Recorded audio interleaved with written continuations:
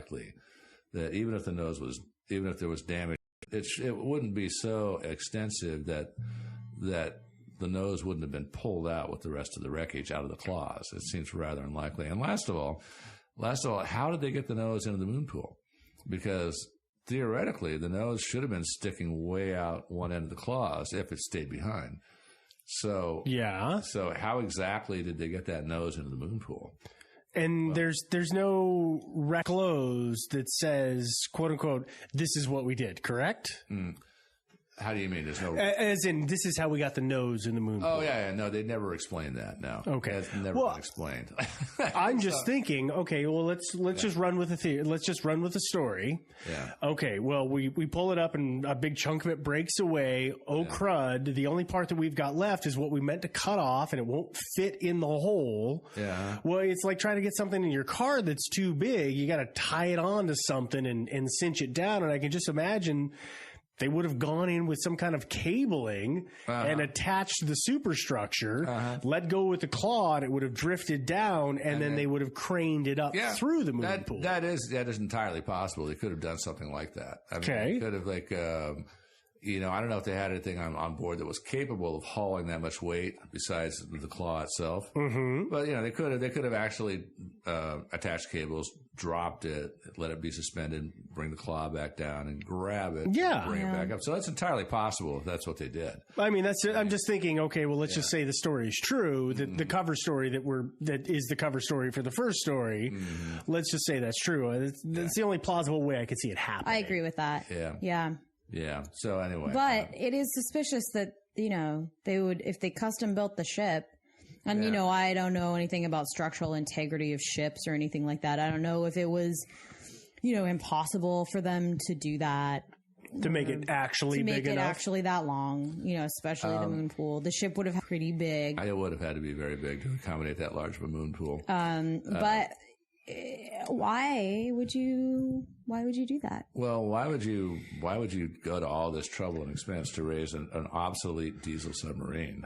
I mean, really. Yeah, I guess that's the real question, isn't it? There wasn't much in there. I mean, the Soviets had liquid fuel rockets, which was a technology that we had already had abandoned in favor of solid fuel rockets. So it's not like we were really jonesing for their rocket technology. And of course, they were nukes, right? Yeah. So it would have been possibly there would have been some usefulness to seeing their nuclear warheads and figuring out tinkering with those a little bit. There would have been some usefulness there. But again, it probably would have been easier to just grab one of the rockets that had fallen out and just build have a much smaller operation that goes down and just grabs a rocket that's a missile in the ocean. So, are there theories about these problems? No, I have no theories myself. Well, I have theories, but I don't believe them very, very much. There's a couple of theories. One is that, one other thing I wanted to mention too is that there's a guy who was involved with this project called John Craven, who eventually wrote his memoirs. He was in the Navy, not actually with the Navy, he was a scientist, and he was involved in the sonar search for not only the wreckage of the K-129, he was the guy that actually orchestrated the search to find it through the sonar records and pinpoint its location. And he also was part of the search behind the Scorpion, which was a U.S. submarine that sank in 1968. It was a skipjack class sub that sank in the Atlantic off the Azores. So he wrote his memoirs. In his memoirs, he said he was talking about Project Azorian, and he said that he had seen the photographs that were taken by the halibut, and that he was surprised to hear that what the photographs were of was a diesel submarine. That's what he said. Did he say what he thought they were going to be? He didn't say what the photographs were of. He just said basically it was not a diesel submarine. Have these photos ever been released? Not that I know of. No. And this happened again. What was the year they pulled it? 68? That was the year the submarine sank. It was the early 70s when it was actually okay. Raised. Yeah, so Freedom of Information Act extends how far back? Yeah, they usually I would say it's long past time to release those things. And actually, I have not yet researched that. My bad. I should probably try to find out if any of those photographs have been released. But I really suspect they haven't been released because what I suspect actually happened is that when the K-129 sank, when a submarine goes, depends on the position of the planes. But say for example, the rudder is straight, and the stern planes have been straightened, and so you start to sink, and eventually, if your nose is a little bit, you'll start going more vertical, and at that point, your control surfaces in the rear of the submarine basically act like flutes on an arrow, and they drive you downwards. Essentially, you're gonna wind up going straight down. So if the K-129, when the K-129 sank, I'm guessing that probably it went in nose first. The nose was completely demolished. And so that's why the Navy felt very comfortable saying that they'd recovered the nose, because the nose no longer existed anyway. Okay. That's fair. What I believe is that the Glomar Explorer, when it was built for another mission, it performed that mission. And then later on, as part of their little cover story, they went out to this part of the Pacific where this thing had been, where the submarine had sunk, and they parked out there for weeks and pretended to raise the wreckage of the submarine. That is my belief. Now, whatever it was they actually raised, I'm not sure. It could have been the wreckage of the Scorpion, which I mentioned a few minutes ago. There was actually speculation in the submarining community that the Scorpion had been sunk by the Soviets. So there probably was motivation to raise the wreckage and find out what precisely had sunk the Scorpion. So, how big was the Scorpion? Well, that's the problem. The Scorpion was 252 feet long. So also too big for the... Yeah, well, when it hit, it kind of hit nose first. So what happened is part of the after section telescoped in. So it scrunched. So it did get compressed somewhat. I was doing a little research to try to find out exactly how extensive the damage was and how short the Scorpion had become from its impact. I've seen pictures. Of course, these could be doctored pictures too. Sure. Because if it turns out that they were able to take underwater pictures of the Scorpion, but if it actually torpedo, they would probably airbrush that because you're admitting that the Soviets had basically declared war on you by committing an act of war, then you've got to do something about it. Yeah. So the story that I heard, I know some submariners, and submariners are known as a silent service because they never talk about their stuff, but of course they talk all the time. I heard from a couple of them that the Scorpion was in their boats in revenge, but hockey. Okay. Hockey. And I have also submariner that the Navy had indeed wreckage somewhere. Mm-hmm. But again, could be just pure garbage. Just pure BS. Who knows? Yeah. So anyway, it's a mystery. So we don't know. It could have been the wreckage of maybe an experimental Soviet submarine, one of our experimental submarines. It could have been a UFO. So so obviously we don't know exactly what it did, but after this mission, what did they do with the Glomar Explorer? Yeah, the Glomar Explorer got refitted. Actually, I had the good fortune to actually see the Glomar Explorer. It was right here in Portland. That was I think 98, 99, somewhere in there. I was taking a jet boat ride. You know the jet boats? Yeah. That are right by the USS Blueback. Right. The mighty Blueback down at Omsey. Yeah. Yeah. So I took a jet boat ride, and then we went up to Cascade General Shipyard. And on the outside of the shipyard was no less than the Glomar Explorer. I was here for a refit. And I forget. I forget exactly what they refitted it for, but it's still in service. It's 619 feet long. So let's just start that second. Yeah. So how wide was the moon pool? How wide is the moon pool? Yeah. I'm trying to get a general scale of the Glomar. So like how big is the Glomar? Yeah, I mean, is it a giant block floating in the ocean essentially, or I'm just trying to get an idea of what it actually looks like. A ship. I've actually got a picture here. Yeah, it's 619 feet long. And as you can see from those towers there. Those are the towers that those great big steel pipes go in. Are in.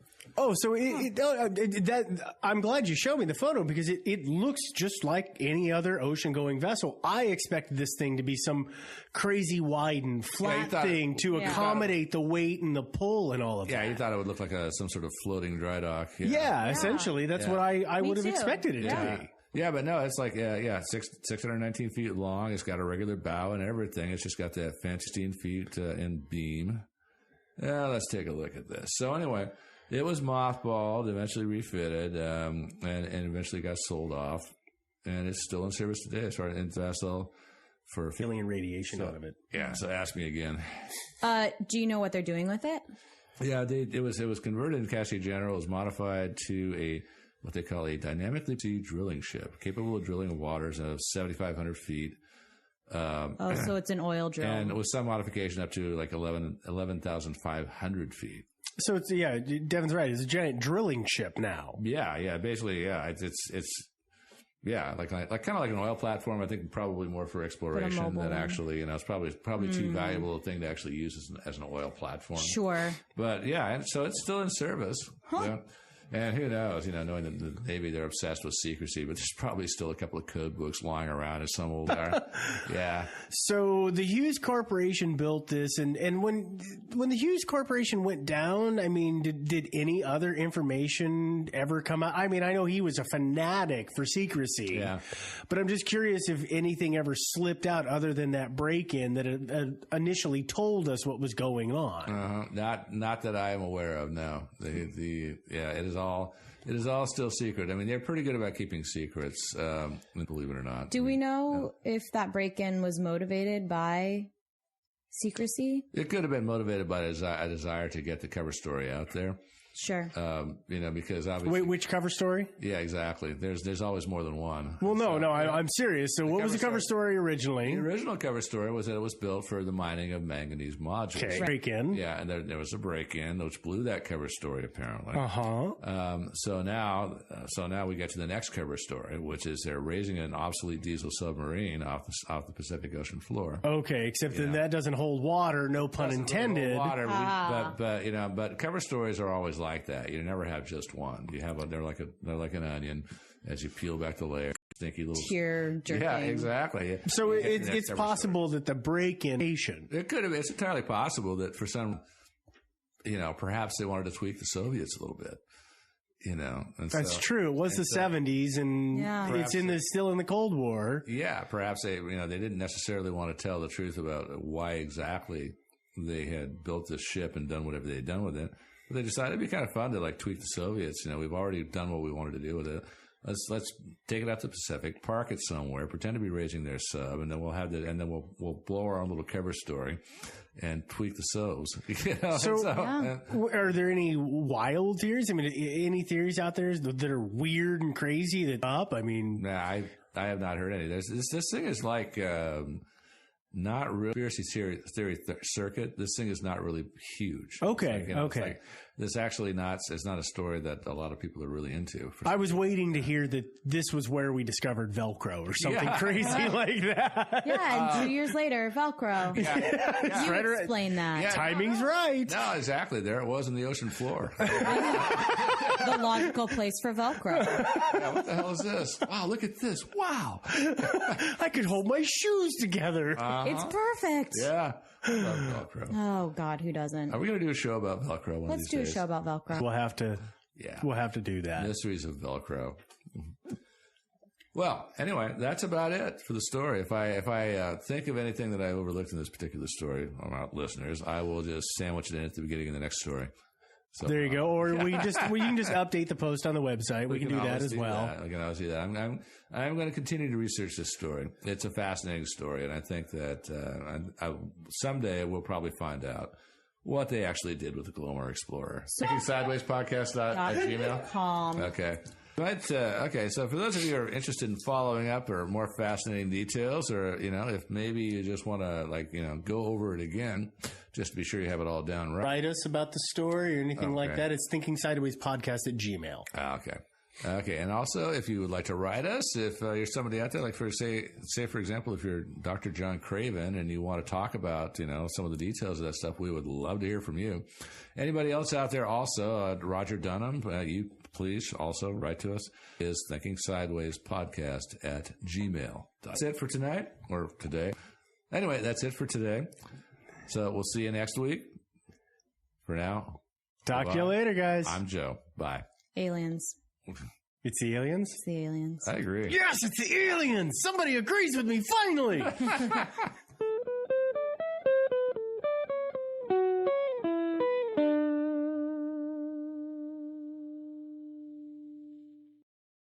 Thinking Sideways is not supported by eco-terrorism. Instead, it's supported by the generous donations of our listeners on Patreon. Visit patreon.com/thinkingsideways to learn more. And thanks. Thinking Sideways. I don't understand. Does not compute. You never know. Insufficient data to formulate a slide. What? Stories of things we simply don't know the answer to. Hi there. Welcome to another episode of Thinking Sideways. I'm Joe, your host this week, joined by my co-hosts, Devin. and Steve? all right. Well, you guys want to solve a really groovy mystery? Yeah. Well, we can at least poke some holes in it. Yeah. This is kind of an interesting one. It's not a really huge one, but people are still chewing over it years after it happened. This is because this is tied into another big giant mystery, and so I'm pretty sure that's why people are so intrigued by it. Yep. The other one is, of course, the assassination of JFK. I'm sure most of you have heard about. Maybe. Yeah. So I'll explain in a sec how this ties in. We are talking this week about the mysterious disappearance of Congressman Hale Boggs. Patreon. Visit patreon.com/thinkingsideways to learn more. And thanks. Thinking Sideways. I don't understand. Does not compute. You never know. Insufficient data to formulate a slide. What? Stories of things we simply don't know the answer to. Well, hi there. Welcome to another episode of Thinking Sideways. I'm Joe, joined as always by Steve? This week, we're going to be talking about the disappearance of Devin. What happened to Devin from Thinking Sideways? She was supposed to be at the recording studios at 7 p.m. It's 7:05 and she's not here. All right, theories. She ran away to start a new life. Can you get that? Yeah. Sorry, guys. Sorry I'm late. Oh. I was tweeting. Oh. Sorry. Okay, sorry. Ah. Okay. Hey. Well, time to find a new mystery. Hang on a second while I go to the Google. And please enjoy this really restful elevator music.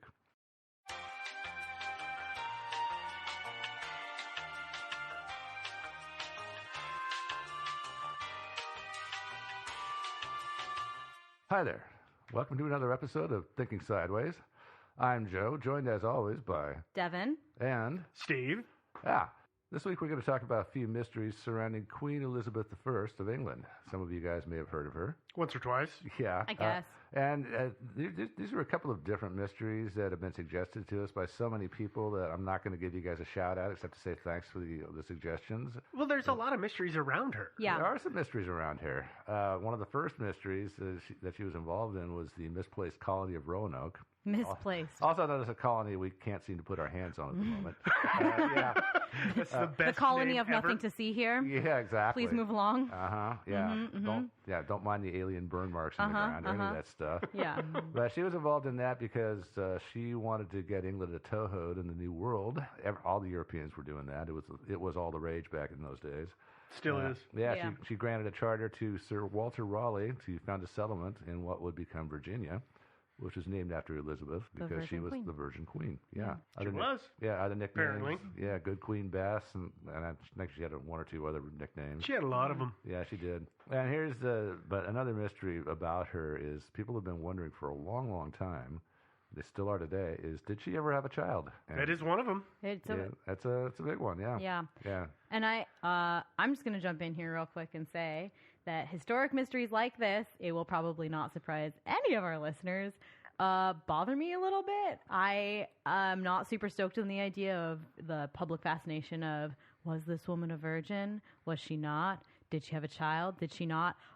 Though I understand in this one circumstance that it is of historic significance and totally worth an episode. So if I seem a little cranky, that's why. Sorry, guys. Yeah, well, is it... Soapbox away. Yeah. Bye. Yeah, expect a little crankiness there. But it is kind of something to ponder because she said she was. She said she was going to remain unmarried and a virgin, yada, yada, yada. Yeah. But She made a big deal out of it. Yeah, the royal courts back in those days were kind of libidinous places. Yeah. Oh, yeah. There's a lot of hanky-panky going on. So Yeah, how did she absolutely. manage to pull that one off? Yeah. I got to be honest with the stuff that I've read about the things that went on in court and all of the political dealings. I know I've probably said this before, and I'll probably say it again.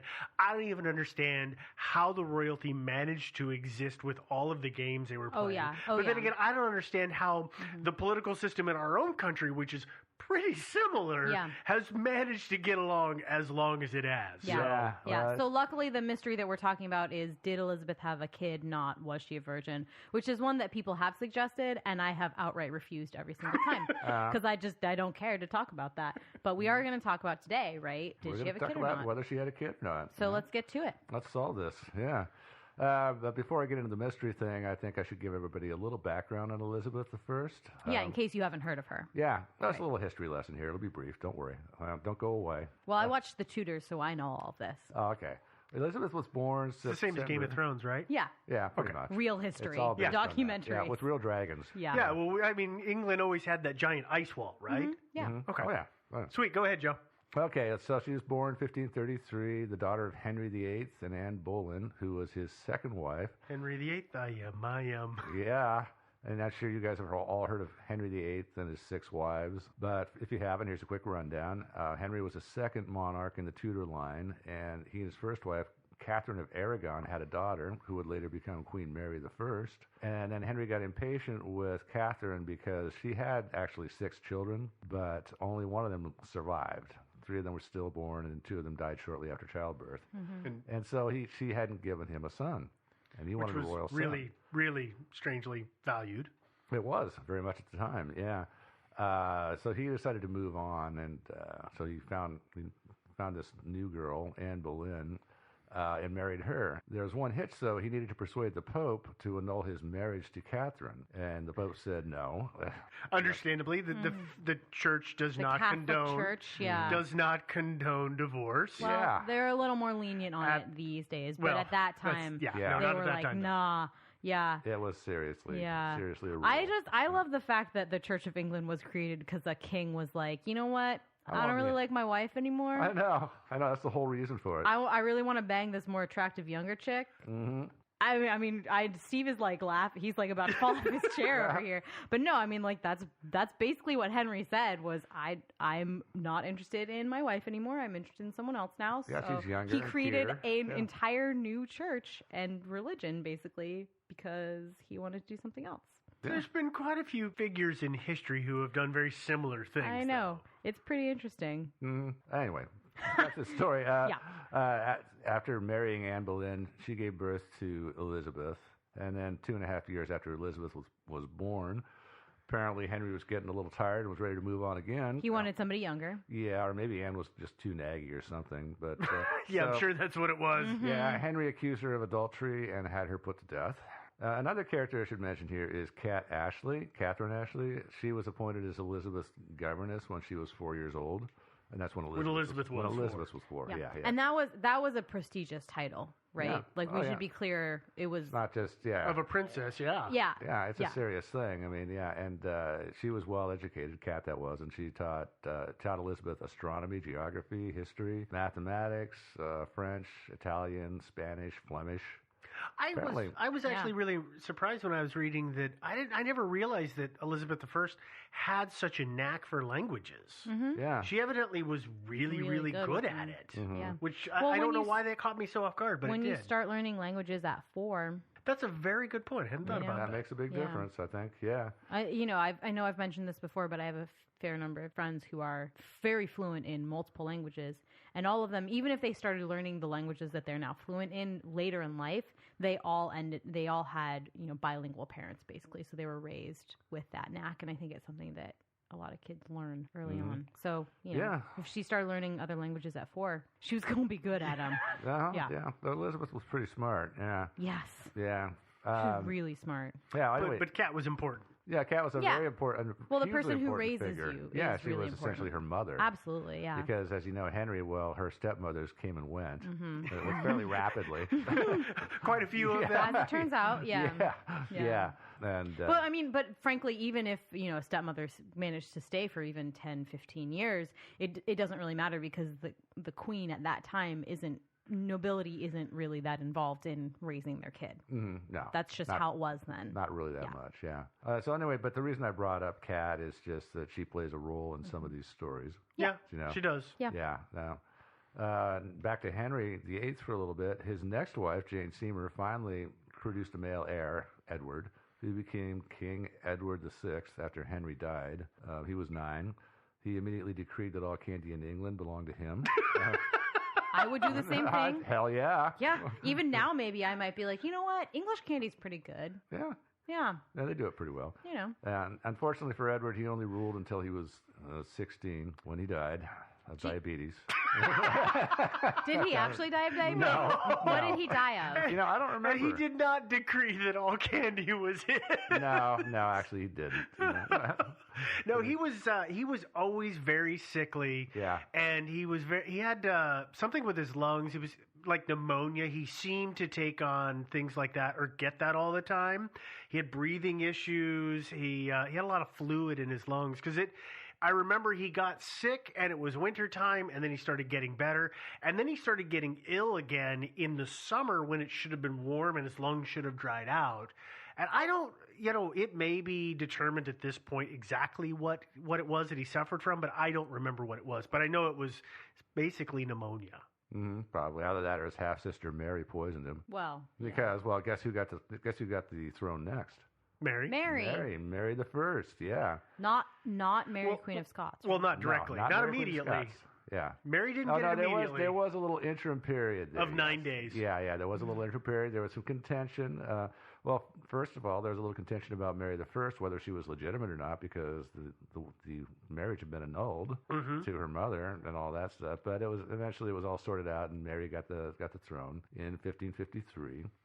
And she ruled for 5 years until 1558 when she died. And during this time, there were some plots against Mary that may or may not have involved Elizabeth. I know that these plots that wanted to topple her and put Elizabeth on the throne, but whether Elizabeth actually participated in these is kind of an open question. And it's thought that Mary wasn't not. popular. No, Mary wasn't that popular. Pretty much nobody seemed to have really liked her. Yeah. And Elizabeth was younger and prettier, and people just seemed to like her better, Frankly, it did seem that people didn't like Mary's mother very much. The people seemed to kind of like, at least in my reading, I'm not British, so I don't know, but I'm definitely not fully versed in this time frame. So. Yeah, but it did seem to me that people like Anne Boleyn was like the people's wife, the people's Henry. choice. People really liked her. Like for Princess whatever Di. reason or not. Yeah, kind of. Yeah. And so they liked Elizabeth more than they really liked any of the other kids. That's what it seemed like to me, at least. Yeah, that's fair. Back to the plots against Mary. Elizabeth spent some time in the Tower of London, I think around a year, and there was actually a question at the time of whether she might get executed or not for her maybe participation in these plots. But again, as I said, there really wasn't much evidence that she was actually involved in any of them, and I'm thinking Mary probably was reluctant to execute Elizabeth because they'd actually been kind of close in childhood. Yeah. Even though they were only half sisters, there was kind of a schism between them when she went to the throne.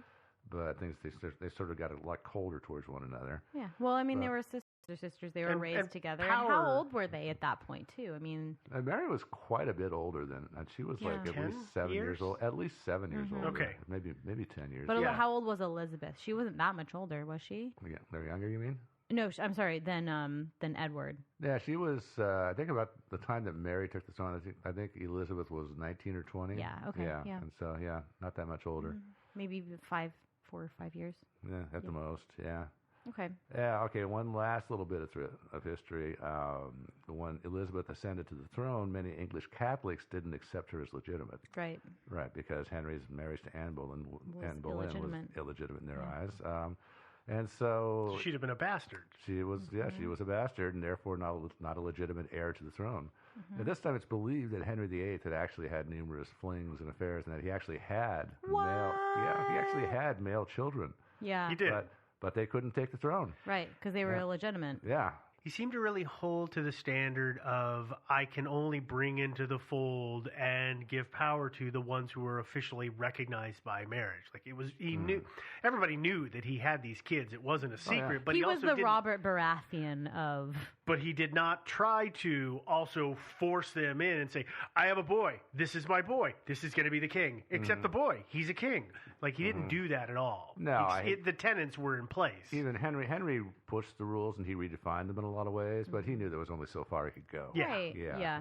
I think it's hard to say, oh, I slept with this woman who sleeps with a lot of people one time. There's that too. Now she suddenly has a son, and he's totally going to be the next king of England. You're welcome, everyone. I have no way to know if he's actually my son or not. But that's another good point. You want to make absolutely sure he actually is your son. Yeah. Yeah. Yeah. Which, although with Not that easy at that time. Yeah. No. Back to Elizabeth, though. We keep steering you off course. I know Sorry. you guys totally are, but you mentioned Mary Queen of Scots. Mary Queen of Scots felt that she did have a better claim to the throne than Elizabeth. Right, because it was legitimate, though distant. Yeah, right? no, more distant relation to Henry VIII, but all legitimate and everything. But she never got any traction on that claim, and eventually she was overthrown in Scotland and wound up taking refuge in England, threw herself on Elizabeth's mercy, but couldn't refrain from mucking around in a few little plots against Elizabeth. And so in February of 1587, Elizabeth had her beheaded. Yeah. Yeah. Well, although she said at the time that she didn't really mean for her to be beheaded. What? Yeah. Okay, explain how does this go down? Yeah, she had signed Mary's death warrant, but she told her secretary not to send it off.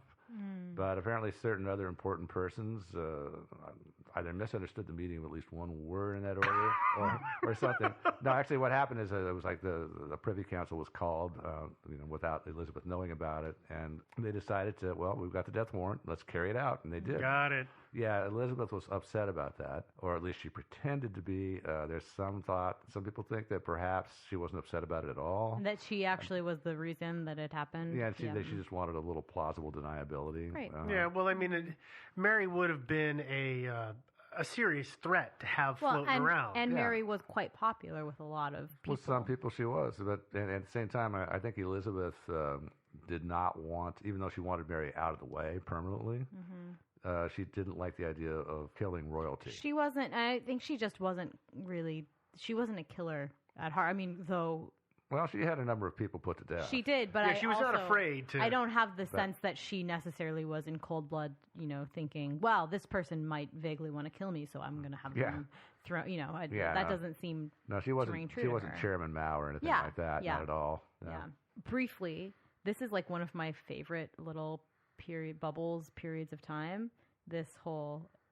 nobility in this era. The Elizabethan in era? England. Not the Elizabethan area as a whole. I mean, yes, that is like very interesting to me from a costume designer's perspective.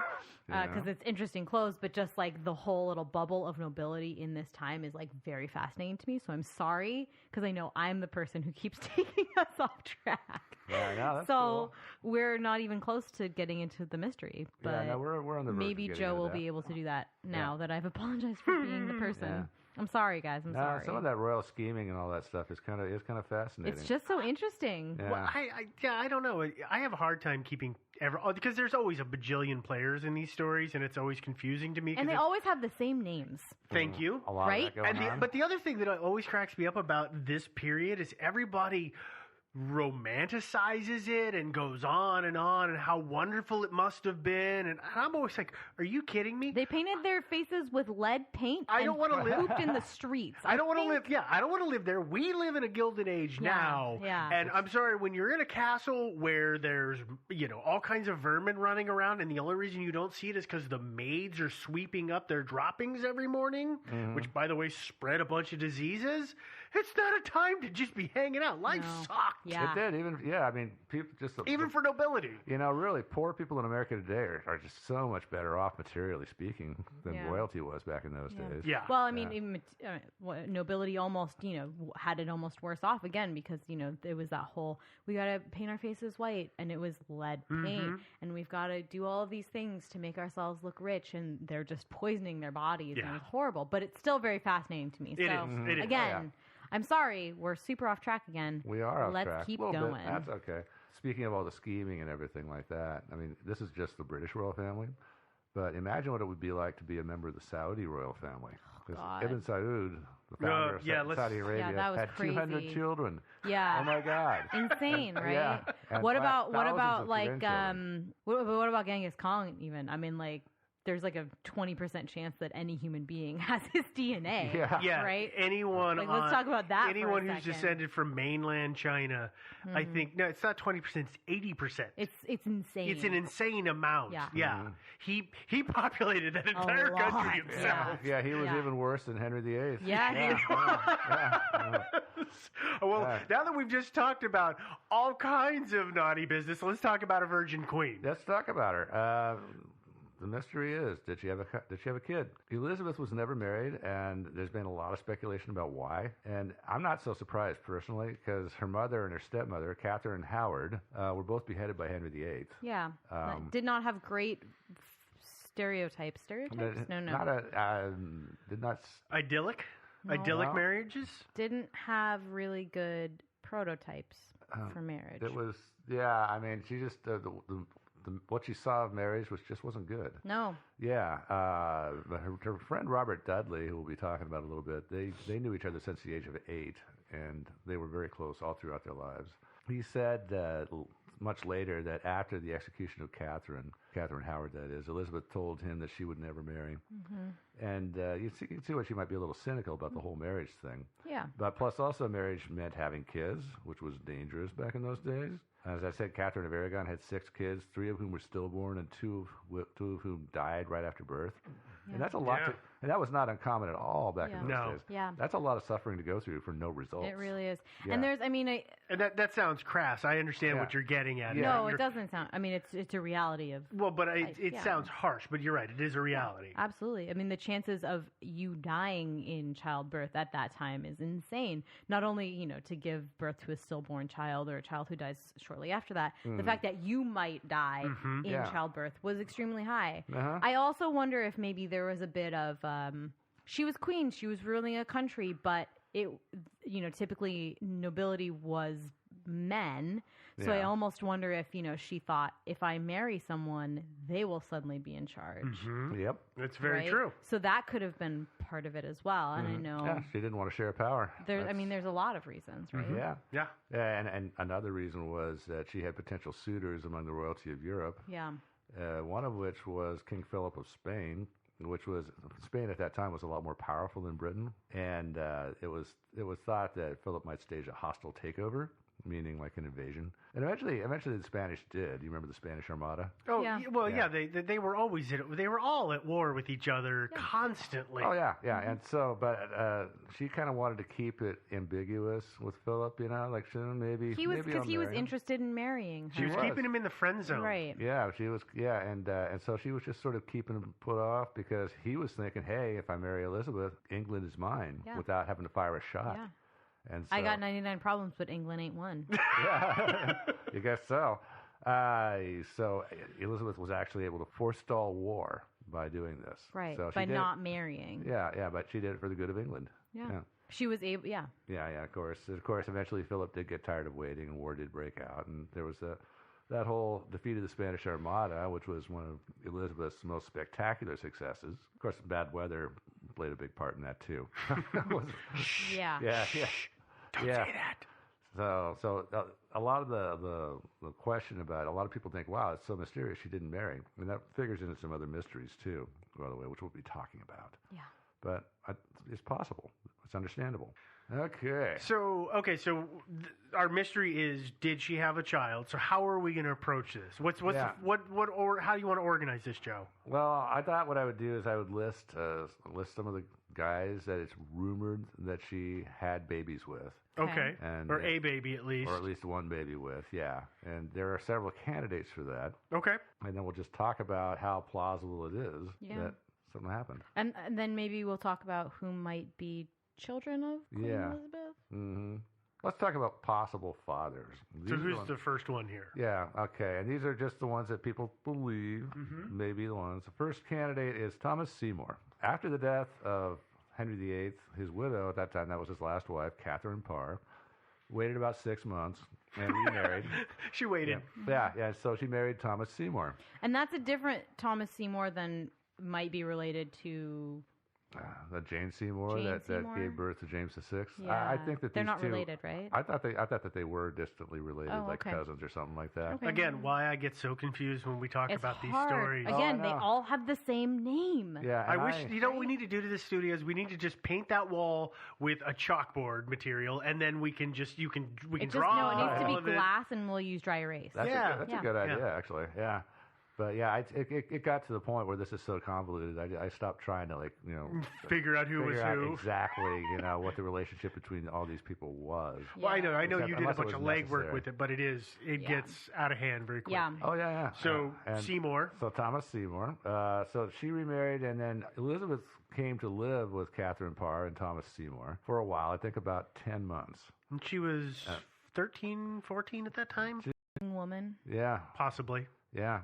Well, anyway, apparently Thomas took a big interest in her and had a habit of showing up at Elizabeth's bedrooms, like early in the morning and stuff like that, and frolicking with her and tickling her and stuff like that. For quote-unquote tickling sessions. Yeah. Oh.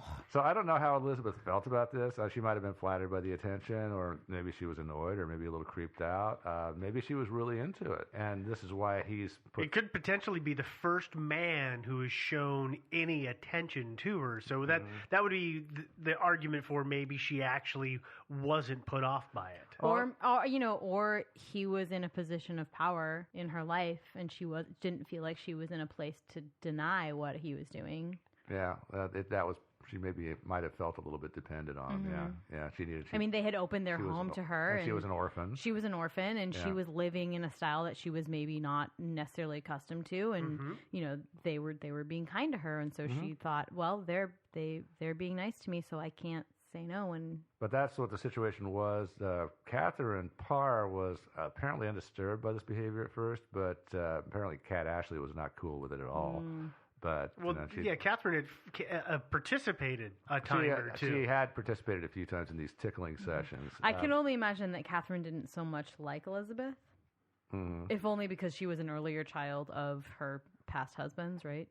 So yeah, I don't know. Maybe she didn't. But she liked her enough to take her in, so that was nice of her. But apparently she decided that it would be best for Elizabeth to go live elsewhere. So apparently she decided, for some reason or another, she wasn't cool with Elizabeth and her husband being under the same roof. So I don't know that anything ever actually happened. But we also don't know that nothing happened. We also don't know that either. Elizabeth left the household in May 1548 at age 14. So there was that 10-month period in which something could have happened. Yeah. And what's the timeline after that? Is there kind of some unaccounted for time in Elizabeth's timeline after that? No, there was never any period where she was out of sight or anything like that, where she could have just been invisible. But this obviously in this period of her life, she was a lot minor less, player. Yeah, she was a lot less in the public eye, and so it's conceivable she could have gone off somewhere and had a baby somewhere. Especially at 13 or 14, it's not as though... It's not unusual in those days. Yeah. Not even unusual these days, actually. But yeah. Yeah. And then, of course, the offspring of this liaison was, according to these theories, none other than William Shakespeare. I'm not sure if it's the same William Shakespeare because Seymour died in 1549 and Shakespeare, as far as I know, was born in 1564. But you don't know who Shakespeare was. It's hard to say, and actually, I'm not sure exactly what year he was born because nobody actually has his actual date of birth. Nobody actually knows who Shakespeare was. Yeah, he was born in April. He was not born. He was baptized in 1564. As William Shakespeare. I believe so. Yeah. In those days, even 100 years ago, that whole baptism thing, the whole birth record thing was kind of just whenever you felt like it. Mm-hmm. I have family just a generation ago that they say, oh yeah, this is my birth date because that's when mom wrote it in the Bible. My grandfather, in fact, found out when he enlisted in the army that he was a year older than he thought he was. Oh, really? Yeah. Yeah. So, it happens pretty recently. So in those days, it could have totally happened. Mm-hmm. Oh, yeah. So, but here's my thing with this Thomas Dudley bit. Oh, I guess I should... Or Thomas Seymour bit. Yeah, and I want to add, I also agree it's not good. Okay. No. Okay, so the thing is, we haven't said, by the way, he was 40 years old at this time. Yeah, he was a bit older than her. 39 or 40, depending on exactly when everything went down. But my problem with the whole she was pregnant with his child is today it's possible for girls to get pregnant as early as 12 or 13. But there's the stuff about there's the sexual maturity is coming earlier based on diet. Have you ever read any of this stuff? So, yeah. Yes. Okay. Well, you were looking at me like I was crazy for a second. The reason I'm looking at you like you're crazy is because it's not unreasonable to think that in that time a girl who was 13 or 14 years old would be pregnant. See, but I don't. The way I interpreted things, I took it as actually the norm for reproductive age was more in line with 16 or 17. But that's not to say that it's not possible at. What we're talking... Rabbit test is possible as well, if we're going to say whatever's in the realm of possible. When we're talking about modern days, like puberty coming very early for girls, we're talking like 9 and 10, not like 13 and 14. That's a normal time for people to be hitting puberty. That's what I thought, too. Yeah. So even in those days, 13 and 14, totally normal for somebody to be getting pregnant. We're talking like these days... Okay, maybe I'm wrong. Maybe I'm misunderstanding what I read, but the stuff I read... You're probably reading on average. Well, and that's the thing, is that I'm looking at the average. I'm not calling her an exception to the norm. Sure. I'm saying on average, that's a pretty tall order. 14 to 16. Yeah. You give them 2 years. But no, I totally hear what you're saying. But yeah, she was 14 when she left, so I think she was old enough. I really do. I shake my head at this because I don't. Romeo and Juliet's the one I always go to. But it was written by William Shakespeare.Maybe it was inspired by his mother, who got pregnant at 16 or 13. Who knows? That's a possibility. Lord. Yeah. That's a whole other mystery, which I don't know if we'll ever tackle or not. Was Shakespeare? Who was Shakespeare? I don't know. Yeah, no. Yeah, but it does seem like Shakespeare is involved in this quite a bit. Yeah. In this whole Weird Elizabeth thing. Yeah.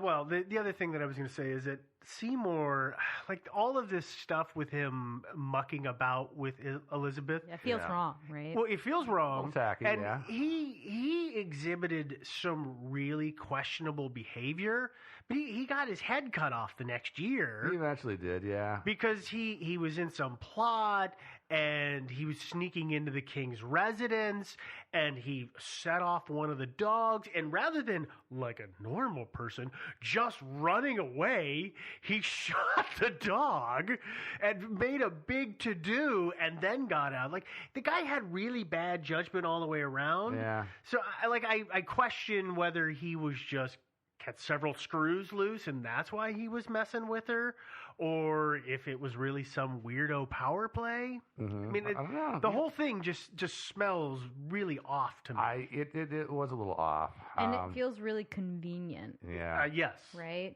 Yeah. Some of these feel like, okay, maybe that's a legit theory, but a lot of them feel kind of like, well, that's very convenient that would have happened at that time. Yeah, so let's rule him out. Although I got to say that this is a period that I consider the most likely because it was before she ascended to the throne. Mm-hmm. Yeah, so she would have been out of the public eye, and it would have been easy for her to just kind of, in 9 months. It would have been easier. I mean, I still think it would have been pretty much impossible to keep it secret. Well, there is a way. That it could have been kept secret. Oh, you kill everybody who knows about it. No. What's that? No, she never brought the child to term. Though it was illegal and highly frowned upon, abortions did happen. That's true. So it is possible that she aborted the child, and it's also possible, based on practices of it at the time, that could have rendered her sterile, which is why she then never had a kid again. And maybe why she chose not to have sex again. This was not awesome. Don't really like that. Thanks, no, not doing that again. Yeah, and it might be that if she was truly molested by Thomas Seymour, then maybe that kind of turned her off on the whole sex thing. Exactly. Yeah. So there's a very plausible answer. Though again, I consider Seymour, not a good valid candidate. Yeah. There are a lot of possible reasons afterwards. Yeah. One reason I don't really buy into him as a father is that after she left Catherine Parr's household, they still maintained a very friendly correspondence, which I think would be wouldn't you think it would be unlikely if Catherine, if her husband had impregnated Elizabeth? Do you think she would not be feeling all that friendly towards her? I would say that would kind of chill the relationship. You Absolutely, yeah. And they apparently had a good relationship. So probably not Thomas.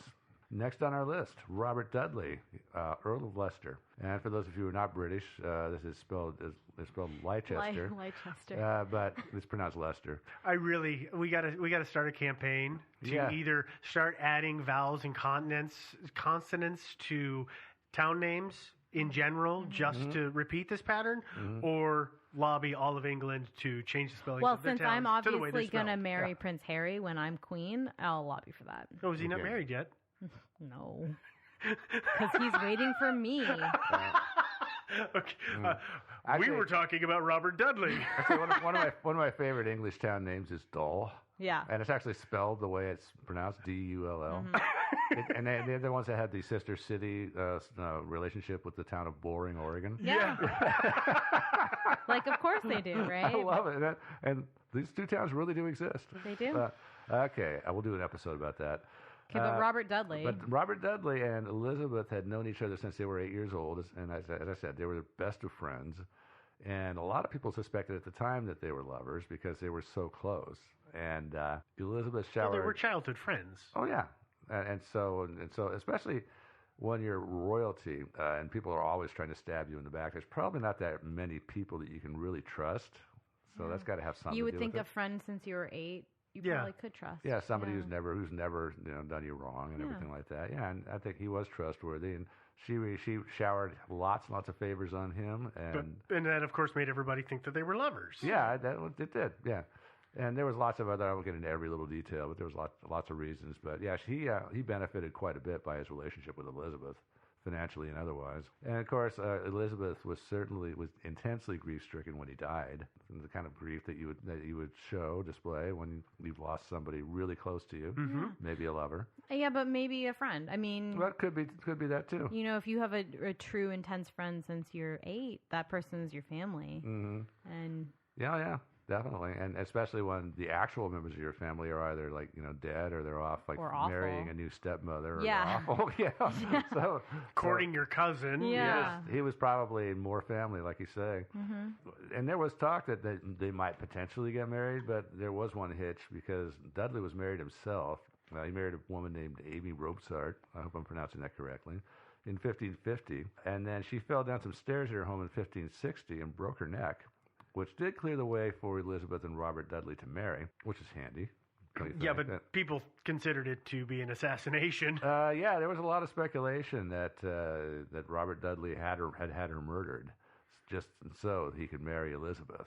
And so he was very unpopular in England for a time, actually for quite a long time because of that.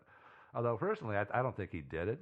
That's yet another mystery, and you'll read the occasional article in Britain about it, the unsolved mystery of her death and all that stuff. But the fact of the matter is that she had advanced cancer. Yeah. There was no reason for him to murder her at all. Yeah, it was a matter of time. Yeah. So okay, we'll put that mystery down. But even without being married to Robert Dudley, it doesn't mean they couldn't have done the deed and had kids, or at least a kid. Some of the proposed offspring were Francis Bacon. France is bacon. France is bacon. Yes, I know. France is bacon. How do you like that, French? Yeah. Yeah, look at you. Yeah. Actually, you could be worse things. Yeah, absolutely. Bacon's pretty well liked. Bacon is pretty awesome. Yeah. But anyway, Francis Bacon, of course, many people believe, was maybe really William Shakespeare. Yeah. Here he rears his ugly head again in here. So at this time, Elizabeth would have been 28. She would have been on the throne for 3 years. So I don't know. Again, we're coming. I know where Joe is going with this, which is the hard part of hiding it, Yeah, Okay. exactly. hiding a pregnancy. Yeah. Yeah. Well, we'll talk about that in a second, though. Let's, Yeah, we can talk. Yeah, let's there's talk about that in a I know second. we'll talk about. Let me just toss a few more out there. Yeah, There's yeah. Robert Devereux, the second Earl of Essex.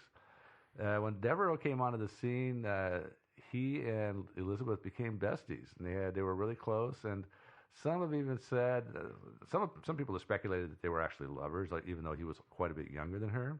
Significantly Younger, yeah. But other people have said that they had more like a kind of a mother-son relationship, and they were really close.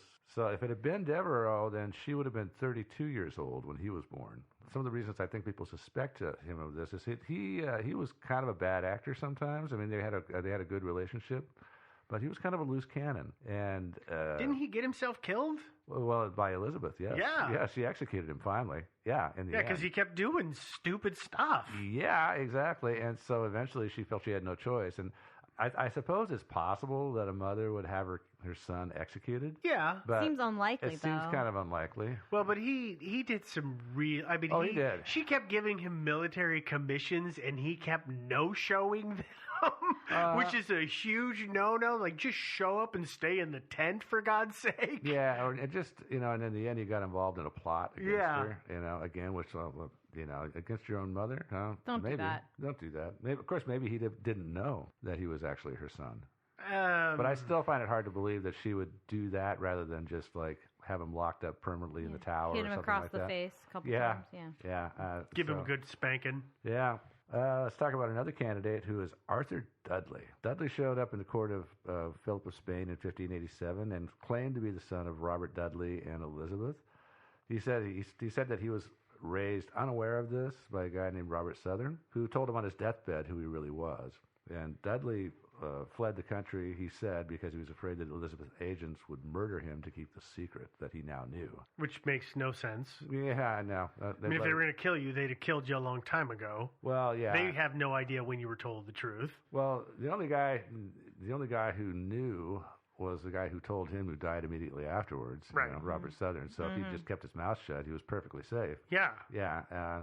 So I'm not sure how much of that makes sense. Arthur Dudley did actually exist. There's strong evidence, at least, that he did. There's mention of him even in the records in Elizabeth's court, that they were aware that he'd showed up at Philip's court in Spain. Mm-hmm. The thing that, though he showed up in the court, it's really suspected that he wasn't really who he said he was. And by that I mean he may not have actually been Arthur Dudley, because there were spies everywhere. And it seems like there's some research that indicates that he was a spy who really stuck to his story and would not let it go. That is what a lot of people believed at the time. Yeah. And so I don't know too many people that take this guy seriously. I mean, he was around. He did make these claims, but he was probably just an imposter. You think? And when do we know?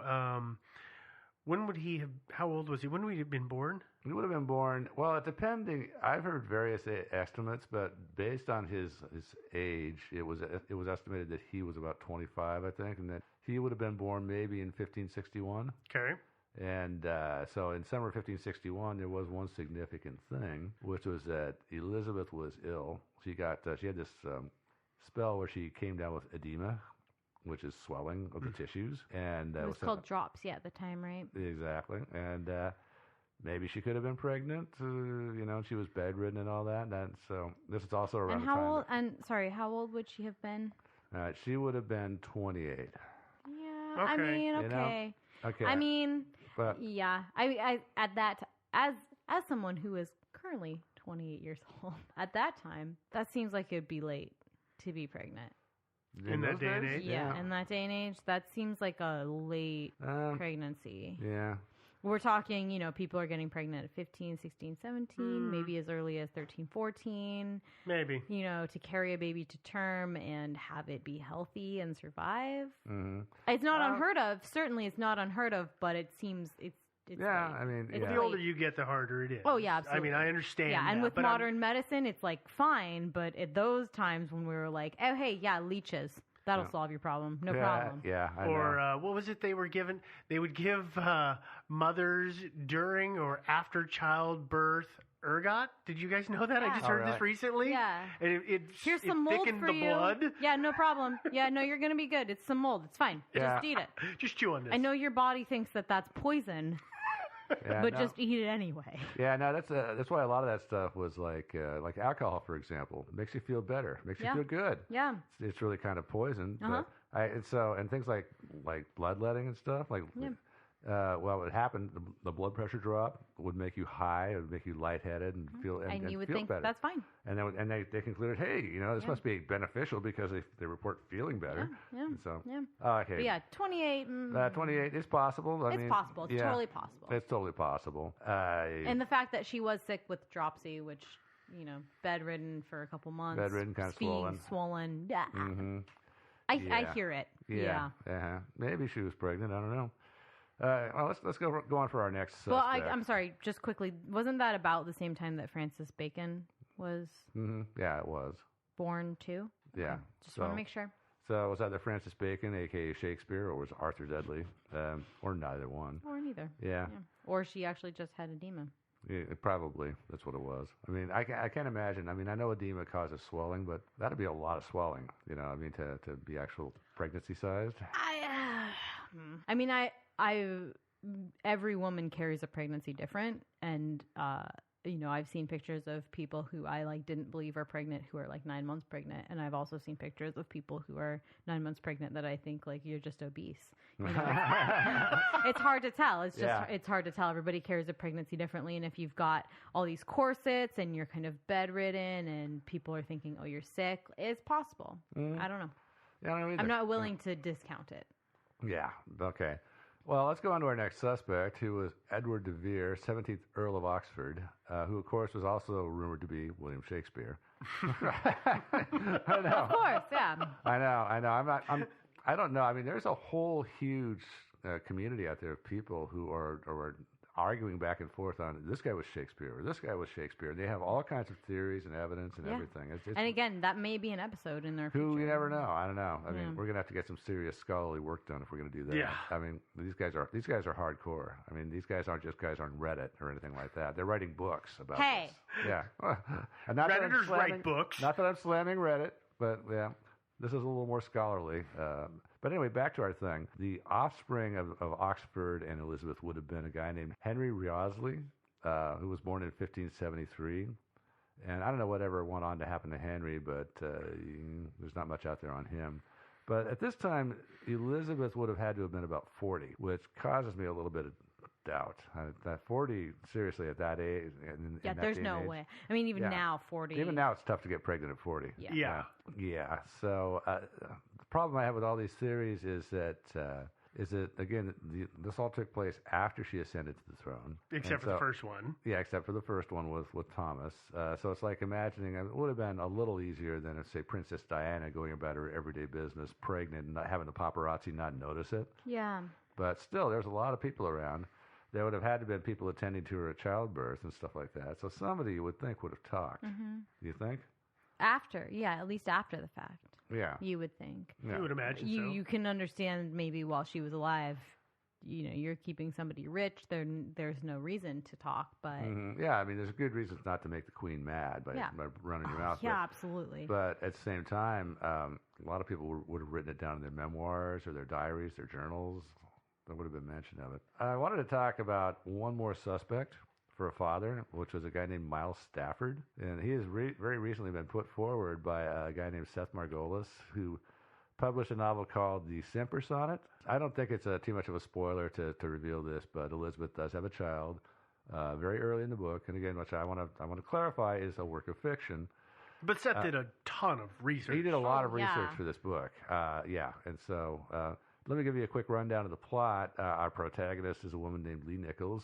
She's discovered a previously unknown sonnet by William Shakespeare. When she goes public with it, all hell breaks loose. And she finds out that some people really, really want that sonnet for a reason she'll discover if you read the book. So anyway, it's a fun read.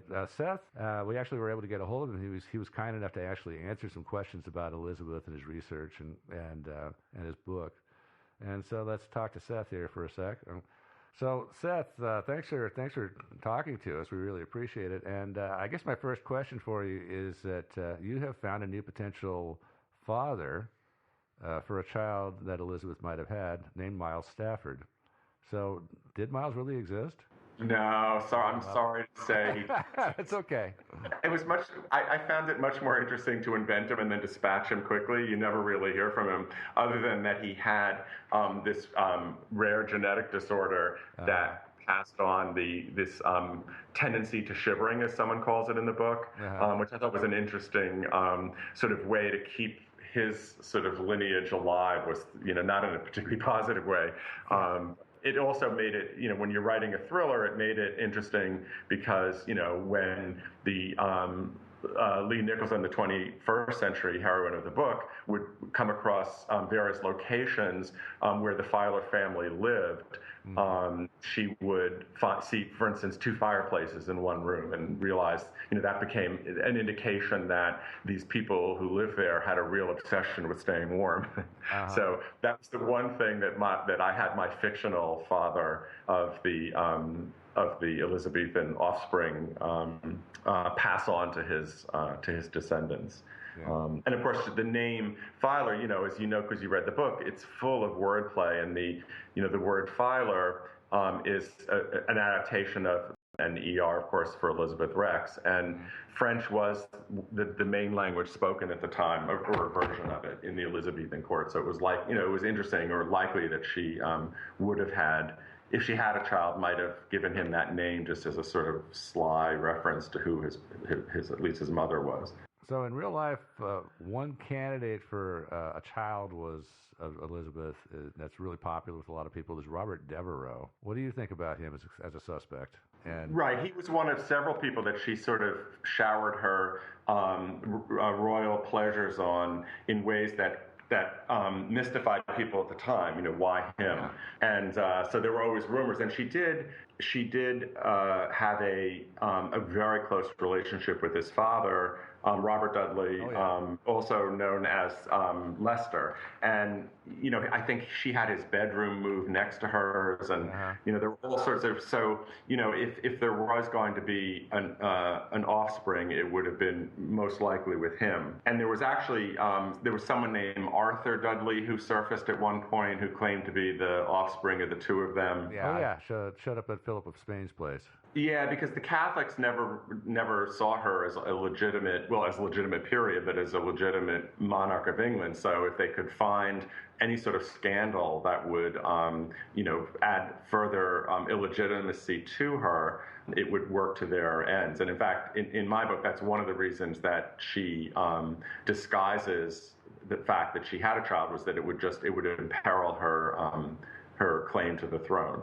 And of course, in the Semper Sonnet, she has the child before she becomes queen. Most of the rumors about, or the theories about her having a child, have her having the child while she was queen. And as I said, there's so many of them. She at one point she took to her bed. She had some sort of mysterious illness, which I think they called at the time dropsy. But today we would call it edema, which is the swelling in the midsection. So, of course, if you, and I think that's pretty much historical fact, that she was taken to her bed with dropsy or edema, and that she had a swollen abdomen. So if you're inclined to think that she had a child, this might have been a good time for that child to have been carried, because she had, she could have used that as an excuse to disguise her pregnancy. Our last question, you've done a lot more research on this really than we have, and so I guess I'd like to know, do you really think Elizabeth had a child? I don't know. I would suspect not. I tend to be a discounter of conspiracy theories. Yeah. And so, it was a really intriguing idea for a novel, and there are bits and pieces of her life and the circumstances around it that might lead you to think she had a child, but I tend to think she didn't. But I think it's sort of like, if you think about the Kennedy assassination, again, I'm not a conspiracy theorist in general, so I think Lee Harvey Oswald acted alone.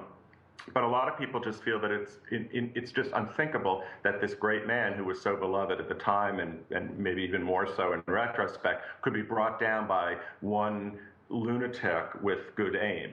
You want it to be a conspiracy because it seems unfitting that such a great person could be eliminated by such a nobody. With Elizabeth, there's a similar frustration that, arguably certainly the greatest monarch in English history and maybe one of the great leaders in world history just ended. Her line ended with her death, and the Tudors were no more.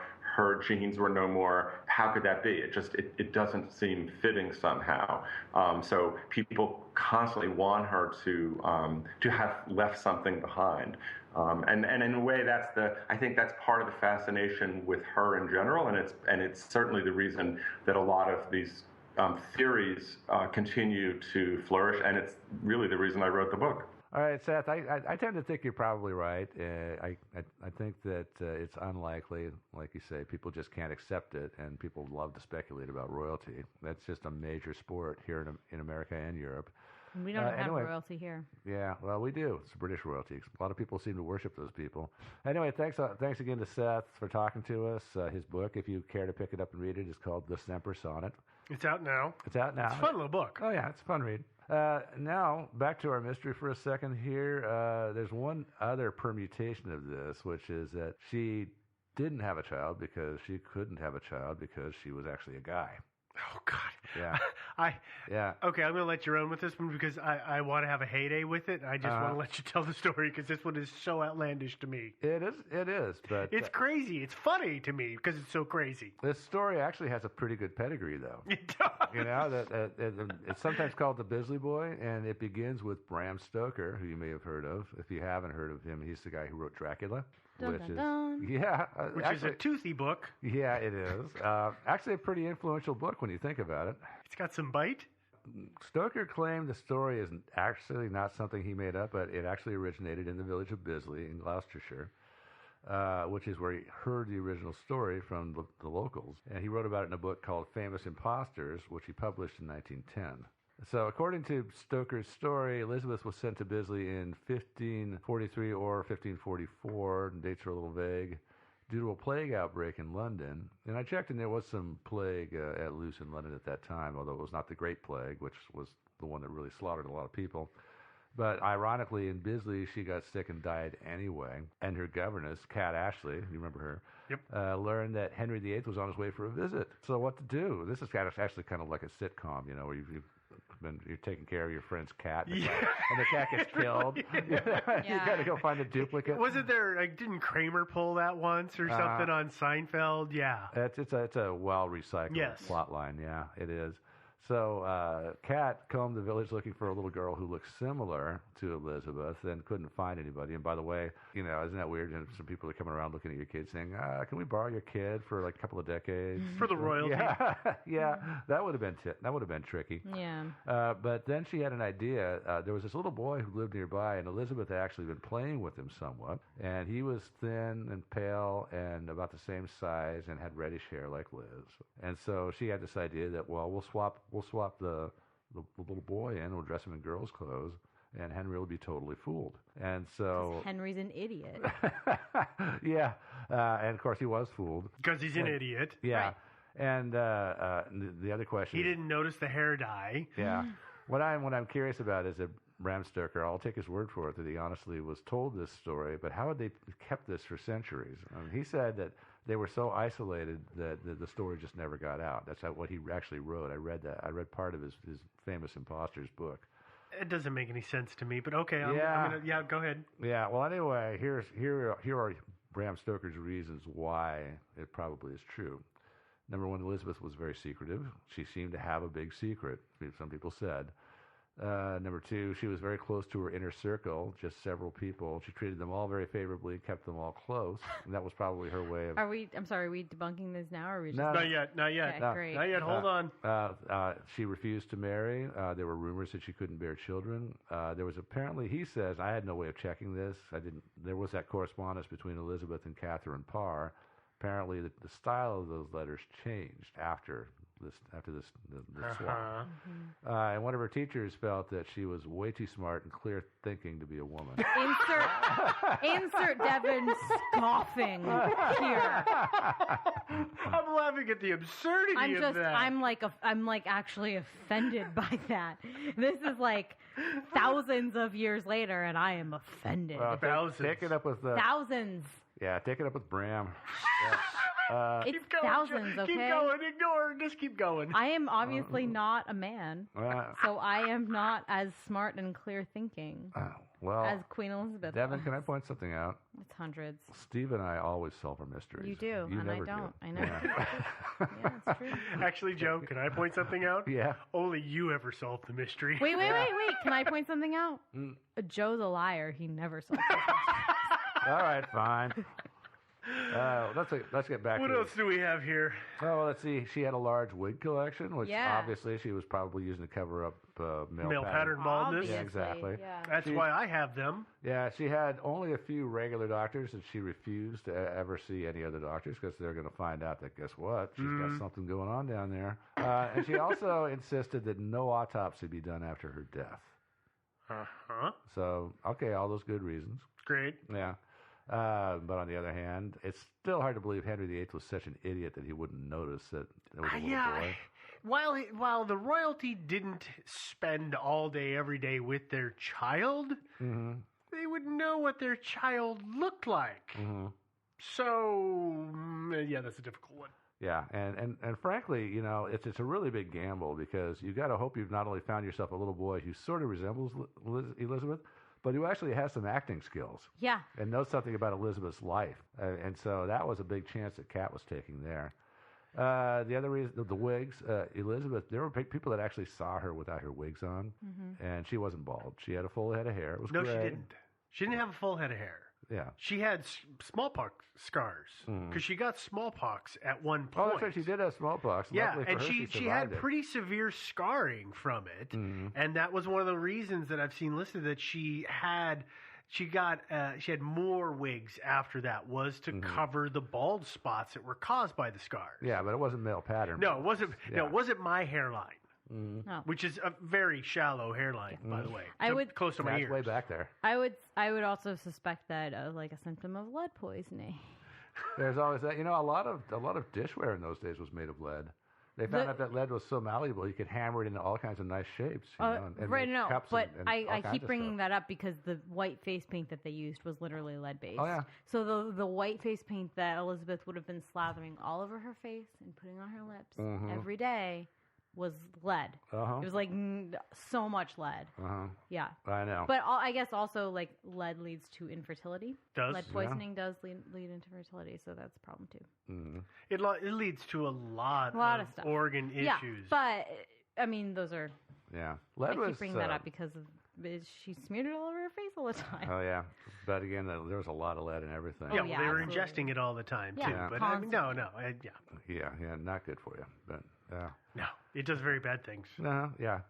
Oh, back to our she was a guy thing. Apparently, Elizabeth did have periods because Philip of Spain was, as you know, interested in knowing whether she could bear children because he still thought there was a chance that he was going to get there. But his spies bribed the Queen's launderers for details of whether she was menstruating. Oh, yeah. Did she ever cycle? Yeah. Yeah, and the answer came back, well, yeah, she is menstruating. Obligatory just because you get your period doesn't mean that you're fertile statement. I guess that's true. Noted. Yeah. What's the other thing? She often wore dresses with low necklines. Have you met a drag queen ever, though? I was going to ask, that. what the hell does that mean? Yeah, I don't know how. Are you saying that she couldn't have been because she would have had a hairy chest if she was a dude? None of her portraits seem to have her be particularly busty. That's true. She should have been a guy with a push-up bra kind of thing. I mean, going she on. wore those really tight corsets. So. And the other thing that I was thinking of, okay, so holy hell, I'm gonna actually defend this for Here a you go. second. Yeah. Is that to have the voice of a woman and to have some of the lighter build? There's an easy way to have a boy do that. Castration. Castration, Yeah, I know. which is to make him a eunuch. And then the testosterone doesn't kick in, and all that pesky hair doesn't show up. That's a good point. And actually, frankly, I'm looking at pictures, portraits of Elizabeth now, and they're all like very flat-chested. Mm-hmm. And she also had the neck ruffle that she loved to wear that would also cover up the difference between her neck. But they are very flat-chested. That was what was in style at that point, I know. Corsets were rather tight. Well, they were tight, but they also, that was in style, was to have no boobs at that time. So, no cleavage, no nothing. I don't know, maybe. Yeah, I can't imagine that ever being in style, but okay. What else have you got out here? Not much else. I mean, if it's hard to believe they could have castrated the kid, because if somebody said, hey, just to make this whole Liz charade work out, we're going to have to castrate you, I think I would be like slipping out the back door and heading on home. Do you think even if somebody was like, but literally you will be the richest person in this country and you will rule it? That's true. But still. I watched Amadeus, and that kid was kind of down with it. Yeah. I can see this being okay. Yeah, okay. All right. Okay, we'll go with that then. Yeah. Okay. So Liz got castrated, and then I'm sorry.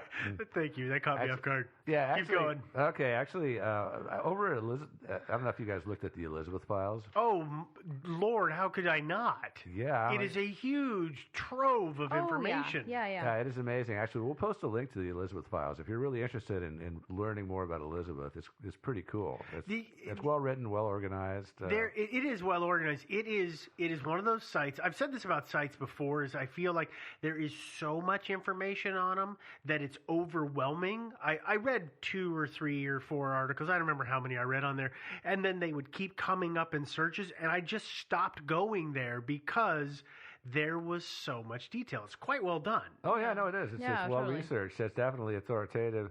But I got this little tidbit from the Elizabeth files, which was that at some point during marriage negotiations with the various monarchs around Europe, a panel of doctors examined Elizabeth. What? Yeah, to see if she could still bear children. I mean, this is a real big deal back in those days. Oh boy. And okay. yeah, they came to the conclusion that she could. Well, I'm not sure how they could have examined her that closely to determine she could have children without noticing that she had a little something extra down there. You think? Yeah, you would probably you would notice if Elizabeth was actually a dude. Mm-hmm. Let's be fair. Yeah, I think you would. Although, again, in fairness, just examining somebody doesn't mean that you're going to be able to tell if they can have a kid. Mm-hmm. Yeah, I don't know how you tell that either. I don't know. Okay, to answer our questions, did she send the Roanoke colonists off to their death deliberately? Yes.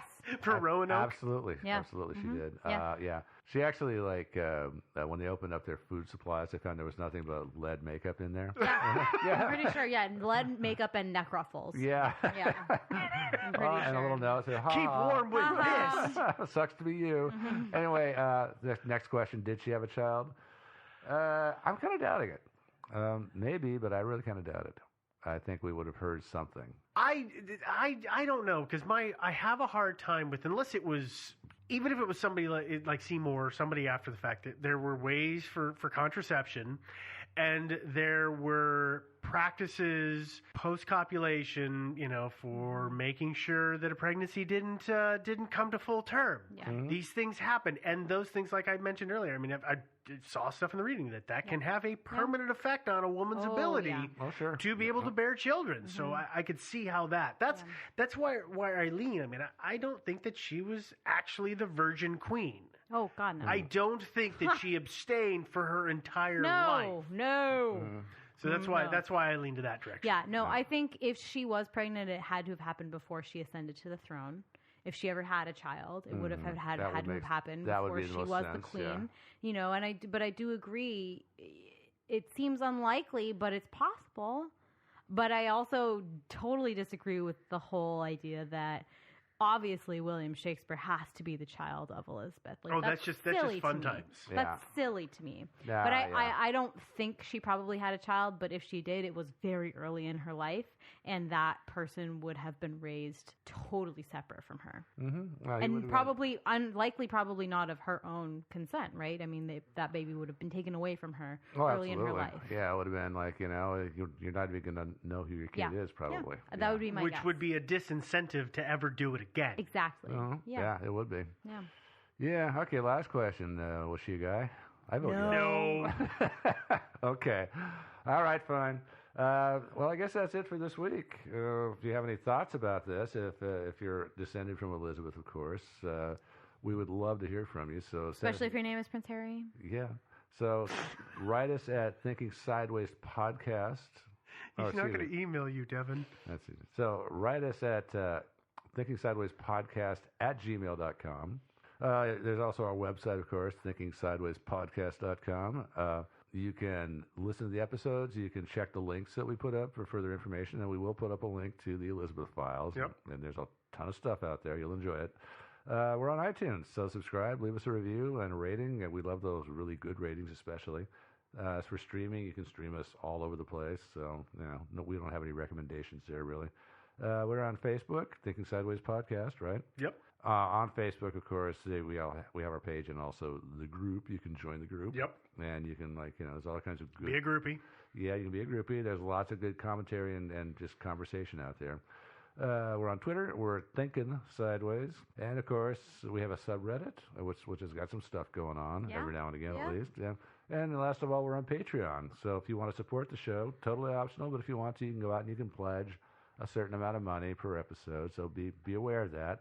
If you decide you want to get real generous and give us $50, just remember that's $50 every episode. So which is why we have things like the PayPal button. If you want to do a one-time, do and PayPal. That's more conducive to your budget, then that's why that's there. Yeah, you can do that. We got the merch too. Yeah, we got buy merch. a sticker. We got merch. We got T-shirts and mugs and New stickers shirts. And all kinds of somebody stuff. bought the Mary Celeste the other day. That's pretty awesome. I saw that. Yeah, that's really cool. I have not actually yet seen the Mary Celeste T-shirt. I got to go out and look at it. What is your deal? I know. Something. It's lots of things. Yeah, sure. Yeah. No, I'm probably going to have to get one for myself. I thought about buying you one. Yeah. And then I decided I didn't want to. I'm going to get a bumper sticker for my car. Well, there you go. Yeah. Yeah, actually, I buy bumper stickers by the gross and put them on all kinds of people's cars. Yeah. I'm not endorsing that. No, probably Legally, not a good idea. no. Emotionally, yes. Yeah, I like it. So that's patreon.com/thinking sideways. Or the website for merch. Or the website, yeah, for merch, yeah. All right, well, that's it for Elizabeth. Another great historic mystery solved. So, yeah, you British people, please don't be offended by all this. Yeah, I don't think she had a kid. Yeah, you guys? I know. I'm not posh enough. Yeah, me neither. All right, bye, everybody. Bye, guys.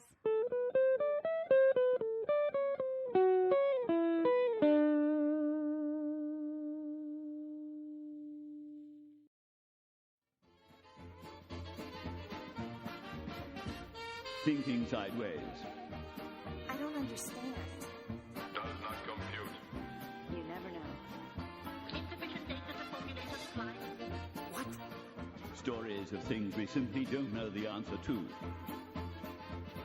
Well, hey there, and welcome to Thinking Sideways, the podcast. As always, it's my turn, which means I am Steve. As always, it's your turn? As this time, it's my Oh, turn. okay, yeah. As always, I'm always Steve. You are always Steve. Except that week I was Joe. Yeah, I remember Which that. was weird. It was really weird. I didn't like it very much. No. I don't think the fans liked it either. No, they didn't. Got a lot of hate mail over that one. did.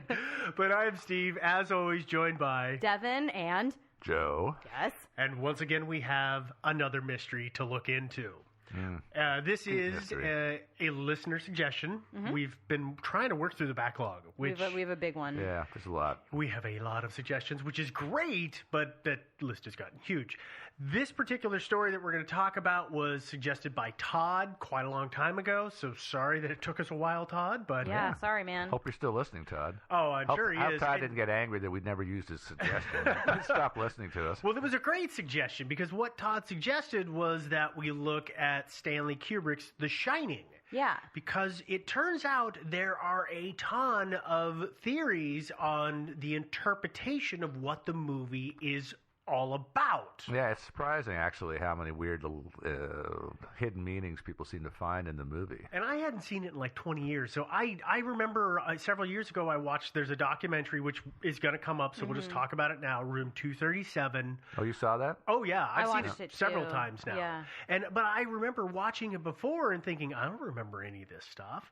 I've since watched The Shining about 2.5 times in a week and a half. So at my house, The Shining is no longer allowed. Yeah. I got into a lot of trouble for continually watching that bet. movie, and I know Yeah. you weren't. Well, I had never seen it before, because it may or may not shock our listeners to know that I hate horror movies. Like, I don't watch them at all. In fact, if there's like even a remotely scary, tense soundtrack to something, I probably won't watch it. This goes back to legitimately, I think I was a year and a half old. My mom tried to show me Bambi. She'd never seen it before. And it terrified you? Well, and you know, the moms in her group said, "Oh, don't worry, the kids don't know that, spoiler alert, the mom dies." No, the kids don't realize that. And you know, the music kind of comes up, and I stand up on the couch. I'm a year and a half old. I stand up on the couch as the music's just like, "Ooh," you know, and Bambi gets out of the fire, and I just turn to my mom and I go, "Mama, where's his mama? Mama, where's his mama? She Mama." got shot. And my mom just just gently took the remote and turned it off and said, "Else." And I think that moment with the music is a very good representation of, I can't. And this one was so bad. I mean, I texted you about it. In the middle of it, I was like, do I really have to do this? Because Yep. No, I breaks think, it out. what is this movie about? Why are we watching it? And I just cleaned up what that message said. That was super clean. Yeah. I did not. I was not excited about watching it. I think it was the soundtrack. I think that if it had a different soundtrack, if it had wacky sax in it, I would have been but see, fine. that's the thing. It's a very it's totally Kubrick. That Yeah. movie is absolutely Kubrick. And spoiler alert for everybody: if you haven't seen The Shining, I know you were going to get around to it, and it's only like 35 years old. Yeah. But we're going to talk about this movie in You might depth. want to go rent the movie first. You might want to pause the You know? podcast Yeah. and come back in a couple of hours when you finish The Shining. Yeah, Yeah. it's a good movie. I know that. It's- Evan didn't like it. No, I think no. it's pretty good. I liked it. I just don't like movies like that. And the thing is like I like all of the other Kubrick movies I've ever seen. So Yeah. it was just this. Well, this one's kind of an outlier because he always wanted to do horror. So this was a bit of an outlier for his catalog. Yeah. He actually has he did a little bit of everything. He really did war did. movies and horror movies. I mean, you've seen like, well, it's obviously Dr. Strangelove is a That's a one of dark my comedy. favorite movies of all times. You Yeah. guys know that because I title all of the names of my scripts in that fashion. Yeah, I know. I don't know Yeah. if you guys have picked up on that. How or I not, learned but- how I learned to stop that and love the bomb. Yeah. And all that stuff. Yeah. Yeah. How I learned to stop worrying and love the Toynbee tiles Yeah. or, whatever. Yeah. And then one of my faves is Clockwork Orange, I like that one which too. is another darkly humorous Yeah. movie. It's really very funny, but it's in a very dark way. Yeah, he was a very unique director. Yeah, absolutely. Very talented. Absolutely Yeah. talented. But let's go ahead and kind of step into what we're going to talk about here. You don't want to talk more about how much I hate horror movies? Well, we could. We could do a whole episode on that. Let's do that one later. You might turn our listeners off. Yeah. Okay.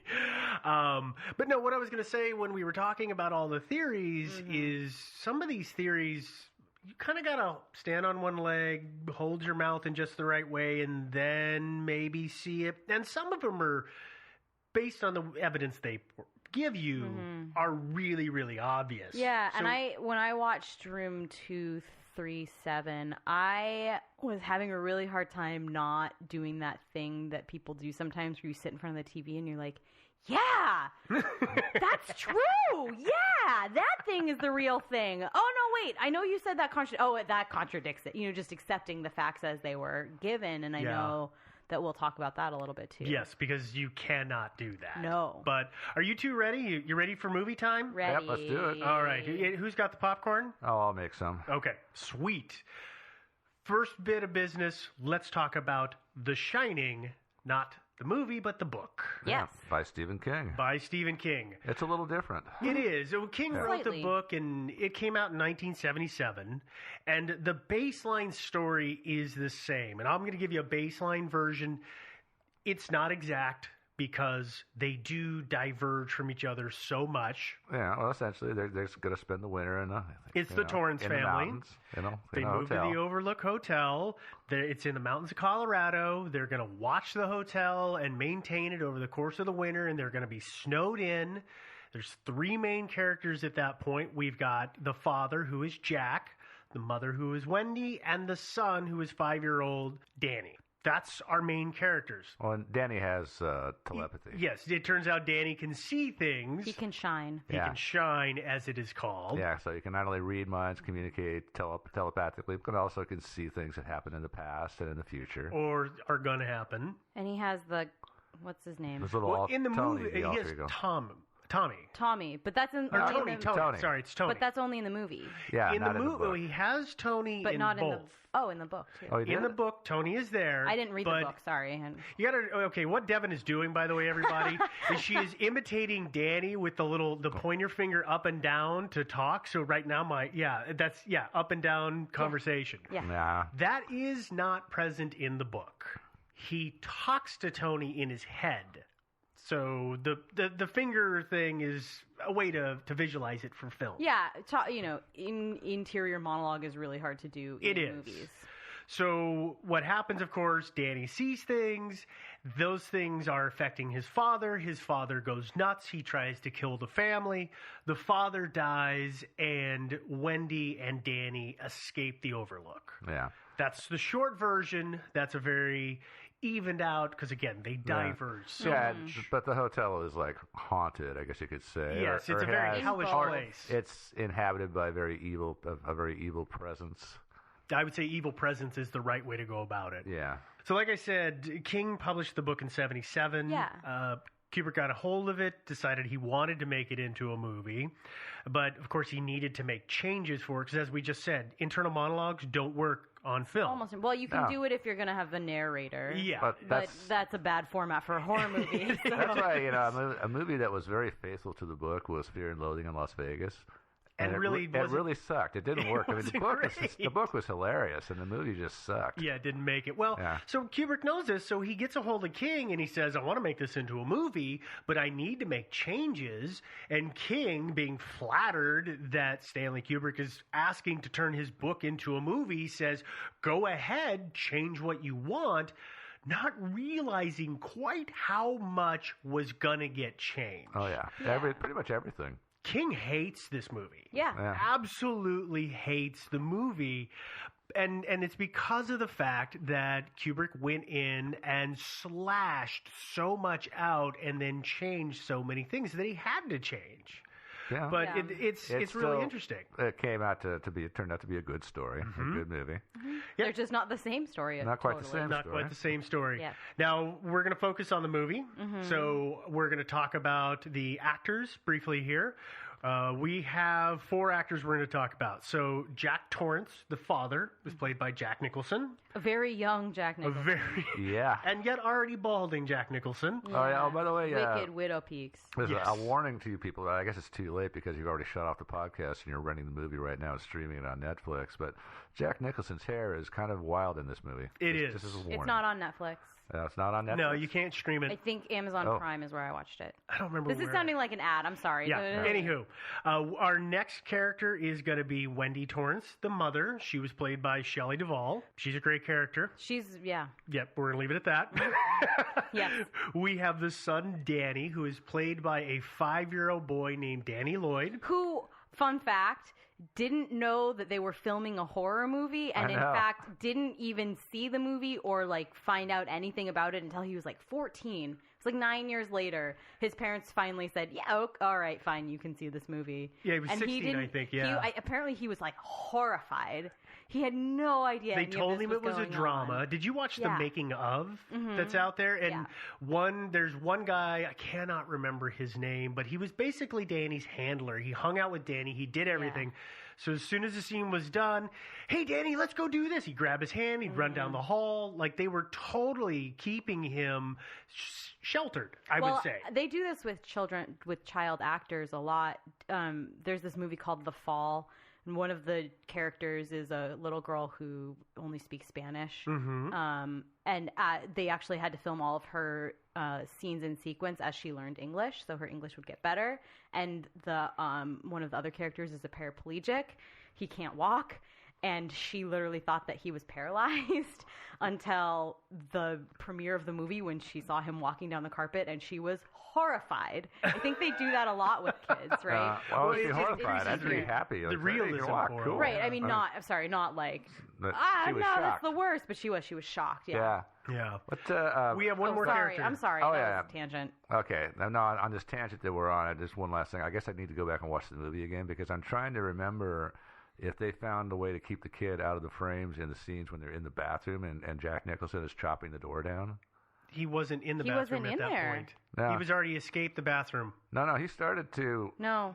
So Danny went had he out? already got? Oh, that's right. He was already out the window. He was already out. But then when Jack Nicholson is chopping at the door of the apartment, was he not? Did they find a way to keep him out of those scenes Yeah, too? the chopping only happens on the bathroom door. You're way ahead, sir. No. He chopped his way through the apartment door too, and then turned the doorknob.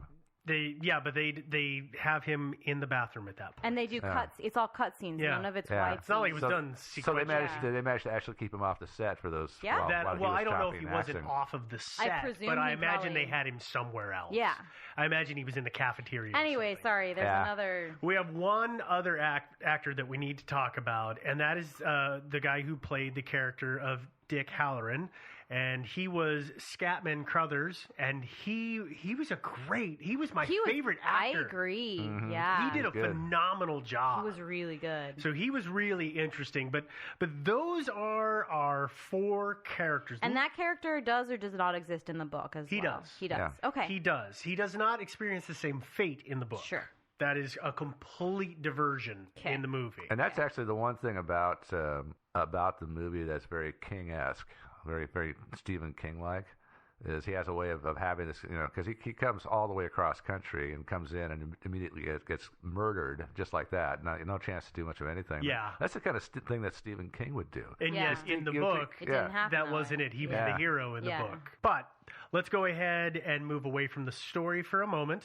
before we, because we've got, what is it? We got just a little bit more, and then we're going to start talking about theories.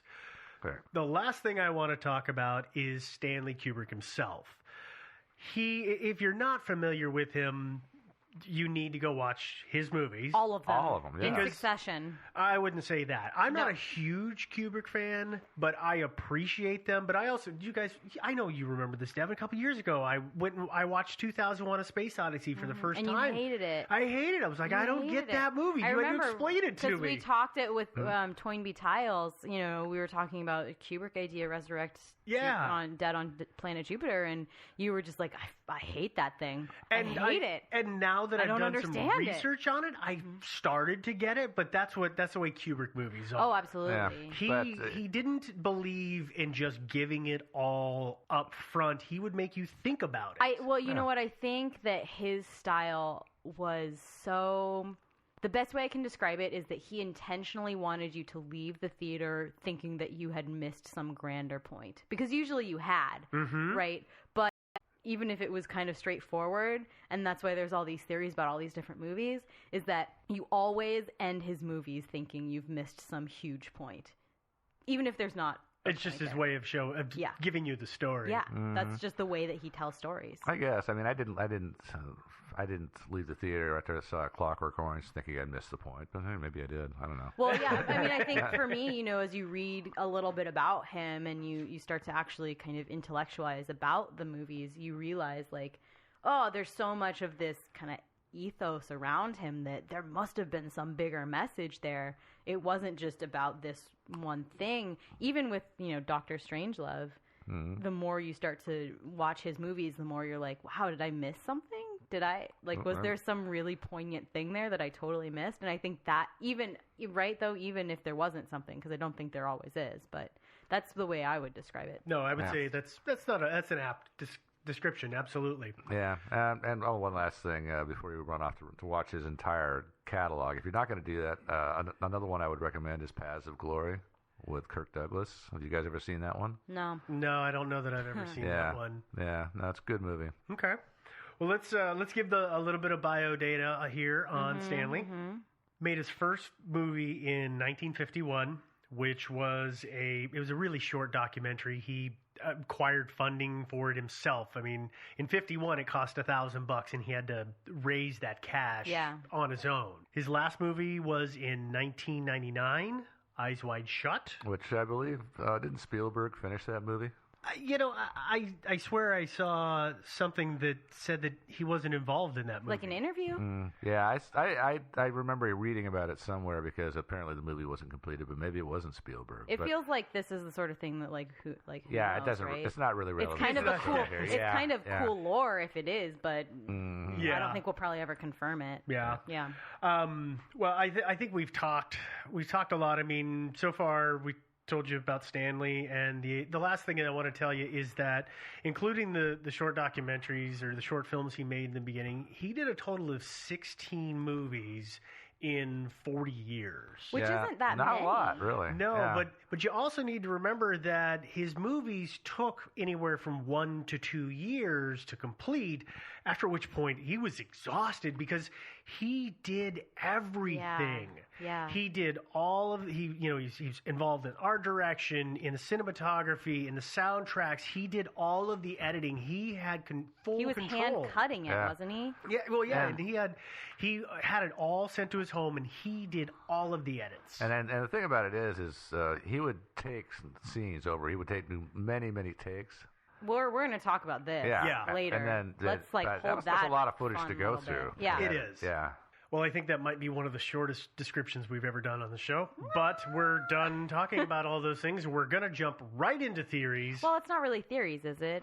Theories and interpretations. These are just not our theories, but theories that other people have. Oh, yeah. No, well, most of the times theories aren't our theories. But yeah, I guess, how would you describe it, Devin? I don't know. I guess theories about, because it's not really like theories of how this thing happened, right? It's theories of what it the means, So what meaning, the intention is. We'll call it meaning. Okay. And also why perhaps Kubrick did it.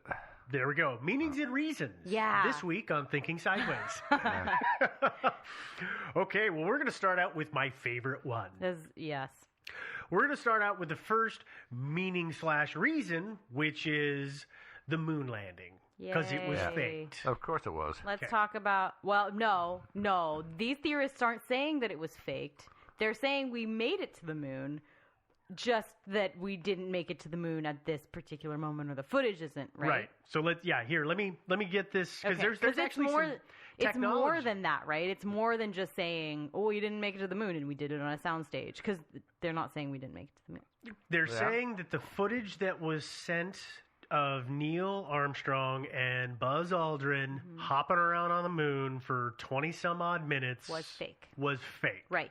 That's what it says. Yeah, I think it's important to clarify that, though. Yeah, that is a good point. But why was it faked if we made it to the moon? Because we have. Let me get into this first, and then we'll cover that at the end.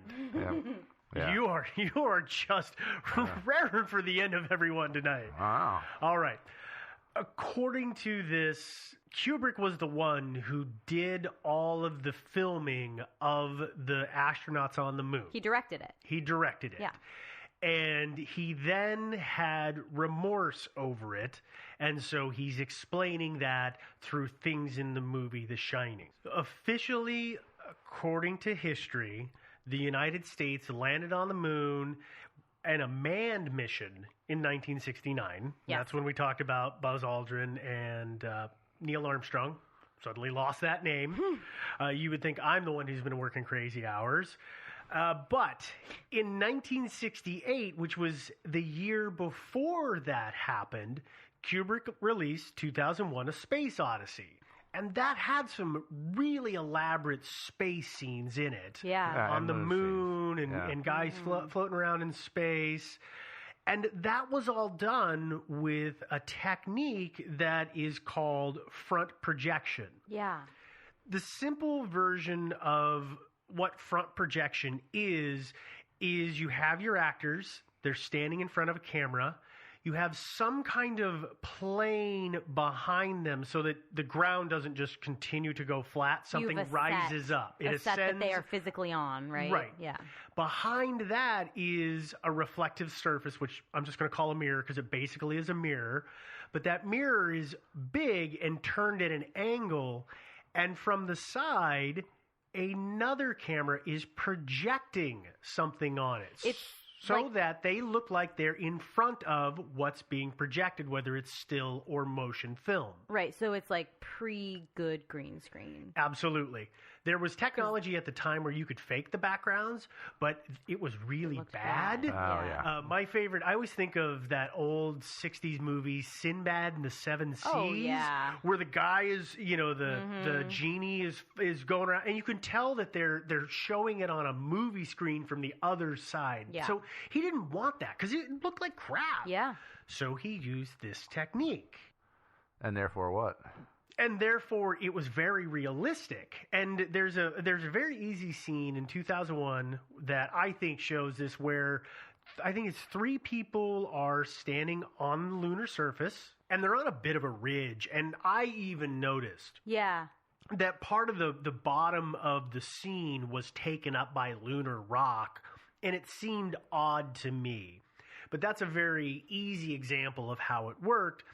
So what they are then saying is that this is how he made the footage that we all saw, or that everyone saw in 1969. And in fairness, when you watch 2001: A Space Odyssey, or you look at the pictures of them on the quote-unquote moon, it looks really good for that time. It actually looks pretty dang good for this time. It does. With our CGI technology. Yeah, I mean, except for the footage of of spaceships, and I'm omitting the Discovery. The Discovery was a huge model they filmed on a soundstage. Yeah. But you see like early on, you see a satellite going around the Earth, and it looks like they drew it on cardboard. Oh yeah, absolutely. But that's the only thing about the movie that doesn't look great today. Right, but it holds up really well. In support of this theory, right, you look at the images of these actors on a soundstage with this front projection on the quote-unquote moon. It looks real good. And if you think about front projection, and then I went back and watched some of the footage of the 1969 landing.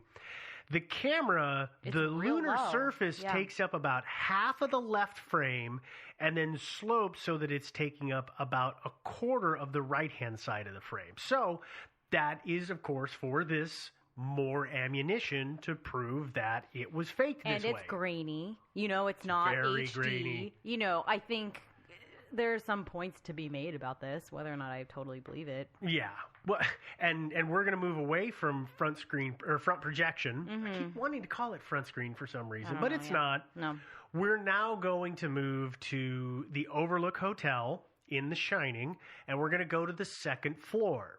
If you've seen the movie, you know this because it's the red and orange and brown hexagonal carpet. Yeah, and this is towards why, right? This is evidence of him telling the story. Yes, it's saying that he used that carpet as a way to make a very obvious clue that he had faked the moon landing. Yes. We're no longer on this is how he faked the moon landing. Correct. Not how, but this is his way of telling. Okay. And exactly how does it reveal that he if you look at launch pads at Cape Canaveral,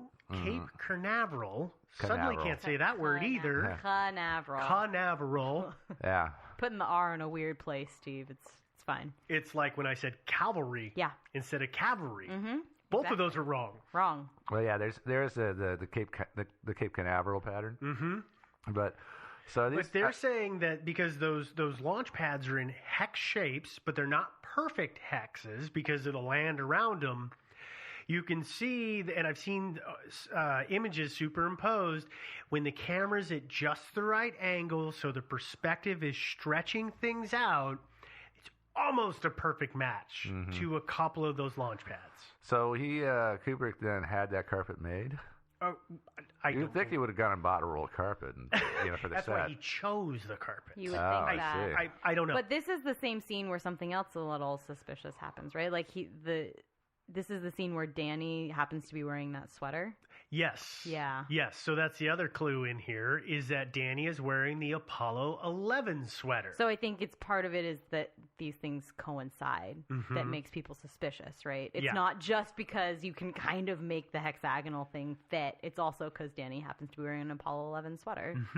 That is another key piece in it. Am I jumping? No, Okay. no. It's absolutely an important thing there. I think this is what you guys or Joe was kind of getting into a little bit, which is why would this footage, the lunar landing footage? We have been jumping around a little bit in this theory, but why did the footage get faked? There was a space race. We had to get to the moon, and of course, the Russians were wanting to get to the moon. So, according to this, we couldn't get there. We couldn't get there first, so it happened so that we could have supremacy in that manner. Even if it wasn't real, they would think it was real. So we would win, and history would remember us as being there first. Okay, and then so are they saying that eventually one of the Apollo missions? Eventually, we got men on the moon. Yes. Which Apollo mission was it? They don't say. Conveniently. Yeah, that is handy. Yeah, in the readings for this particular theory, you'll also come across some stuff that talks about a strange light in the night sky that shouldn't be there according to the stars. And there's a million reasons why that is, but the theory says that there was a random light on in the studio that mirror picked up. Oh, it's interesting. That's not what I had read about it. It was that it was the light of the projector. That's where the projector was like pinhole hitting. Oh. That's what I read. Oh, no. See, one of them I talked about was different. some light was left on was what I got. But, I mean, either way, it's that's government for you. Oops. Yeah, just bungling it again. So now there's other ways that, according to this, Kubrick tells us that it is the lunar landing, and he's sorry. That is when Dick Halloran takes Wendy and Danny into the pantry. There's Tang cans on the wall, which, of course, the astronauts drank Tang. So did everybody else. Then. Yeah, I know. I had Tang in my earthquake kit when I was a kid, and that was in the 90s. Like, come on, guys. Another clue we have is that room, the room where the spirits are, where the scary naked old lady is at, is room 237. Yeah. The moon, even figures, 237,000 miles away from the Earth. The other one that they had in that one, right, was the key. Are you going to talk about that? No, I hadn't. I wasn't going to go into it. Go on the key. Have at it, because this one's so dumb to me. It's super dumb, yeah. But I like to talk about dumb things sometimes.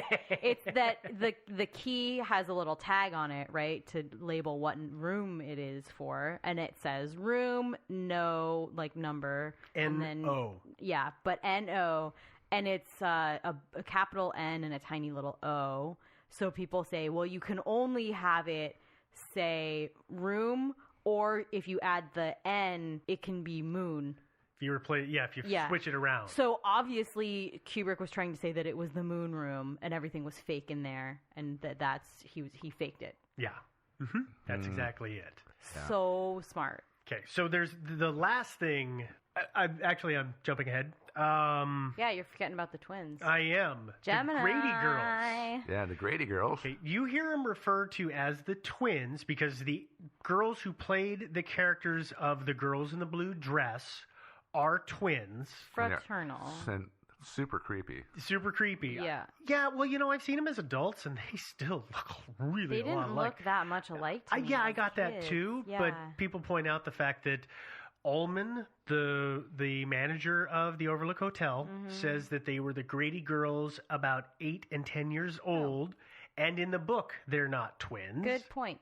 Yeah. So people say, well, obviously this is a reference to the Gemini space program as you were heading to. Because he's using twins when they didn't need to be twins. And, we've talked... We should have used triplets, though. But Gemini was the space program that was in effect before we started sending men to the moon. That's when we were doing all of our research. The orbital missions? Yeah, it was 2 astronauts in a capsule, basically. 2 astronauts in a capsule. Actually, they did some interesting stuff, and it was all leading, research and techniques leading up to the success of Apollo. 2 astronauts get into a pop can, basically.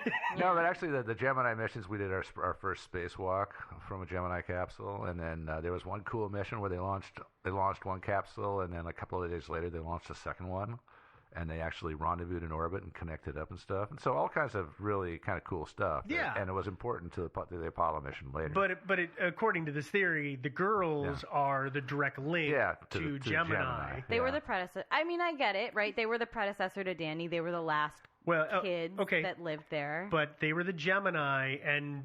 Well, no, because you can't do that, because they say, well, then the Torrance family is 3, which would then be a reference to Apollo, but that takes away the caretaker Grady and his wife who were already there. So that doesn't actually work. But you could spin the theory that way. But Danny was, Tony? And also could shine to, what was his name? Dick Halloran. Yeah. So he was 3. Oh, there you go. Maybe. Well, let's... I'm sorry. This is how this is going to go. Let's not take this theory too far. No. Frankly, Well, here's the last weak. thing that I found everywhere about this, which is in the Colorado room, we see Jack on his typewriter. Wendy comes in and interrupts him, and he pitches a fit and chews her out about his responsibilities and his work. All the proponents of this say, well, that's a word-for-word representation of a conversation that Stanley had with his wife about his regrets and the money for doing the moon landing footage. The problem is that is outright wrong. Because, thank you, New York Times, their stuff is archived and on the net, and there is an interview with Jack Nicholson talking about the fact that he and Kubrick had initially looked at the scene. He had talked to him about the fact how it reminded him of what had happened with him and his then ex-wife just before and then during their divorce. Kubrick or Nicholson? Nicholson's. Okay, sorry. Yeah, Nicholson's divorce. Sorry, they both were married several times. Right. I had to think which one we were at that point. But then, so they wrote the scene together, which means that it couldn't be a direct representation of a conversation that Stanley had with his wife. Exactly. So, we've shot this one full of holes. Besides, it's kind of a colander at this point. Who had a listening device planted in their apartment anyway? No, that it would have been that Kubrick wrote it, right? But that's bunk. It's bunk. Oh, and one other fork to stick in this thing is that the reference to room 237 representing the 237,000 mile distance between the Earth and the Moon is the room number was not actually 237 to begin with. It was 217 in the book, and they're thinking that they changed it to 237. The reason they did that is when they filmed the exteriors at Timberline Lodge up on Mount Hood, the lodge asked them to use a different room number and not room 217 because they were afraid that people would be afraid to stay in room 217. But Joe, they don't actually have a 217. No, they do. Sorry. I've heard it said about this. They're like, but if you call Timberline Lodge, they don't have a room number 217. I've been there, as have you, I'm sure. Oh, yeah. You know they have a room 217. Oh yeah, they do. And your actually, story is correct. It's their most popular room. They don't have a room 237. No. Yeah. So what you're saying is right, but I just wanted to bring up that's a thing that people say. People do push that. Yeah. Shall we move on to the next one? Yeah, let's get on to the next silly theory. Yeah, wow, we beat that one. Jeez. Poor horse. Okay. Let's talk more about horses. Well, a little bit. Not really. We're going to go to our next one, which is that this was all about the massacre of the American Indians. Here's how it goes.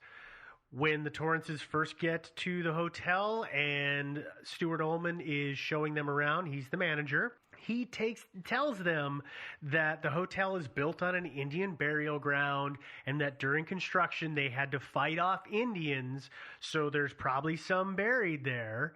And then as you see the scenes as they're panning around the hotel, and if you watch, there's a lot of Native American artwork, and there are photos that there's at least one very prominent one that is a man. It's just a headshot of a man in a headdress. Then we talked about, the artwork, which is going to be the tapestry in the Colorado room, which is a huge tapestry, giant thing. So again, there's... But this movie has a lot of giant things in it. A lot of huge rooms in this movie. Huge rooms, the huge rugs. All the rugs are themed. They're kind of a Native American themes. Some of the floors have inlays that are the Native American themes. So it's everywhere. But they are saying that that's because he's trying to tell us that this is about the American Indians. But were there any pictures of dead Indians? No. But there were, besides that, there is, we're going to talk about the pantry a number of times, and we're going to go back to the pantry right now, because when Dick Halloran shows Wendy and Danny the pantry, there are cans, again, big cans, or big Calumet baking soda cans. Mm-hmm. Which, it's not surprising they're there. Because it's part of that was a major brand at the time, and it's stockpiling a giant hotel that feeds gads of people. Yeah. But that can, part of it is it's a bright red can, and it's got a reverse image of a face with a headdress on. So it's a Calumet American Indian. Yeah, I think that stuff is still sold, right? It is. I have it in my cabinet. Really, it's very familiar. It absolutely is. I was like, crap, I don't bake, I don't know.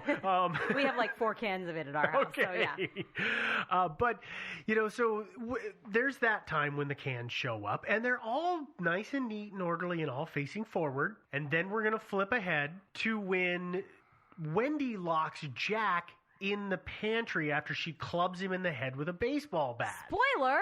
Yeah. I told you we were going to be full of them. Ugh. It's a good thing you watched this. Yeah. Well, at that time, when Jack is leaning against the door, talking to Wendy, trying to open it, you can see all of these cans on the edge of the shelf, except they're now no longer square. They're slightly turned. You can't see everything. So what this says is that is representative of the way the American government came to the American Indians and said, we're going to make all these treaties, and we're going to be very honest and upfront with you, which is why all the cans are facing forward at first. And then we changed our mind. The American government changes their minds. They do all these things, and they basically break all their promises, which is why the cans are turned to represent that breaking of the promise. I see. Yeah. I don't know that I really go in. That doesn't make sense, how the twist of a prop. But I have seen photos of Stanley there very specifically adjusting the cans. Could have been for lighting reasons or too much detail or not enough. I don't know.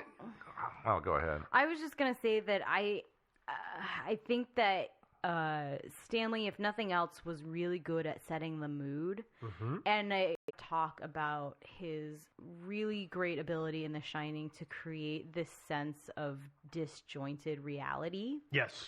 And I personally, just coming from a theater background and having experience in set dressing and things like that, understand that you're supposed to feel uncomfortable in a very regimented way in the beginning, and then things start to fall apart and they get crazier and crazier, and that's a great way to make people unconsciously realize it. The fact that people have taken it and analyzed it and all of that, it's maybe reading a little too deep in something that he was just trying to make people feel subconsciously. Mm-hmm.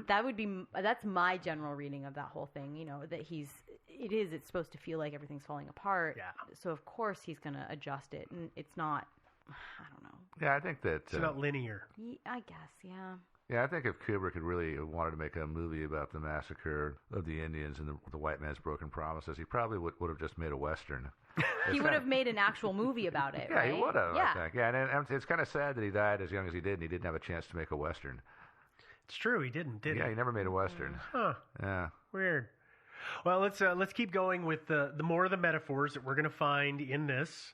Oh, there's more Indian stuff? Oh, there's more. So the next one that we've got is the fact that in the very end sequence, the camera zooms in to the framed photos on the wall, and then the very center one shows Jack Nicholson there. Underneath it says Overlook Hotel, July 4th of July, 1921. 4th of July to most Americans is a celebration of independence. But according to this metaphor, it's emphasizing the fact that that's not necessarily the case for the American Indians because we screwed them a whole bunch and they don't have what they used to have. You know, this is again incredibly weak because I mean, seeing that like the date July 4th doesn't make me think of the Indians because the Indians, this is not really their celebration of Independence Day. I mean, would looking at July 4th ever make you think Indians? No, but No. you know, again, I'm not part of that culture, so of course it wouldn't. You know, I'm a normal white guy in middle class America, so I'm gonna know it as that thing that it is meant to represent to our class. That's where this metaphor is going. I'm on board with you. I think that it is a hell of a leap. It's a big old stretch. It's a big stretch. It's like a Mr. Incredible stretch. Yeah, it is. And by the way, just as an aside, that particular shot is really cool. It's a really cool shot. When it zooms in and the slowly moves forward and closes in on these 9 pictures on the wall. And then it closes in on the middle picture, and then it closes in further and further and further until you can see great shot. Jack Nicholson standing there partying. It's very indicative of his style, where it's just so slow, but it's very directed in some instances, and then others you don't really know what he was going after, and he was doing it on purpose. We have a couple bits more here. So we have the death of Dick Halloran. So we know that Dick gets to the Overlook Hotel. He comes in. Jack pops out from around the side of a column and hits him in the heart with an axe. Drops him to the floor, and he dies. I think Halloran should have brought a gun with him. Yeah, probably. He knew what was going on. Yeah. Well, of course, when we see him next, he is laid splayed out and bleeding. And according to a lot of the reading on this, he is laying on a rug that has an American Indian design. Well, I'm going to point out, he's not laying on a rug. He's actually laying on the floor. It's the linoleum tile floor. I guess it'd be linoleum. Yeah. Wouldn't it? Yeah. It's not tile. It's inlaid, so it's got to be linoleum. Regardless, he's laying on a shiny floor, bleeding on it. Now, I will admit it's got some inlays that could be, interpreted, but mostly they're just kind of half chevrons in the corners. So I mean, I think it's fair to say that almost every other scene of The Shining either takes place in a kitchen, which is clearly tiled / linoleumed, or very carpeted. So, okay, fine. Yeah. There's something weird happening there. Is it explainable by not wanting to stain a set carpet with fake blood? Sure.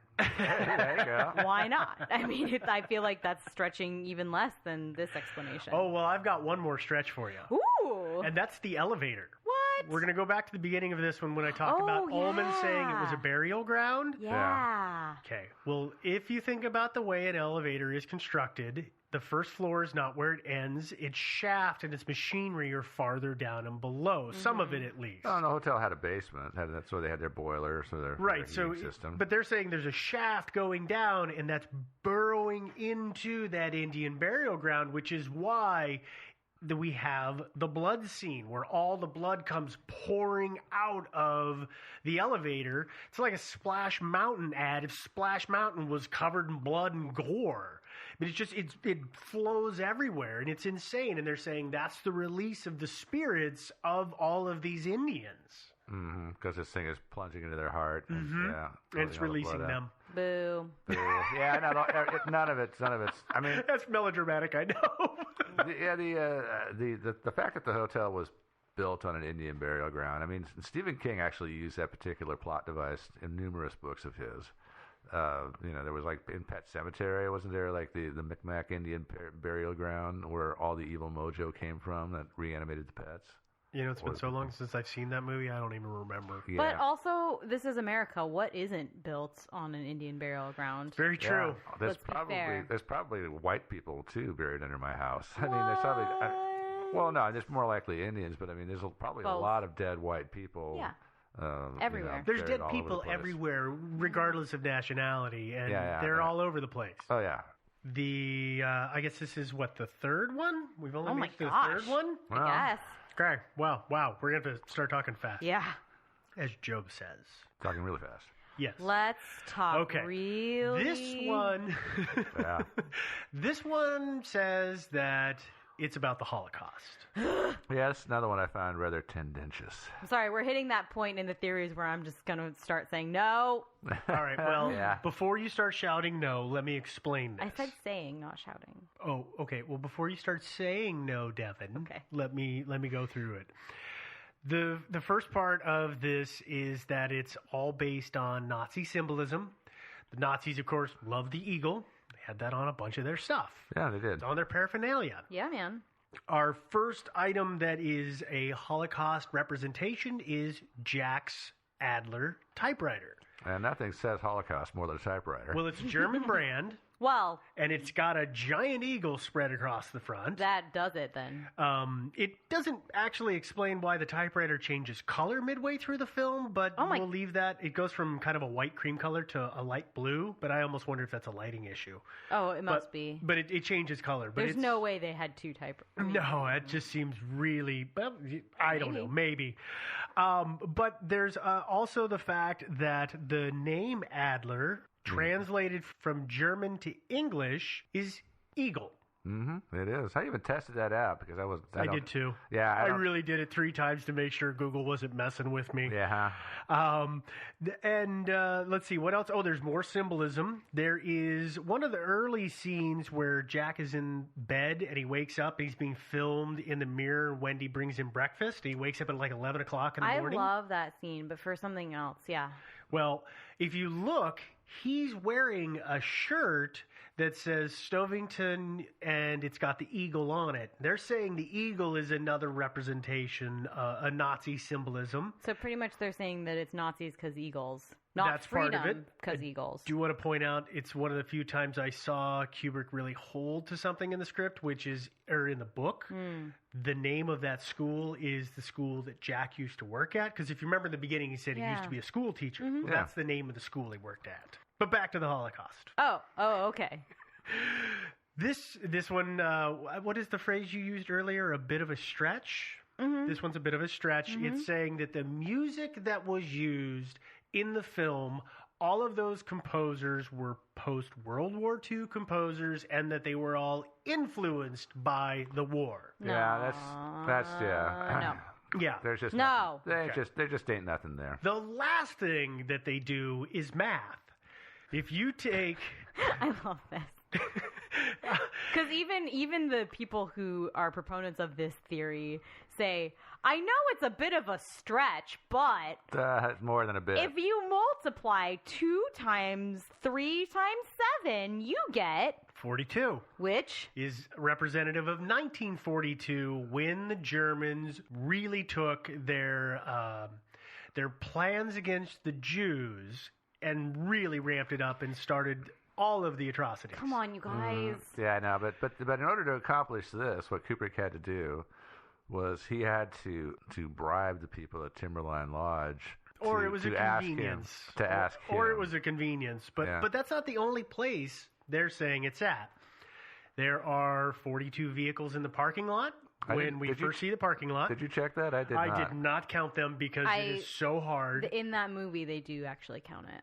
Oh, do they? As they do the flyover, that's right. They do have a pause it graphic in the room 237. But also, you guys, seriously? Seriously. Danny's wearing a shirt that has the number 42 on it. There is the number 42 in the license plate of Dick Halloran's rental car.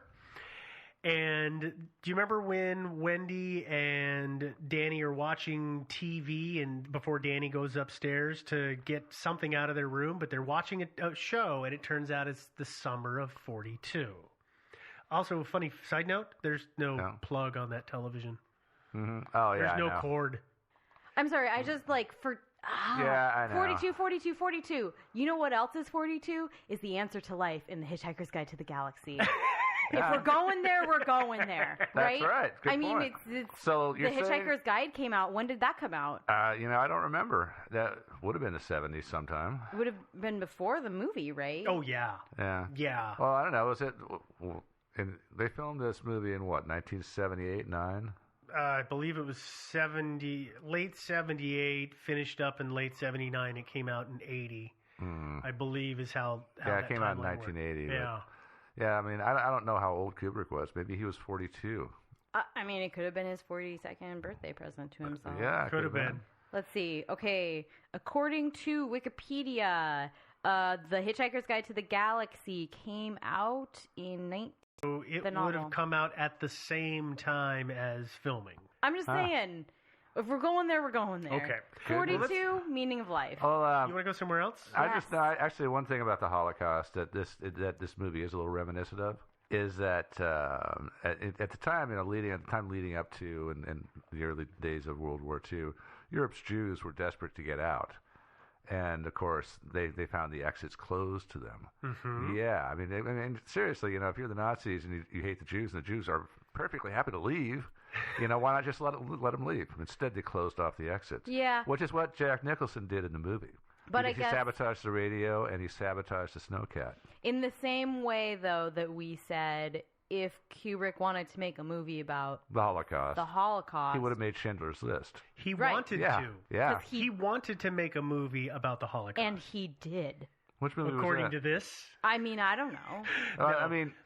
He was going to make one, and then Schindler's List came out, and he was actually relieved because he could never get. It was going to be called the Aryan Papers. Yeah. But he never could quite get it together to make that movie, and then was relieved when he didn't have to do it. Right. So he would have done that. He was trying to do that for years. So why is it shoehorned in here? I don't know. I mean, but I guess my feeling is, right, is that, okay, Schindler's List came out, like, fine, so you wait for your next movie, right? Because if he wanted to make a Western, he would have made a Western. If he wanted to make something about the slaughter of the American Indians, he would have made that Western. If he wanted to make a movie about the Holocaust, he would have done it, regardless of what was out at the time. He, according to the next one, he also made this movie about the Minotaur. Yeah, oh my God, this I is hate another this. absurd one. Okay. This one I hate more than any of them. I'm going to make this really brief because it is really simple, and then I'm going to blow it out of the water a little bit. Thank you. So, if you don't know what the Minotaur is, he is from Greek mythology, and it's the body of a man with the head of a bull and a really bad attitude, and has a penchant for living in mazes. The Shining is about the Minotaur because we have the hedge maze, even though in the book it's actually hedge animals that are down by the playground. Yeah. That's a change. Topiary? Yeah, the topiary. Yeah. Is it topiary or topiary? I never know. It's topiary. Is it topiary or topiary? Okay. But the fact that, like you were talking about earlier, Devin, how things are so disjointed when you move around in that hotel in the movie. Yeah. That's because it's supposed to be maze-like, so that's another representation of the maze. We have Jack Nicholson. There are quite a few times where he's looking at the camera. He's kind of got his head tipped forward. He's got that the kind of blank look or almost semi-angry look. But And the stupid widow's peak. and his widow's peak, almost like the same stance or the head angle that you see on a bull that is about to charge. So again, that's a reference to it. The last one that I really love, which is the representation of it, is in the beginning of the movie when they go to the hotel, Danny is in the game room. And then he meets the Grady girls, the Grady twins. When the girls are there, on the left-hand side on the wall, there is a poster that says Monarch, and then it's got this strange-looking blacked-out figure with light coming from behind it that they say is supposed to be a representation of the Minotaur, but it's actually got curved legs, more like a goat, which would make me think it should be a satyr. You know what? Actually, though, because you're talking about, they talked about this in that movie Room 237. That's one of the places I found it, yeah. As they were describing it, I was like, I don't see it. It's a skier. It's a skier. It's a skier. And then at one moment, it was like, oh my God, it's a man. I see it with the hood, like pointed in the opposite direction, the way that a human's knees would be. I see it. It was like that dress, the like, is it black or blue or gold or white? It was like the moment that I saw it, I can't unsee it. That's all I see now is a Minotaur. So I guess. Well, and they take it farther by saying on the opposite wall, There is it's a piece of art that is a guy on a bucking bronco. So that's the combination of man and beast. So it's another metaphor for it.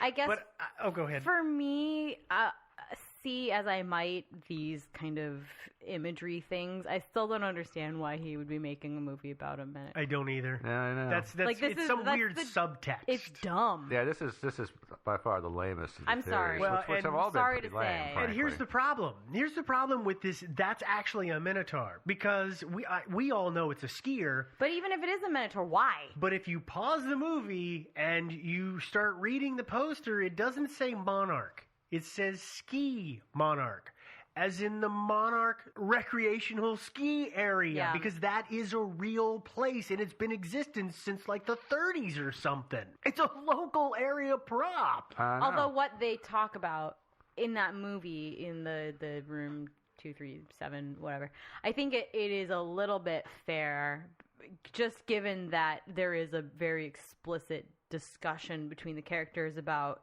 the fact that the hotel resort Should be a ski resort. that it should be in there. Like, well, no, it's just no. It's too hard to keep the roads open. Right, but so I get that, right? That their reasoning behind, well, it's not a ski resort, but then they have this advertisement for skiing. Okay, fine, but also why? Yeah. Like, why? Absolutely. Well, why. But also, the Minotaur lived in a maze. True. Nicholson didn't live in the maze. He died in the maze. Well, but he was living in the maze But at the time. he lived in the maze until somebody broke the maze, right? Somebody broke the maze? I mean, Danny essentially broke the maze. Yeah, Halloran and Danny would have broken the maze by bringing someone up there in the winter. That's a great point. I hadn't made that connection. But it's still dumb. Okay. Absolutely dumb. Well, let's keep sticking with that particular poster as we go to the next in line, which is that this whole movie was about the CIA's mind control program. Of course. As is everything. Yes. Well, evidently Monarch is a reference to the program it's MK Ultra, which was a program for like 20 or 30 years where the CIA gave people loads of drugs. Sometimes they knew it, sometimes they didn't, to try and figure out a really good way to get people to confess. Basically a truth drug. Sure. Yeah. Also, the supervillain in the Venture Brothers. Oh, is it the Monarch?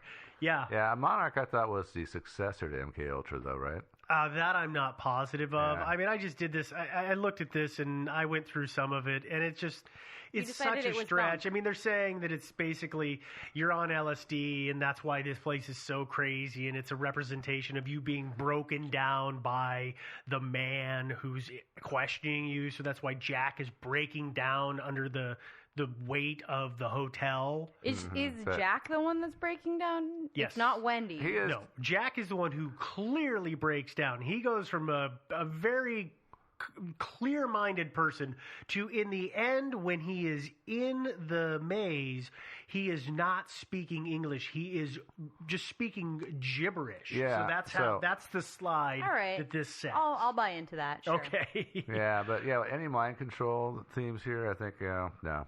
It's just dumb. Okay. We have our. Holy cow! We're on our last one. Oh my gosh. Another theory. Well, our last official one. Our last official one, and then we've got a present for everybody who holds out. Okay. The last theory that we have here is that this is all about a dream. The whole thing is a dream. And I'm gonna kind of summarize these into little bits, and then we can take them apart farther if you want.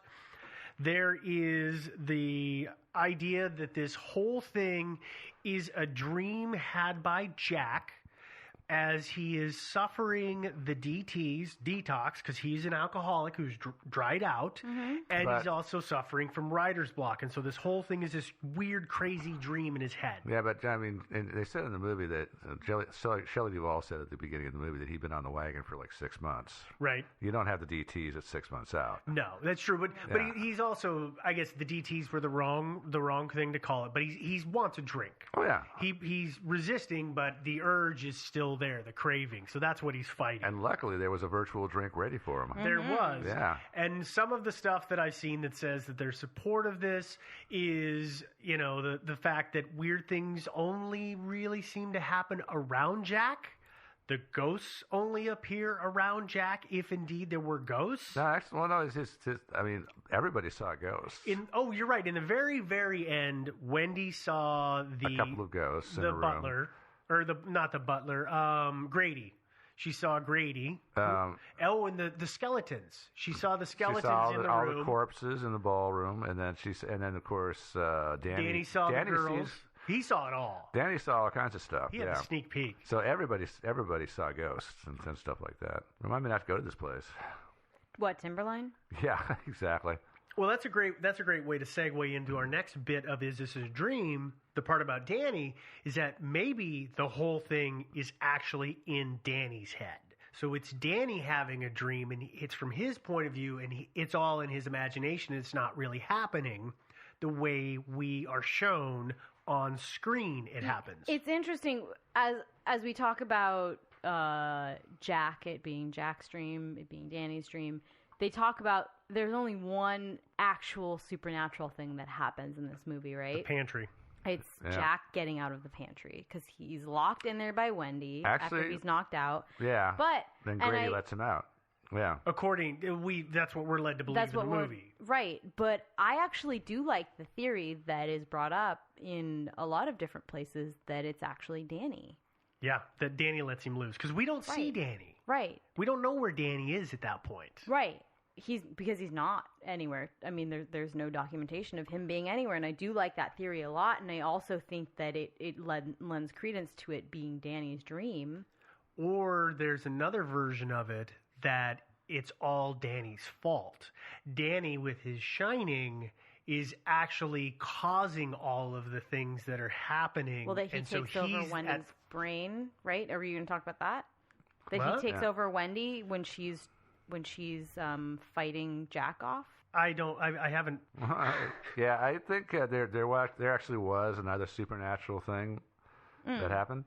That was a little bit earlier in the movie when he's playing with a bunch of little toy cars. And the ball rolls up? And the ball comes rolling up, and he happens to be right down the corridor from good old room 237. Right. Yeah, I would agree with that. Yeah. Yeah, so there were two things that physically couldn't possibly where the ghost took over. Of course, maybe Jack Nicholson was down the corridor, and he rolled the ball at him. Because Jack did throw the ball. He did throw the ball. There are scenes of him playing and that brings up the tennis ball. And that brings up the weird sense of space, right? That you don't totally know where everything is in relation to each other in this hotel that they live in. So it's possible, right? He's like throwing the ball, and if everything lines up the way your brain wants it to line up, he's throwing the ball, it hits a weird angle, and it just rolls down the hall to Danny. But you don't know that. Like, there's no way to know where it actually lines up. But actually, when that happened, when he was playing with the toys, that was right about the same time that Jack Nicholson was passed out asleep over his typewriter in that room. He wasn't throwing the ball, and then he starts having a hideous dream and starts screaming in his sleep and everything. Right. And so that all about happened at the same time. There's a lot of weird stuff around that specific supernatural moment, right? Because that's also when the continuity gets weird. Of the hotel? Yeah. Of the layout of the hotel? Of even just the physical carpet below Danny. Oh, because do you remember that bit? Because it flips. Yeah, the ball rolls up to him in this like kind of pathway in the carpeting that leads into the geometric shape that he's been playing in, and he stands up, and it's flipped. He's standing 180 degrees facing the other direction. Which is the weird. same thing actually happens when Halloran is showing Wendy and Danny the pantries. Yeah. And they go in the pantry one way, and then when they walk out, it's a completely different area. Yeah. But those things happen all the time. And those are big questions, I think, for me about the movie. Whatever theories I believe, it's a dream, it's the Holocaust, whatever. They're big questions because it seems like, given the rest of Kubrick's filmology, I guess that works. Filmology? His catalog? Yeah, his catalog of films. Yes. That he was really big on details and continuity, and so for him to kind of overlook those things seems significant, I think, a lot of times, but there's also the fact of the sheer volume. They shot for a year. There's the sheer number of takes. He then edits it all himself. I see details disappearing. But you want to talk about the sheer number of takes? Which there are a lot of particular them. one do we want to go into? The Shelley Duvall scene? Yes. Yeah, the fact baseball that bat Shelley scene? Duvall was admitted to the hospital like a couple of times during the filming because she was in a constant state of Exhaustion Yeah. and mental. She Yeah. was under a lot strung of out. stress, apparently. Yeah. and that one scene 117 takes. 117 takes. Yeah, that must have taken a couple of days. Well, I have, before we get into the final thing that we got for all of our listeners, I have one final thing that I want to throw out there that I am surprised never came up in any of the research, and I've never read anywhere else. Sure. Do you remember Jack is in the Colorado room on his typewriter, typing "all work and no play makes Jack a dull boy"? That Kubrick wrote. You know that, right? Nah. No, he didn't. He didn't? He did not. I thought the he did. secretaries hated Kubrick because he made them type it up and he wouldn't let them Xerox it. So the secretaries actually wrote it. Because there's all that behind the scenes footage of him typing away on that orange typewriter. Right, but That's he's a totally typing on different little one. itty bitty sheets. It turns out he's rewriting the script, right? Right. Yeah. No, I got that bit of information from an inside source, and it turns out that no, Kubrick didn't write any of that. So Okay. that's bupkis. Okay. Sorry. But all work and no play makes Jack a dull boy is 33 characters. I counted. Yeah. When we see Jack in the Colorado room, and he resets the carriage and he starts typing. If you listen, it's 26 keystrokes before he resets the carriage again. Go a little farther. Wendy, when she first discovers what Jack has been typing and she's spinning through the pages, they show 26 different pages with that text on it. So what does that mean? Well, Probably nothing, but I'm surprised somebody has latched onto But as it. a question, like under the heading, this is all a dream, I've only ever heard it's Jack or it's Danny. I've never heard it's Wendy having a nightmare. Or it's Scatman Or a Crothers. breakdown. Or a breakdown, right? Her character in this movie is very bird-like in her mannerisms and her actions and her attitude. She's very timid and scared and, But I and get, fluttery all the for time. me, she even kind of says in the very beginning, as Jack is saying, hey, we're going to go do this thing for our family. She's like, well, I don't really want to go do that thing. And so for it to be a nightmare of hers, of this is how it could turn out, the inconsistencies by and large happen when she's involved, right? Some. Most? Not all, though. But so, like, okay, the other things that happen, right? Like, okay, so Jack cheats on her with an attractive lady who turns out to be, like, a bog monster. Right? Yeah. Right? Her son is, like, super injured by weird supernatural things. She has a breakdown over Jack saying, like, hey, nothing's going on. The fact that it could just be a movie about her mental breakdown in isolation, that's compelling to me. Yeah. I know a couple people, honestly, currently. Who could have that imagined something like that? I wouldn't be surprised if that's how they are experiencing life currently, to be honest. I always hate that, whenever a movie or anything like that, always, in the end, the guy always just wakes up, and Yeah. I hate that crap. So Yeah, I'm not. that's I'm a terrible not, ending. I'm not buying this crap at all. It's a Okay. cheap way out. Now, nobody was dreaming. Okay. Can we give our gift now? We can give our gift. Yay! At the last minute, we got a lucky break. There's a producer friend that we know who is involved in Hollywood. Yeah, Lucas. And he happens to know the guys, a couple of folks who were involved with filming of The Shining. Like more than a little involved. It was a last minute deal. Yeah. I mean, absolutely last minute. I wasn't deal. even. I don't think. Actually, it was just you. It was just me. Yeah. Okay, so we got to talk to Brian Cook. He was the assistant director on The Shining. He worked with Stanley on almost every one of his movies. He's credited on literally every single movie. Yeah. All 16 of them. And he saw Room 237, and he didn't like it. Yeah, and so we've got. I was able to get an interview with him, and he's given us some great stuff and his impression and his thoughts on this. I'm going to tell you now, it was done by Skype, and because it was such a last-minute thing, audio's not the best. Yeah, I stopped hearing the audio issues after a minute or two, and you probably will too. He's super interesting. He is. It's so interesting that just doesn't become a problem. So without further ado, I'm going to talk to Brian, and then we'll come back to you. So it sounds like to me, and tell me if I'm wrong here, is that things weren't set in stone. I mean, it sounded like things were, you had so much going on that it was always a little bit flexible as you worked through scenes and shots. And how much of that would you say? Oh, definitely. I mean, always with Stanley, you'd light the scene first, get all the art direction set and the dressing, and then he'd bring the actors in to rehearse and rewrite the scene and sit down with them. That would take a day, send them away, learn the lines, then come back, and then we'd carry on lighting and then start shooting. Okay. So the whole process was like that with him. I mean, not on exteriors on Barry Lyndon, for instance, because it was so difficult in Ireland. Ireland's very difficult, with the weather changing. I think probably, we would have recast Ryan O'Neill when we closed down after 6 weeks on Barry Lyndon, to be honest with you. He certainly thought about it, but if we hadn't had to go back to the south and reshoot all the exteriors. But anyway, of course, that's why guys like Stanley like to shoot interiors. So they can control the light, they can control everything. Well, when you're outside, you're in the lap of the gods, Yeah, and some of the stuff that I've read is that, Stanley liked to take a lot of shots of the same scene. Oh, yeah.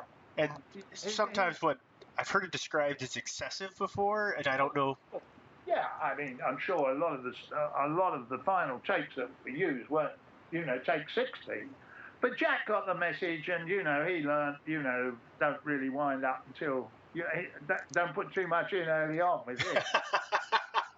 Took him a little while, but the first month. But once we sorted his working hours and everything out, there was no problem with Jack. Yeah. Because as I said, he didn't even have a stand-in. I mean, can you believe that? But Stanley, the crew used to stand in, and then of course he'd bring in the actors to light properly. That's funny. So, yeah, I mean, but that's the way it worked. I mean, no one else would work like that. But I mean, it was a wonderful, it's such a holiday after working with Stanley when you go to work with other people, because you don't get lumbered with all these other things to worry about.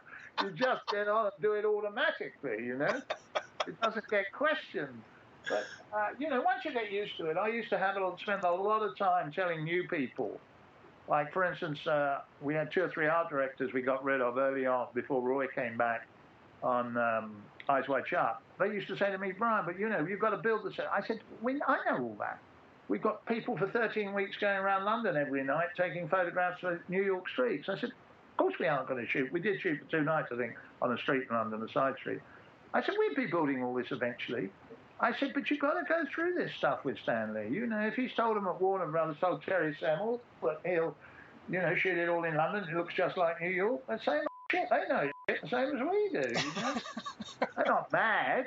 I mean, they know what the rules are with Stanley. I mean, they're all very well aware of that. These guys are smart.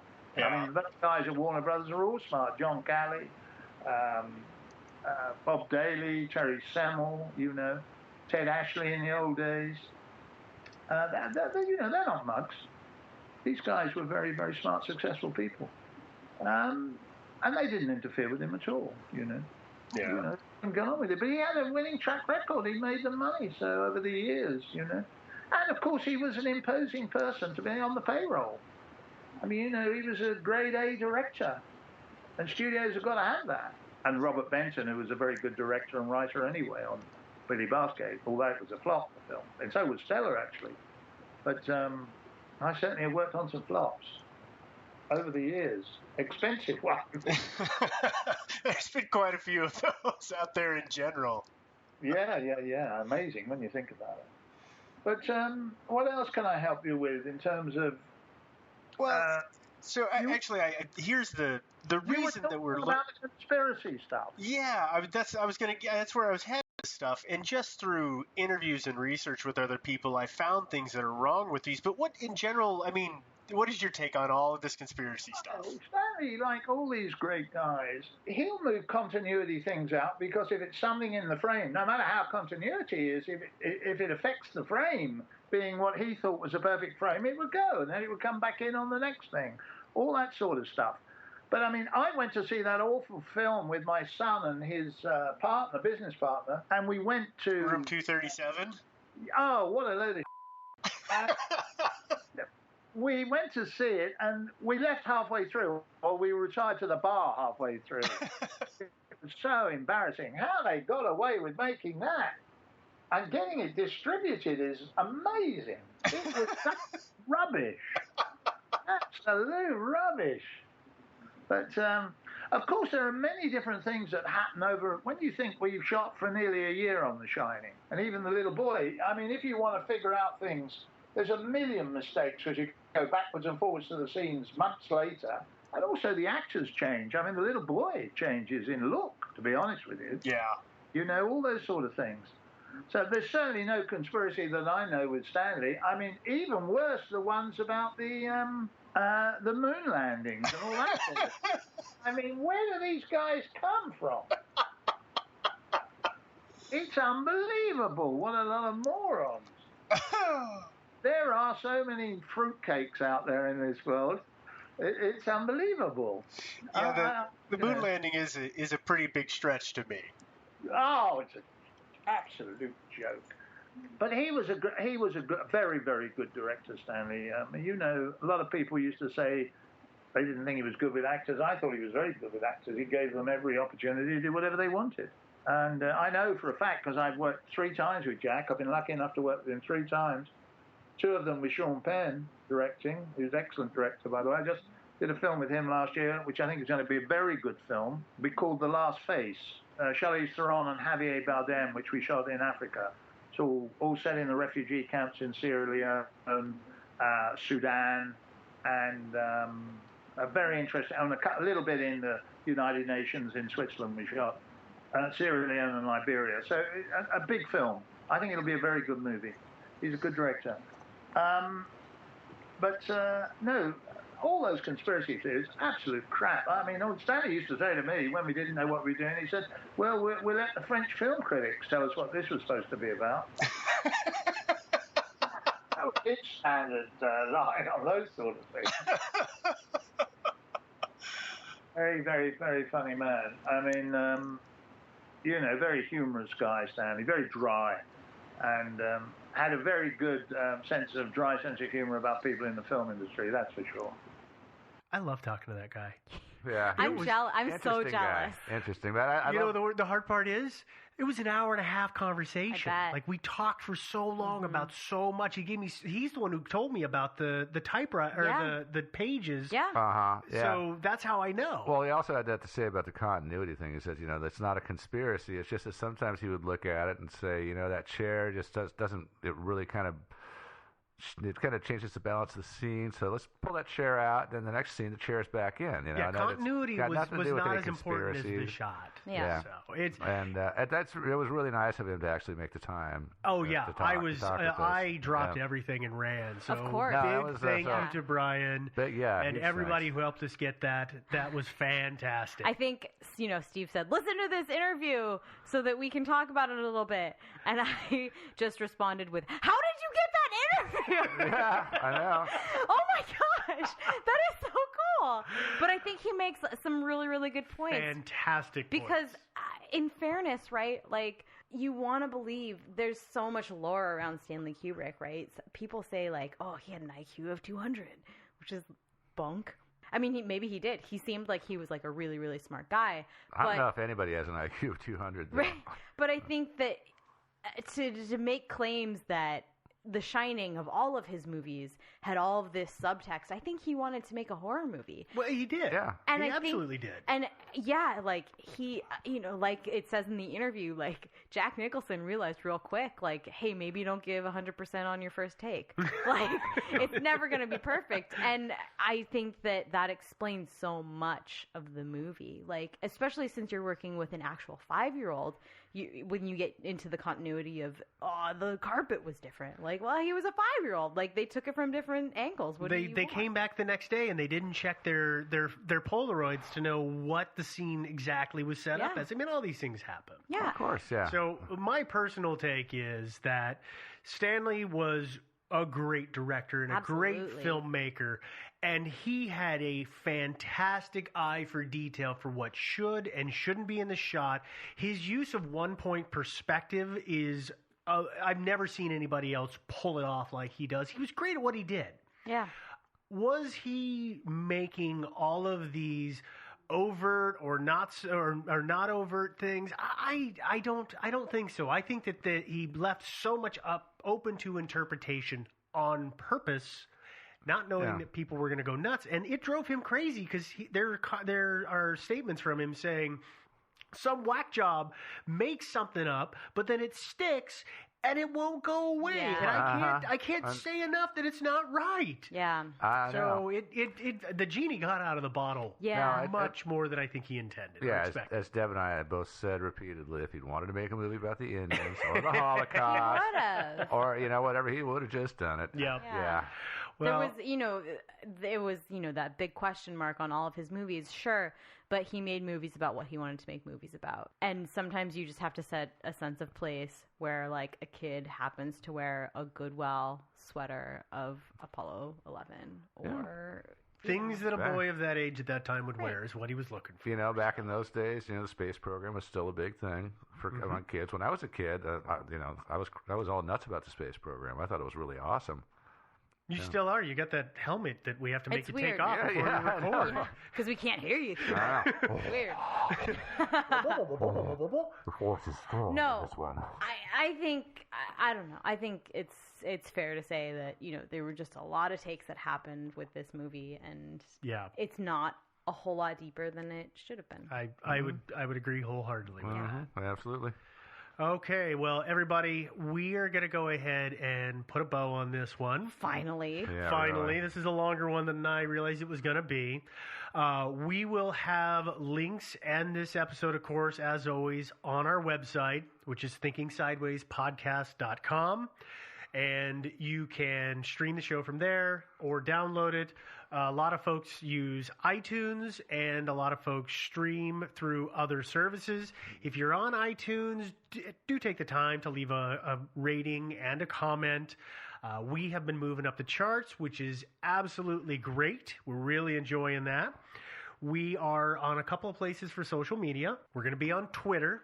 We are on Twitter. We are on Twitter, and we are at Thinkin' Sideways without the G in the middle. We do tweet on a sort of regular, maybe happened basis. I'm tweeting right now. Ooh. Are we on Facebooka? We are on Facebook. We have the Facebook group and the Facebook page, both of which are a lot of fun. And if you have any thoughts about what we've talked about or the things that we've missed, and I apologize, this episode is long already, and there is so much lore and little facts and details that we had to cut. We couldn't bring in. Yeah, so but be aware that we didn't not know a lot of these Kubrick things. It just takes a while to talk about them. Yeah, and then, we have that interview basically tells everything. Yep, but if you've got something great to share about Kubrick and you want to, you can send us an email at thinkingsidewayspodcast@gmail.com. Apologize to folks in advance because I know that we've been okay about it, but there's a big event that is coming that is going to be around the time that this episode drops, so we might be a little bit delinquent. Sorry. Yep, sorry. It took all of us away. And last but certainly not least, if you like what we do here at the show and you're enjoying it, you do consider helping support the show to put out more episodes like this. We're on Patreon, so it's Patreon/Thinking Sideways, patreon.com. /Thinking Sideways. You can go there. You can set an amount that you would like to donate to the show per episode, completely voluntary. Absolutely voluntary. If you decide you don't want to do it anymore, you can quit, or it's just not your bag. great. Yeah. We're going to keep doing this, but we do appreciate all of that help. Yeah, no pressure, because I certainly don't hit the tip jar at every blog that I go to. So yeah, no, we try. I know I try, but it's hard because there are so many out there. We understand that. There are, yeah.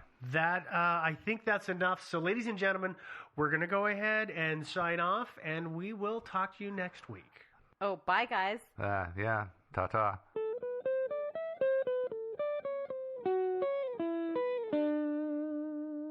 Oh, hey guys. What's up? So we actually didn't leave yet. Listen, there was so much great audio in in my conversation with Brian that I wanted to share a little bit more of it with you. It didn't fit in the path of the podcast in terms of where we were in the story and in the theories, but this is great stuff about the things that he did, and so we're going to bring that to you right now. And so much bleeping, you guys. I'm so sorry. Yeah, there's a little bit of bleeping. There's a good number of bleeps there. So. Yeah. If we didn't edit our show, this is what it would sound like too. Yeah. I'm not putting Brian down because I certainly say those words too. Oh no, no. It absolutely happens. Yeah. Enjoy, you guys. Okay, goodbye for reals. Yeah, we mean it this time. But that conspiracy stuff, I mean, it's just nonsense. That's all you can say about it. To be honest, it's hard to sort of make a program on it because you know it's difficult. I don't know quite how you do it. Just think you look at all the things and say, well, this is not true. Well, that's kind of what we do. Is we find what we can to pull apart, and then we just give everything else and say this is what they say. Yeah, and I can assure you that none of that ever came into play. I mean, you could feel from what I've been talking to you about. The tiny, minutiae, detailed trivia that we used to play with on everything. You know, everything, no matter what you ordered, Stanley would want to know. And Stanley used to have the payroll printed out every week. He'd look at you don't know how Stanley had time to do all this. And even think about directing the film. That was the last thing that came to mind. Get around to doing it, But you get used to it, and you get used to working his way, and he's very loyal. And you find all these, what I call big, good directors. You look at the credits over the years, same old cameramen, same old production designers, same old editors, same old assistant directors. When they get somebody who they can also get on with, because if you're working with someone like Stanley, I mean, I was there for 2.5 years on the last picture. That's a long time. Yeah, well, we shot for 1.5 years nearly or something, with a lot of stops, but I mean, we shot for nearly 300 days. You need to have people that you can get on with. I mean, it's not, and I must say, in fairness, someone like Tom, I mean, he was incredible on the last film, I thought. I mean, he's a very easy guy to get on with, and was, of course, I used to say to him, I can't understand. You better get a new agent. I mean, you're here for 18 months. I can't believe you've got an open-ended deal. You should have talked to Jack. Maybe yours. He used to keep coming to me and saying, Brian, I've got 3 other films to make. I said, we haven't even started. I said, don't worry about can you see the light at the end of the tunnel. I said, you haven't even left the hotel to go to the station to get on the train yet. Don't even find a tunnel. I mean, nice guy, though. And got on very well with Stanley. I remember only 2 occasions in 18 months when he lost his rag a bit. And that was only during rehearsals when there was no one there. I happened to be outside the door where I used to be when the rehearsal was just with 2 or 3 actors and Stanley. And he'd come straight back after 5 minutes and apologise, Yeah, nice guy. I liked him very much. And I've worked with Nicole quite a bit, so, I knew them very well, really. Yeah. So that they were fine. Strange choice of movie. I was very surprised when I read the script that's what we were going to make. Because really Stanley wanted to do AI, that's what he planned on doing. But I think the studio were a little, who knows whether it's true or not. My guess was that they were very, would have been a very, very expensive film. Yeah. With Stanley doing it. Would have been a very different film to Spielberg's efforts on it. Would have been a very different film, but he spent a lot of time preparing it, I think they wanted to make a smaller film, and I think the idea was that Warner's were going to split it with Steven Spielberg in terms of financing it, That was the idea. But I mean, there's no such thing as making a small film with Stanley. You know what I mean? That word doesn't exist. And it's very difficult for these sort of guys because you've got to try and do something better than you've done before. It was the same problem for David Lean. You know, my father did 6 films with David Lean. Where are you based? We're based out of Portland, Oregon. Oh, right. Well, of course, you're up to the Overlook Hotel. That's yeah. I have not been, but I know Joe has been to the Timberline, one of the other co-hosts. Sure, of course. But so a lot of that footage, it's very familiar. Yeah, of course, I'm sure. And of course, the opening sequence, which I got Greg to do in the end, was in Heaven's Gate country, of course, where we were in Glacier National Park. Mm-hmm. Yep. I mean, he did a great job for us, Greg. You know, he's a top man, very good. I'd worked with him in Greece many years ago on a film with James Coburn called The Skyriders, and they were really terrific, Jim, and he got killed, unfortunately, on a scouting trip for a commercial. That chopper came down. Jim Freeman. Very sad. But, he's a good guy, Greg McGilvey. He did a great job on that opening sequence. Yeah, it's fantastic. Yeah, never worked by car. We spent 3 months there f***ing around doing it from front to back of camera cars, yeah. No good at all. I knew that would be a up. But, you know, usual stuff for Stanley. You start, you know, on the cheap and then have to spend the money. Yep. But, you know, he wasn't worried about the schedule. Stanley was more interested in the weekly running costs. He would keep those as low as possible. Yeah. Small crew, apart from when you needed them, you know, to keep costs down, because he knew he was going to shoot for a long time. You know, and... but he certainly was a unique guy. No question about that. I mean, a true visionary. My father, who did a lot of stuff, 6 films with David Lean, and also worked with Stanley, said that for him, David Lean was the best storyteller of all of the big directors, and he'd worked with Houston a lot. And he thought David Lean was the best storyteller of a major novel, bringing it to the screen, and that Stanley was more of a visionary who had terrific vision for movies, you know. I think that was a pretty good description of it from the old man, actually, because I think that's the case. I mean, David Lean was a wonderful director of and of course all these guys, these big guys, they can work on a big canvas, which a lot of them can't do. I mean, I did a lot of films with Michael Cimino. I know not that successfully in the last few years from Heaven's Gate, but Michael could work on a big canvas. You know, Coppola can, Ridley can, Michael Mann, Cameron, you know, these guys can. Many, many directors can't. They're very good on a smaller canvas. And make some very good films. Of course they do. I mean, excellent films. But, you know, that big canvas thing is something you've either got or you haven't, really. Yeah, absolutely. That's another world out there doing that. And also, you know, the costs that go with that on those sort of movies, they all escalate. I mean, particularly period films. You know, I've never understood anyone who ever thinks that they can make a big period film for the money that you start out with. It's just an impossibility.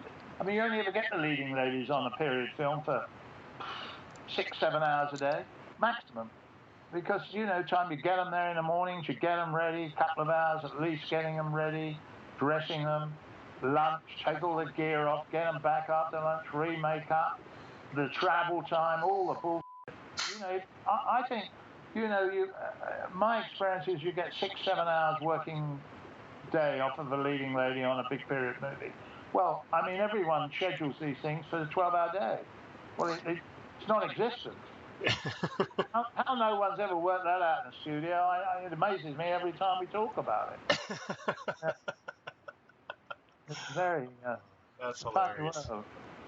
But of course, the thing is, you know, once you start on those big films, it's like a great big tanker at sea, and stopping them and turning them around is a whole different ballgame, you know? Yeah. It doesn't happen. I mean, you just got to hope that, you know, you get lucky. I heard a phrase the other day, trying to turn the Titanic with a canoe paddle, and that sounds like that's appropriate. I've been on a few of those.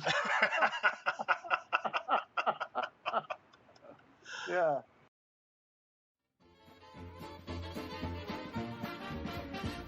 Thinking Sideways.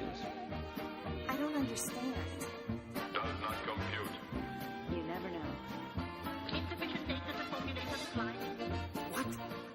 Stories of things we simply don't know the answer to. Well, hey, everybody, and welcome again to another episode of Thinking Sideways, the podcast. I am Steve. Of course, I am joined by Devin. And Joe. And once again, we got a mystery. Yeah. We managed to fish another one out. We did. We got one. Yeah, there's still a couple left in the world. Only a few. Shooting fish in a barrel. Well, anyway, so today we are going to talk about another historical mystery, because I'm evidently on a historical mystery I bend. think some of us are, yeah. Like we did the runestone. Yeah. Too. That was mine, even. Yeah. Ugh. Yeah, we really have. That was a scary one. We're gonna have to deal with some killing soon. Ah. Yeah, it's gotta happen. For my last one that we just did, I was like, knife edge. Do I do a disappearance or do I do a murder? And I was leaning heavily towards murder. Knife edge, nice. So my next one, I think, is going to be a real bloody, disgusting murder. Sweet. Yeah. Well, let's talk about this non-bloody, non-murder story. Mm-hmm. The mystery we're going to talk about today is: did Frederick Cook make it to the North Pole to be the first man in recorded history to make it there? Yeah. Now, before we get into the story, of course, as normal, we got this from one of our listeners, because you guys suggest so many great stories. God, yes. Yes. Yeah, thanks, listeners. We got this one from Dawn. Thanks, Dawn. I can't remember if Dawn was on Facebook or email, but thank you, Dawn, regardless of how you sent it in to us. Yeah. Yeah.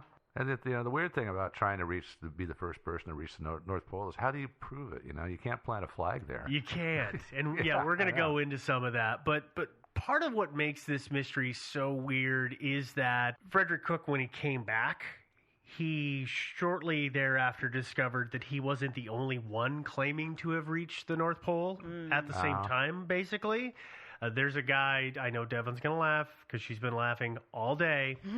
But according to the history books, the man to reach the North Pole first was Rear Admiral Robert Peary. Yeah, I don't think he did. I've got my opinions, but I'm going to hold that till we get through all of this. Okay. So let's talk about Mr. Cook. Captain Cook? No, not Captain Cook. Frederick Cook was born in New York in 1865, and he grew up. He became a surgeon. He almost immediately started exploring. He kind of had the bug. Initially, he wasn't really big on the idea, but his wife and child, they died in childbirth, and he wanted to get away, and it was a great excuse. And so he started going on expeditions. Initially, he was serving as the surgeon of the team that he would go with. And then after several years, started making his own, or getting his own expeditions set up, and then finding people to finance it, and he'd go out in the world.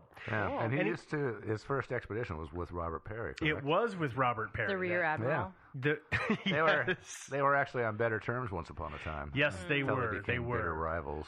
And that's the thing, is it was the 1891 to 92 Arctic expedition is the one that he went on with Peary. But there was no bad blood between them. Actually, I'm pretty sure that if I remember correctly, Cook saved his life. Yeah, he did. Yeah, because Peary broke his leg so badly. Yeah, well, there was that time, but also the time that Peary was kind of lost or marooned up there. And then, he went and hunted him down. And treated him for sickness and brought him back. Yeah. I mean, so he really saved his bacon twice. He did. Yeah.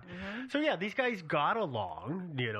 They didn't have any animosity, at least in the beginning.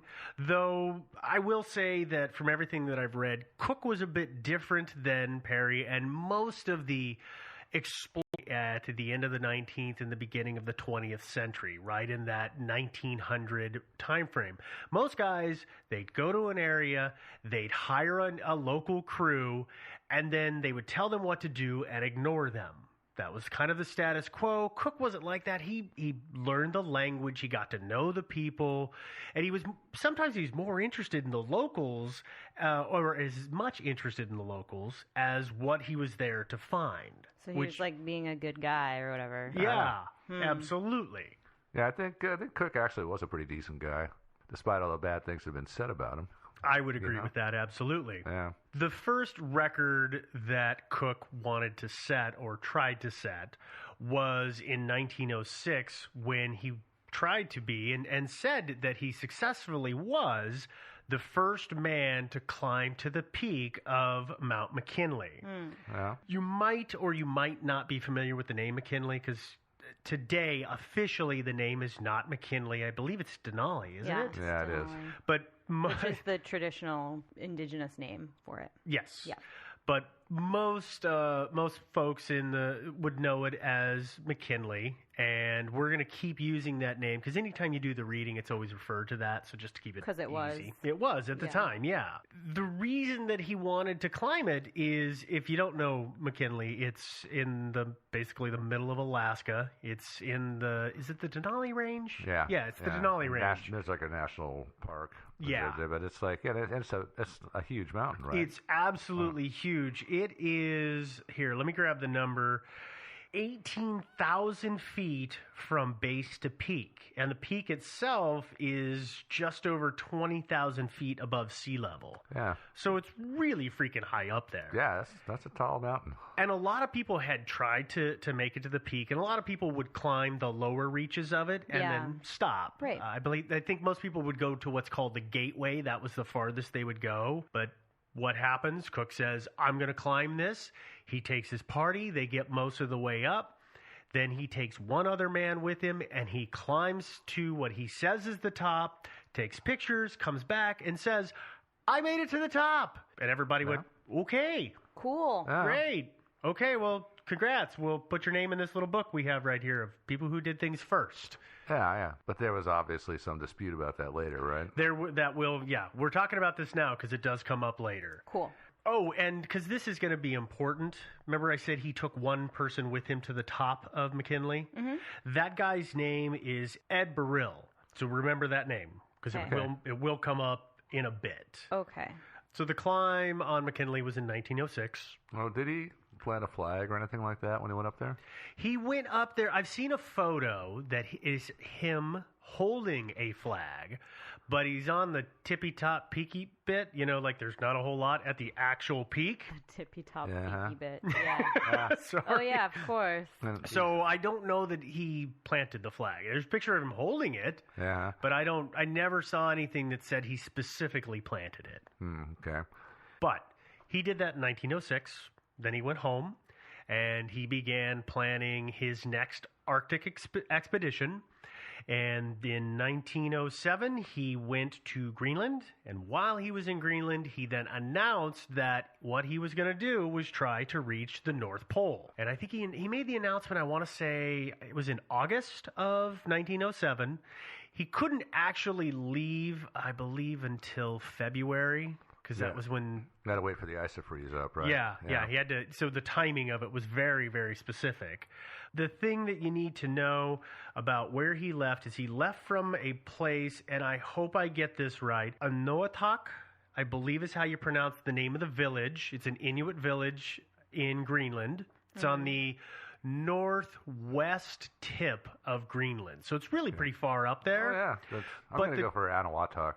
Okay, well, the trip from that village to the actual where they say the North Pole is going to be is 700 miles. Okay. So it's a 700-mile overland journey in ice and snow and basically terrible conditions. Oh, yeah. Is what he's going to do.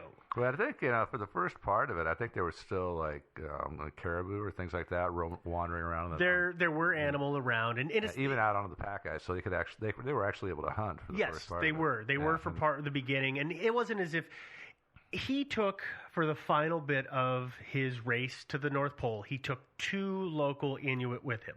But he didn't just start out with those 2 guys. I think he left, if I remember correctly, he left as part of a bigger party. Yeah. And then he and that party split ways. They were going to do something else. And then he made his run for the North Pole. The trip wasn't expected to take but a month or 2. Everybody figured Cook was gone. When a year had gone by, they figured that everybody had died. Oh, yeah. Yeah, that's a reasonable assumption.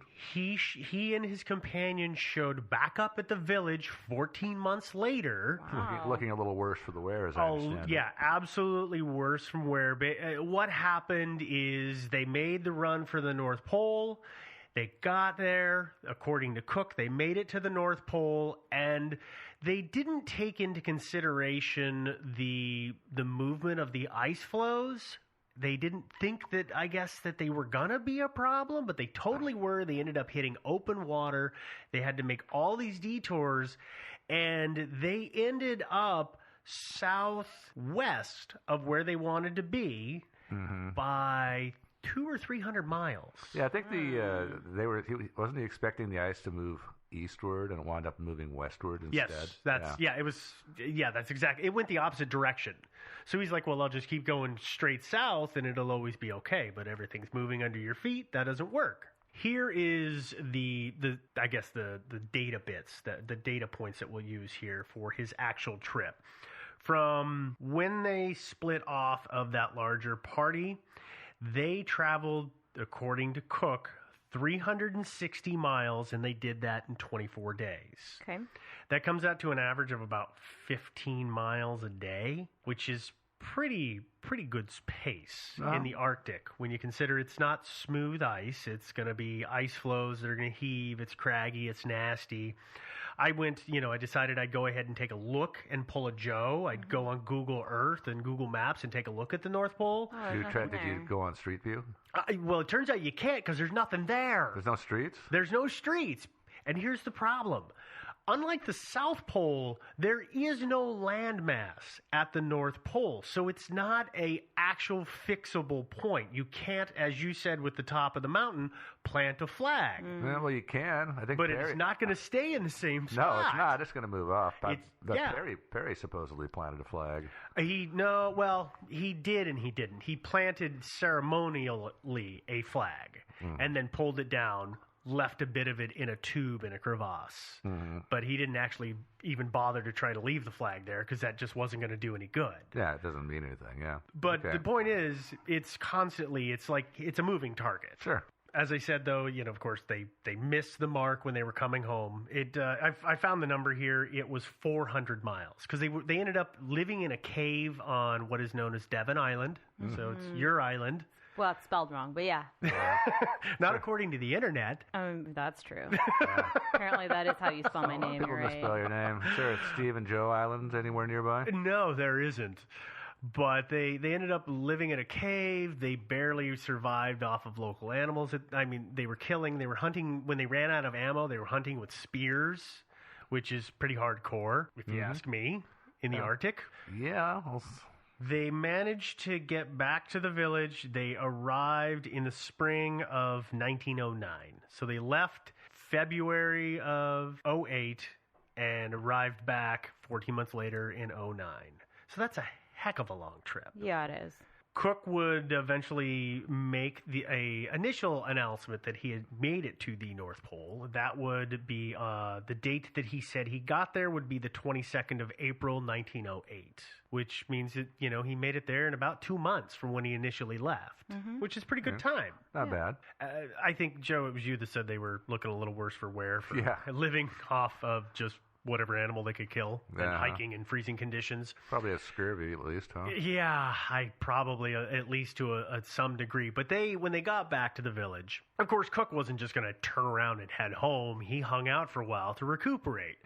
While he was in the village, he met a man named Harry Whitney, and they became kind of buds.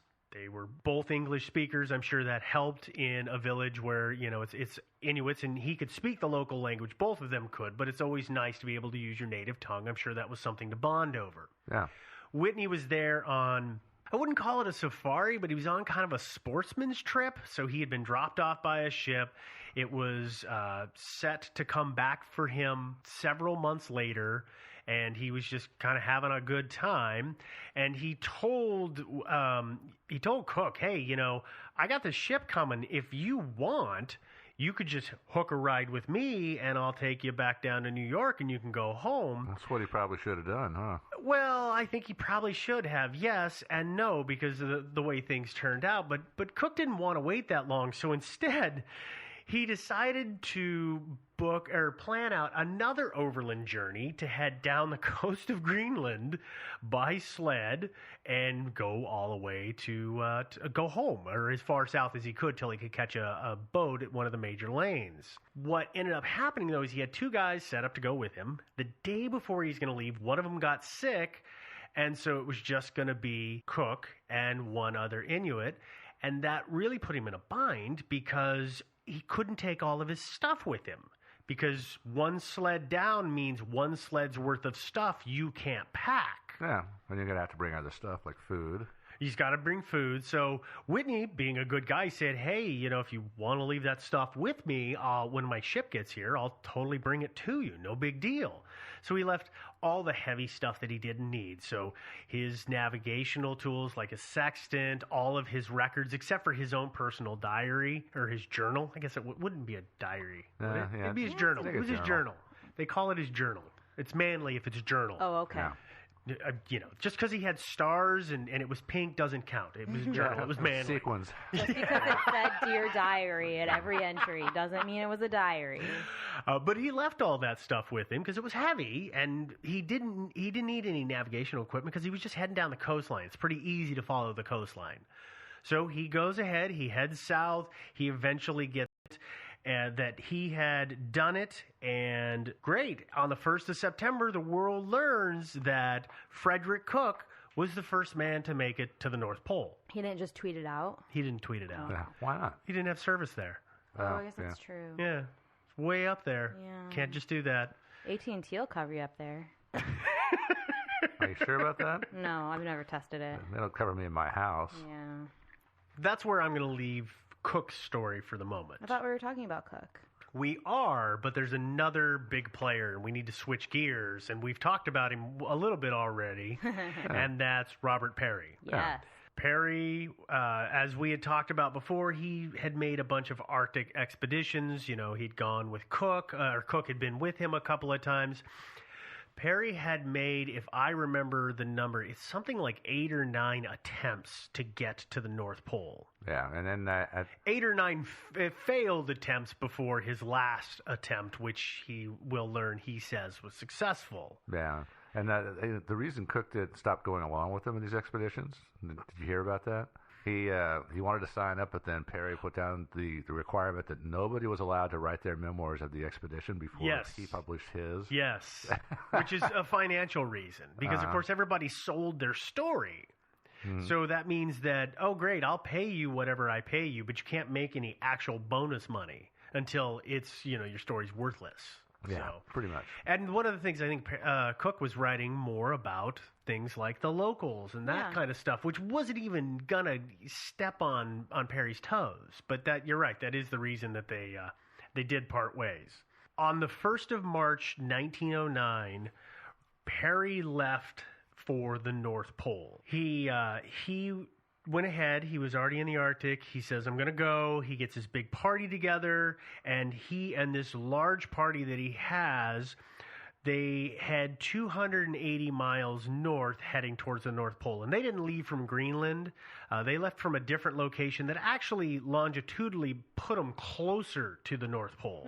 But he was still kind of in that same region, because that evidently is where you start from. In the Arctic Circle. Yes, yes. On the 1st of April of 1909, Peary split off from the main big group that he had with him. He took 5 other guys with him, and they then would make the final dash for the North Pole. They did that in 6 days. So this was a year after Cook said he had... Right. Okay. This is when Cook is still presumed missing. Right. Okay. And so, Just wanted to make sure. Yep. No, so it is weird when you read it because, technically Cook found it a year prior before Peary ever got there. Sure. Yeah, but he was still missing. So. But, so he's missing. So Cook, Peary's like, well, nobody's got it yet. I'm going for it. Yeah. Because that evidently was his white whale at that point. I think it was everybody's white whale. Yeah, I plan to do it. So he goes with these guys, and they go to what Robert Peary says is the North Pole. He says, we've got the North Pole. He plants his ceremonial flag. He then, like I said, tore off a strip of it, put it in a little jar, and buried it in a crevasse, and they beat feet back out of the circle. And when he got back to the party, then they go back to their launch point. Everything's hunky-dory, except that at that point, he kind of just starts lollygagging around the area. He's, they're steaming from place to place. They're going on little hunting trips. They're just kind of having a good old time. He's in no hurry to get back to the civilized world and announce that he made it to the North Pole. Oh, you'd think he would be. I would too, but maybe it was I'm basking in the fact that I finally did it. I finally achieved what I'm after all this time.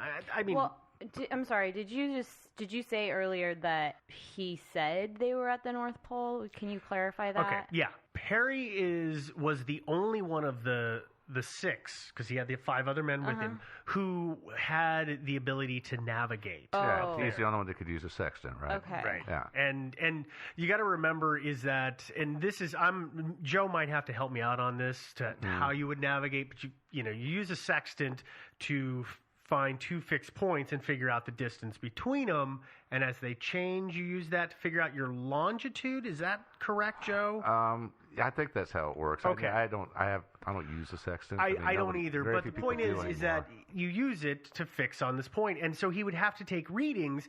And when nothing is north of you, everything is south. That means you're at the North Pole. Yeah. But he's the only one who could do it, so he's the one doing all of the readings. So he's the one that has done all of that.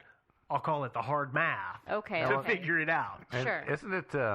I seem to recall something in the story that one of his assistants was a black guy. I can't remember his name now. And they're just at this place, and one day this assistant says, this place has kind of a North Pole-y feeling to it, don't you think, Admiral? Something like that. And he says something, and he says basically, I think you're onto something there. And he pulls out the flag and everything. Yeah, that is what that guy says. Yeah, you're absolutely right. That's not the version I know that you will read from Perry himself. Of course, he's not going to put it that way. No. Well, I think in retrospect, if I were either one of these guys, Cook or Perry, I would have made sure I had several people in my party and that every single one of them knew how to navigate. Actually, the funny point is, what we're getting into here is that if you haven't already figured it out from what we're leading up to, there becomes dual claim for being the first person to go to the North Pole between Perry and Cook. Yeah. The guy who ended up being the first man to reach the South Pole, because of, and I think he did it in 1911, but everything that went on between these two, which it turns into a giant public battle. Mm-hmm. Oh, yeah, that's a big mud fest. This guy made sure to double, triple check all kinds of things and leave all kinds of signs and all kinds of markers. Like he dotted every T, crossed every T and dotted every I. Yeah, got that backwards.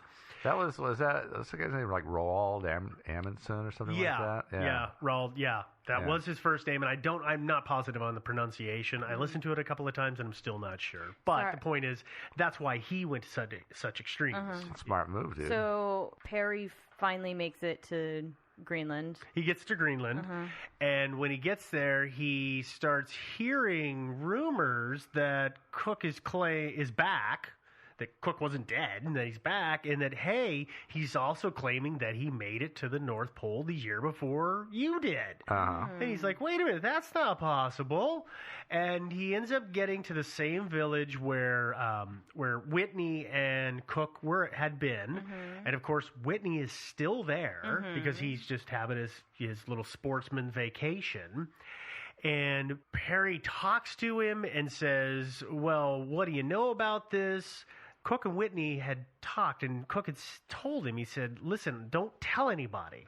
Until I've made my official announcement, don't tell anybody. And so he plays dumb. He's like, well, I don't know. I mean, he said he went north and had some expedition, but I'm not really sure. Perry then goes on and tracks down the 2 Inuit that went with Cook, and he interviews them. And he basically interrogates him. And he takes away from it, and we'll later learn he makes all these statements about how they disagreed with what Cook is claiming. But what you need to know is that natives of the area at that time, they didn't have an understanding of latitude and longitude. They knew distances in days. Took me a day to get there. So we walked north for X number of days. That's all they knew. And it was Perry didn't speak the language. He didn't speak the language. So they're, and he's showing them maps, and they're just kind of drawing on it. Whitney, who does know the language, talks to them after the fact, and he went on record and said, yeah, they said they didn't know what the angry white man was asking them and what the pieces of paper that he kept pointing at meant. They didn't understand. Yeah. But Perry didn't care. So once he figures that out, well, that lights a fire underneath him to get back to the mainland and stop all this. Here's the other thing that really, really, really bites Cook in the rear. And that is the fact that Whitney, remember he had a ship chartered to come back and pick him up? Yeah. His ship never showed up. Oh. So that meant he'd have to wait there at the tip of Greenland for another 6 months before another ship would come to take him home. And he really wasn't keen on that idea. Well, being such a nice guy, Perry says, hey, we'll give you a ride home, no big deal. Except when he brings all of his stuff down to the ship to load it up, Perry specifically stops him and says, hey, is any of that stuff Cook's? And he has to admit, well, yeah, there's these trunks here that belong to him. He says, I don't want any of that on my ship. What a jerk. Total jerk move. Yeah. And some of the things that go on in this story make me think that he did that very intentionally, knowing that it was going to screw Cook over. Oh, yeah. Yeah, sure. So poor Whitney, what's he do? He goes over to some rocks, he digs a big hole, and he buries them so that at least they're sort of secure and Cook could come back for him. I mean, has anybody actually gone out looking for these things? I imagine know they've never that been they found have, again. but they've never shown up, which makes me feel that probably if anybody found them after a couple of years, they were probably destroyed anyway. Trashed, yeah. You know, I mean, they would have been buried in permafrost, which is okay, but still, they're trunks. Not like they're totally waterproof. Oh, There is going to be some moisture, and that's going to just destroy paperwork and tools in no time flat. So we move forward. Perry now gets to work on destroying Cook's claim. He meets up with some of his supporters. What are these guys called? They are the Perry Arctic Club? Yes, the Perry Arctic Club, which is a bunch of well-off dudes of course it is. who financially back his expeditions. Mm-hmm. And they get together and they start doing some kind of devious stuff. First off, what Perry does is he tells everybody, of course, that, hey, I got there, and Cook is totally full of it. Mm-hmm. And he communicates that a week after Cook has said he got there. Perry's information comes through and says, A, hey, I totally got there, and B, Cook's a liar, and I've got the evidence to prove it. Then when he gets back to the world, everybody says, well, great, let's see your documents. And he says, no, I will go ahead and I will give you my fully authorized version as soon as Cook gives you. I'll show you mine if you show me yours, mm-hmm. knowing full well that Cook can't. Because he made Whitney bury it all in the Arctic. Yeah. I got to say, I think that between these two, not to give it away or anything, I think Cook behaved with a lot more class in this whole thing than Perry Cook did. ended up for the rest of his life getting the short stick. He absolutely got the short stick, though in a way it seems to have given him peace, but he really got hosed a bunch after this. Oh, yeah. That was where I was headed, though, was the Perry Arctic, whatchamacallit, what were they? Club. The club, thank you. Mm-hmm. Yeah, his fan club. They did what was so common at that time and so despicable is, if you remember, we talked about how Cook had been the first to go all the way to the top of Mount McKinley, and he took the other gentleman, Burrill, with him. Uh-huh. Well, for years, Burrill had been going around publicly saying, we made it to the top, it's so awesome, telling everybody about it. Until suddenly, On the 4th of October, 1909, an affidavit from him that is signed comes out saying that they faked the whole thing and it's a total lie. Mm-hmm. What would make somebody do that? I wonder. Oh, it's somewhere between $5,000 and $10,000 at the time. So, like, they totally blatantly paid him off. They made no claim that they hadn't done it. Or Burrill never, ever even pretended that he hadn't been paid off. It's equivalent to like $125,000 US today. So that's a huge chunk of change. I can see why he would turn on him for the money. I mean, it's kind of despicable, but I understand. It kind of is, yeah. But then he, by pretty much acknowledging that he was bribed to sign that affidavit. He did. Yeah, then, doesn't that provide a little ammunition to Cook? It should have. Yeah. It should have. And I never could get a good, clear understanding of why Cook went about doing things the way he did. He had his journal, and so he could provide that. And in the beginning, the public believed him. But because of all the underhanded moves that Perry was pulling, they started not believing him. And I think he realized he was defeated, and he stopped fighting. I think that's probably what happened for the most probably part. Spent a lot of time, on the McKinley thing, he probably spent a lot of time just really, really wishing that he had buried something at the top of the mountain. Yeah. Yeah. Probably. That's what I'd be thinking. Yeah. Well, after that affidavit shows up, then, of course, this is where Perry comes out with his account of what Cook's Inuit, they wouldn't be companions. Yeah. I couldn't think of the right word for him. His companions, quote unquote, said about him and what the route that they took. I won't go into detail, but basically they, according to him, sketched out this completely different route, meaning that Cook just took them kind of in a circle and in a completely the wrong direction intentionally. Is what this is making it out to be. Yeah, did Whitney ever show his head again? No, not really. I mean, Whitney came out and said, hey, I had to do this. He publicly said, I had to do this. This is what Perry made me do. I mean, leaving the stuff behind. Leaving the stuff behind. And he said that Cook had told him that he had made it to the North Pole, but it's secondhand information. Yeah, you don't know. But but he had overheard the conversation when Perry was interrogating the two Inuits, right? Correct. And so, did he ever show up and say, hey, no, that the Inuits did not say this to Perry? He's lying? We know that there are written accounts of it. I don't know the exact interaction of did he show up at some legal proceeding or something, because there really was only one legal proceeding, and by that time that happened, it was way too late. And so it may have been wasted breath. Yeah, or maybe he was on safari. Again. Yeah, probably.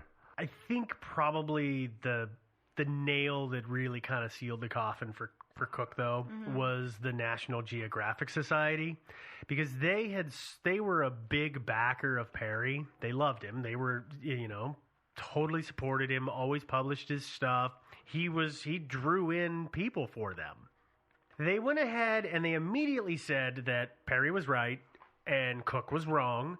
And then later on, they set up a committee to go ahead and investigate the whole thing, which, of course, because there was no papers from Cook, that was easy. They went ahead and checked out Perry's story. They did it in a matter of 3 days. That's all it took for them to go ahead and figure it out. Check out Perry's story. Perry's story. And this committee was like mostly his friends, right? Yes, two of the people he knew extremely well, and one of them said that I think he came out and said that he was the skeptic. He was a total skeptic, but I get the feeling he also knew Perry as well personally. They all knew him personally, so it was totally an inside job.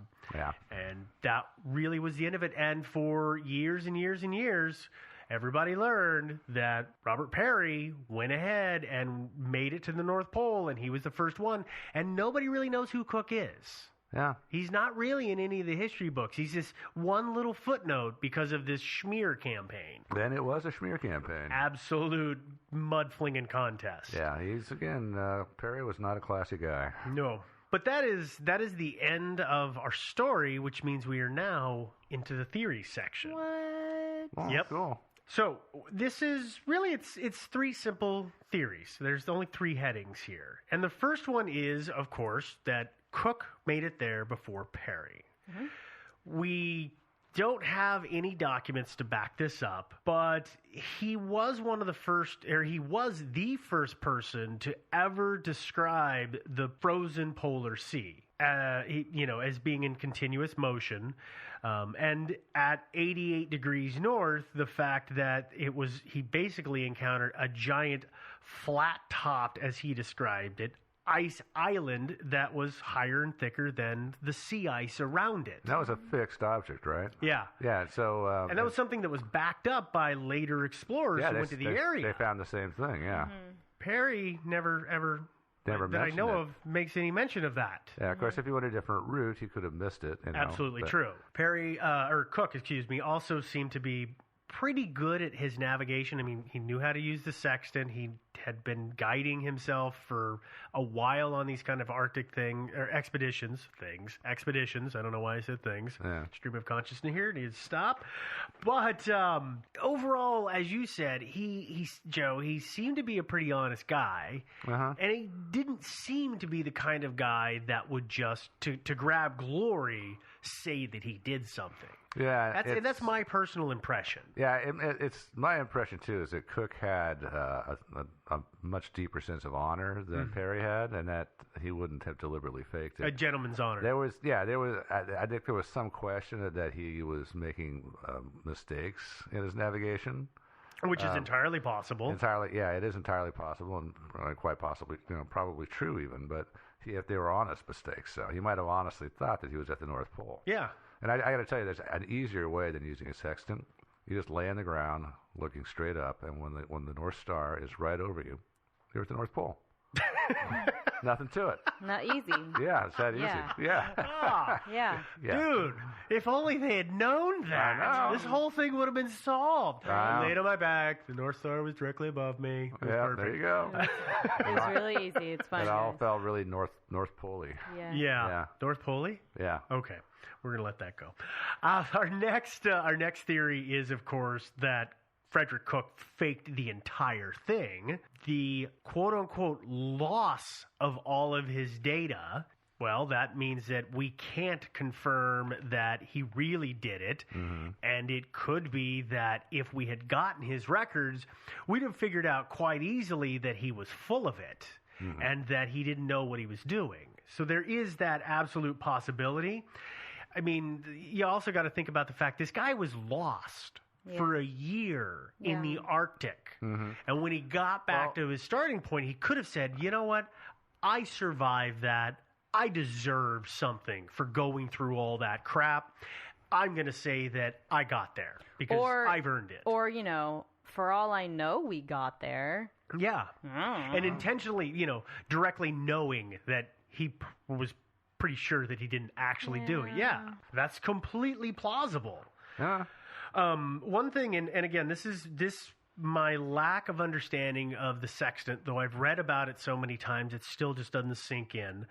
One of the things that his detractors will point out is the fact that trying to use a sextant at that time of the year is going to be not exactly reliable because a lot of times you use the sun as a reference point. But the sun was so low in the horizon all the time that it's basically a useless point to fix to. Mm-hmm. But I have no idea how often they had clear days. You could also use stars. That's a good point. And I haven't seen any data, I mean, none of us have actually, that says, was it cloudy or was it clear when they were making that final drive? Mm-hmm. If it was clear, it totally makes sense. But this information gives me the impression that it wasn't clear days, and so he was fixing his position based on the sun. Mm-hmm.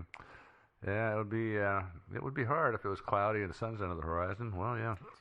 Real difficult. It's not, I mean, we've all seen the sun go down and it's on the horizon and it's not exactly a fix. It's not, because of the atmosphere, it's not going to look or be where it actually is. It's going to have the distortion issue. Oh, yeah. Final theory, they both, either intentionally or not, faked it. Both Perry and Cook didn't get to the North Pole, and both of them probably knew it. That's what this theory is getting at. Okay, well, we've already talked about Cook, so I think probably we need to talk about the second half of this, which is Perry. Turns out there's problems with the writings that he left behind, his data from the trip. Now, if you remember, I said that he wouldn't release anything, or hardly anything, just very basic details. Eventually, that his papers would get released about a decade and a half ago. That's how long they were under wraps. It was that long before they were... Almost 100 years. Now, the National Geographic Society had them, and they had looked at them, but they didn't release them. And it wasn't until about 10 or 15 years ago put out, and people could really, really analyze them. And, well, it turns out that his numbers didn't exactly work. People have tried to trace the route based on what he had, and it doesn't work. So he was probably about 100 miles south of the North Pole. Yeah, and that's interesting that they wouldn't release him, but he had a lot of buddies in the NGS, didn't he? He did. Yeah. He did. Maybe that's why they didn't release him, huh? Here's the other really hinky thing, and I don't know why this flew, but in the beginning, Devin was laughing at Rear Admiral, because that was the status that was bestowed upon him by the U.S. House of Representatives. They gave him the title. There was an act that was passed through that, and then Congress that gave, or not an act. How do you become a Rear Admiral? That it's an honorific. Okay, so it's like it's an honorary title. So he was never like he didn't work his way up through the ranks. Correct. They gave him an honorary title. Was he ever even in the Navy? No. Oh, okay. He might have. Yeah, actually, he might have been at one point. But the point is, he was given this title.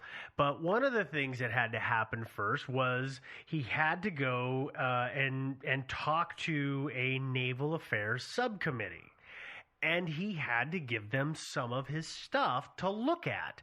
And he gave them his journal that he said he had used on his entire trip to the North Pole. Here's the thing. When these guys are up at the North Pole, it's not like they're packing, kale and carrots and all these great veggies to eat.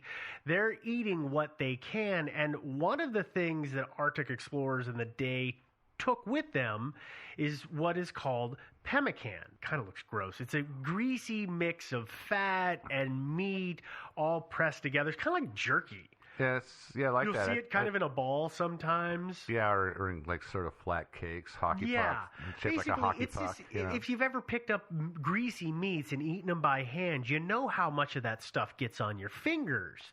Now, then combine that with the fact that they're in the Arctic. It's not like they can wash their hands off and their stuff off.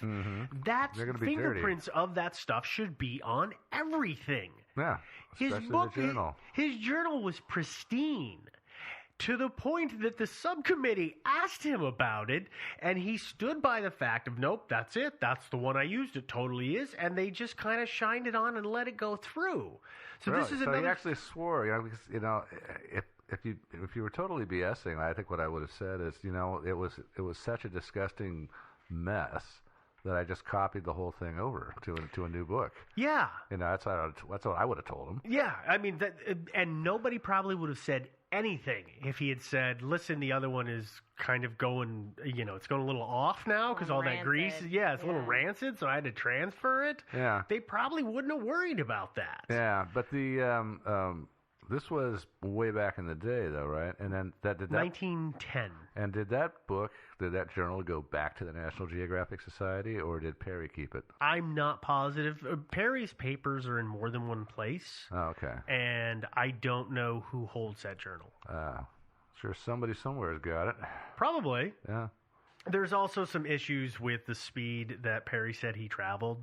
Basically, yeah, he kind of set some land records there, didn't he? He really did. He set some land records so that he and his 5 companions, what is it? They traveled Each day they traveled 25 miles, 20 miles, 20 miles, 25 miles, and then 40 miles. No.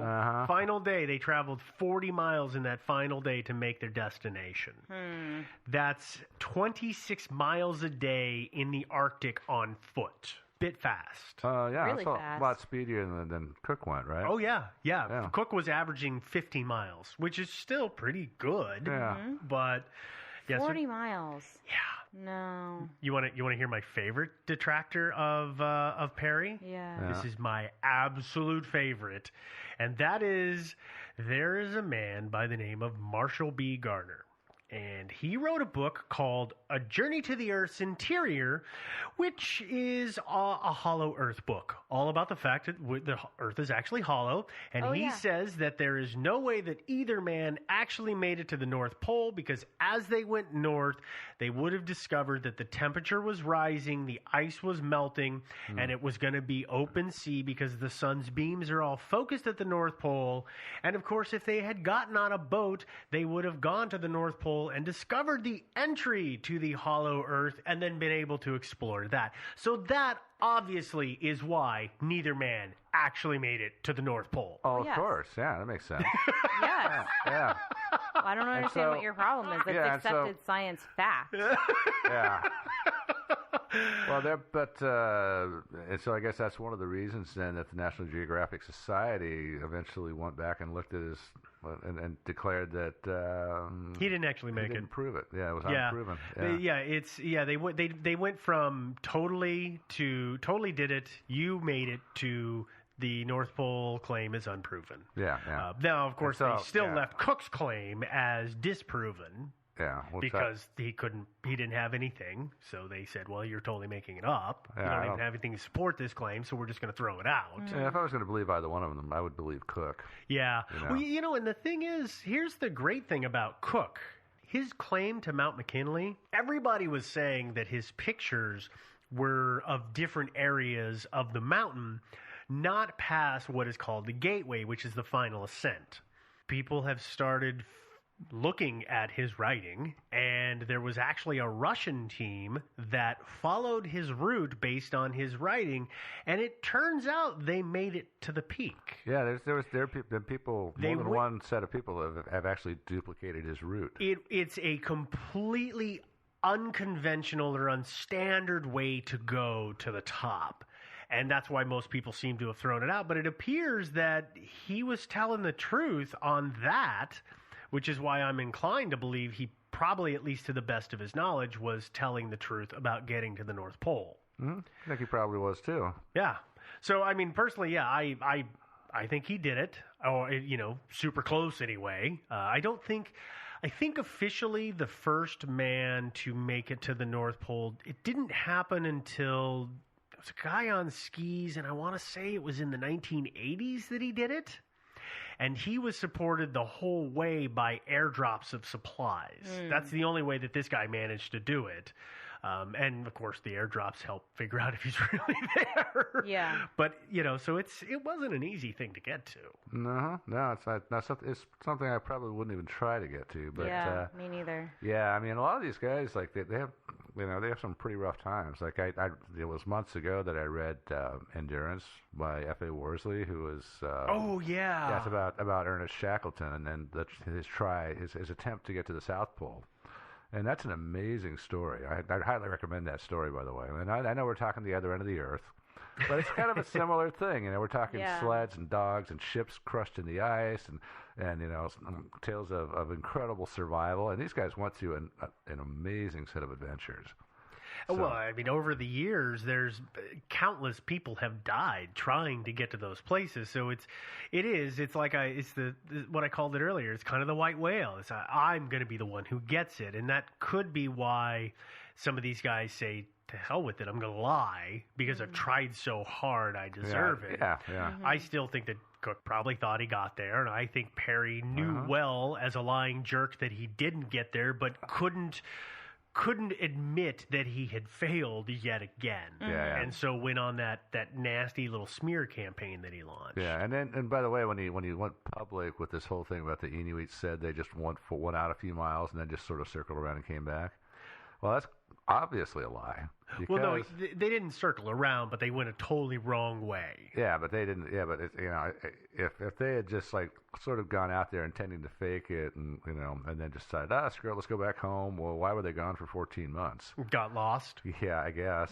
Got cut off on the ice. They were never really lost. I don't think. No, they knew where they were. They were just because on a floating ice floe, and Cook figured it out. Yeah. He figured out where they were. That's how he knew how to navigate back to the village. Yeah, he that was his big mistake though. Is he should have taken a few more people with him, and he should have made sure everybody in the expedition knew how to use a sextant. Again, that's why heading to the South Pole was so well documented. It's to make sure that didn't happen. Smart move there, yeah. Yeah, but that's all I've got. Yeah. What do you? It sounds like you're in agreement with me on it, Joe. I think it's quite likely that Perry lied, and I think it's quite likely. Well, I know he lied about some stuff. Yeah, he was not an honorable guy. He wasn't honest. No, he was not. I think it's quite possible that Cook actually did make it to the North Pole, or somewhere very close to where he, maybe through errors in navigation, felt that he was on the exact spot. I think he was pretty damn close if he wasn't actually on the exact spot. I agree. I think Perry seems like a jerk. Yeah. I saw you starting to use the letter A and then stop. Yeah. And I think Cook, he's a sympathetic character. You want to be on his side. Yeah. And the hard part for Cook. Remember how I told you he kind of got the short end of the stick for the rest of his life? Oh yeah. He got I think it was about 10 years later. He started investing in oil fields. And he was sending correspondence and projecting the value of the output of his oil field. And simple version is that somebody challenged it, and then they charged him with mail fraud for fraudulent claims about the value of something, and they sent him to jail for like 10 years, which was, everybody couldn't believe what a harsh judgment it was. Well, the judge, apparently the prosecutor thought it was overly harsh. Yeah. But the judge was, guess what? A friend of Perry. Uh-huh. Yep. Yeah. And the worst part is, turns out that part of Cook's oil field was on one of the giant oil reserves. Yeah, he wasn't lying at all. He was. He actually undercut the amount. He was shy about the production. Yeah, and for this he gets a good long stay in jail. Yep. I mean, but part of that due to Perry. Yeah. Well, and that's the thing is I almost wonder if it was a good thing for him, because he said that being in prison, he was a surgeon, he was a doctor in prison, and it was very peaceful for him and very calming, and he could just get away from all the crap that was going on because he could never outrun it. Yeah. So it might have, could have done for him. Yeah, but still the poor guy really suffered, I think. Yeah. It's like, I feel bad. Okay, we settled that mystery. Yes, we totally, at least settled it. What do you want to talk about now? How about our website? Oh, yeah. Because we've got one of those. It's lovely. Yes, we do. It's at thinkingsidewayspodcast.com.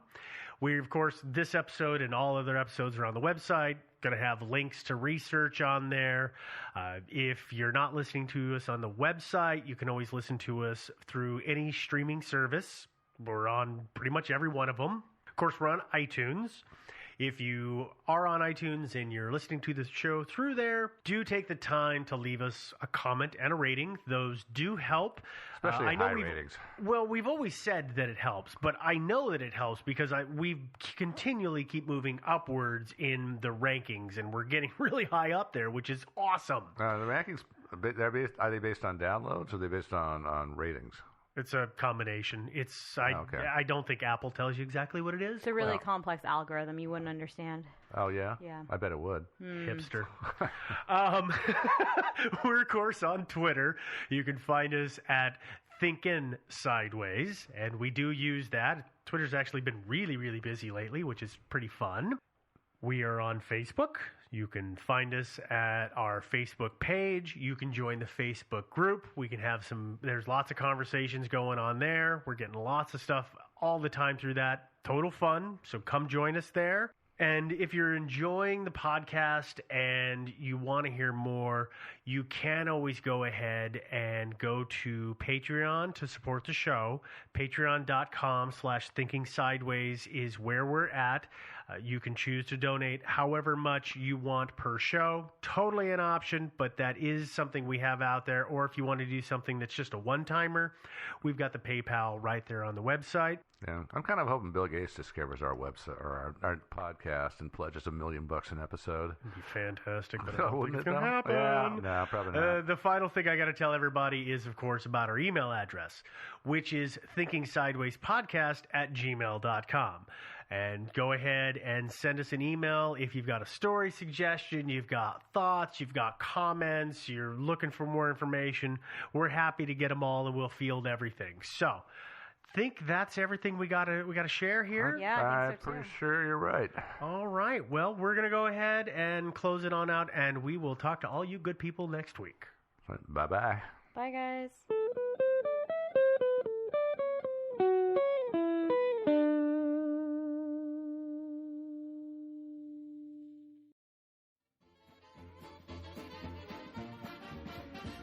Thinking Sideways. I don't understand. Does not compute. You never know. Insufficient data to formulate a reply. What? Stories of things we simply don't know the answer to. Well, hello there, and welcome to another episode of Thinking Sideways. I'm Joe, your host. I'm Steve. Your co-host. Oh, yeah, I guess we're all co-hosts, huh? Yeah. Well, I'm Devin, your host. Yeah. Okay. All right. So we're just getting together one more time to solve another unsolved mystery. This week we're going to talk about the Hagley Wood mystery. Ooh, yeah, it's a creepy one. A little intro here. There's an area in the West Midlands of England. The West Midlands is like the western part of the middle part of England, which is like kind of abuts Wales for all those who really care. The western part of The middle part. Yeah. Very specific. Yeah, exactly. Exactly. I like where this is going. Yeah. So anyway, it's that part that's kind of just east of Wales. Anyway, there's an area there. 2-year-olds with chainsaws. Just kidding. Hulu just released a new original, The Looming Tower, based on the Pulitzer Prize-winning book by Lawrence Wright. This limited series traces the rising threat of Osama bin Laden and how the rivalry between the FBI and CIA may have set a path for the tragedy of 9/11. The Looming Tower is available now, only on Hulu. Also brought to you by Breach, a new podcast. A podcast team started looking into the biggest hack in history and ended up in the middle of the story. A mysterious voicemail, disappearing files, it got personal. Breach is a new podcast that takes you inside the world's biggest hacks. They set out to answer questions about hacks of a huge American company and found themselves investigating a Russian conspiracy. Subscribe to Breach, that's BREACH, in your podcast app now.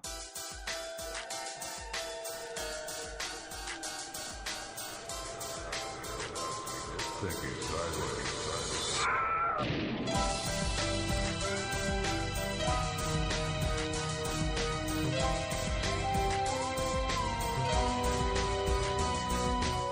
Hey there, and welcome to another episode of Thinking Sideways. I'm Joe, joined as always by Steve and Devin? And it's time for another mystery. Yay! Yeah, this week we're going to talk about a good one. This involves the Nellis Air Force Testing Range in Area 51 and all kinds of cool stuff. It's pretty cool. So yeah, let's jump right in. We're going to talk about the very strange disappearance of a guy named Kenny Veach. In the mountains just east of the Air Force Range that I just mentioned. Mm-hmm. This happened in late 2014. So that means that we are kind of breaking our 5-year rule just a little bit.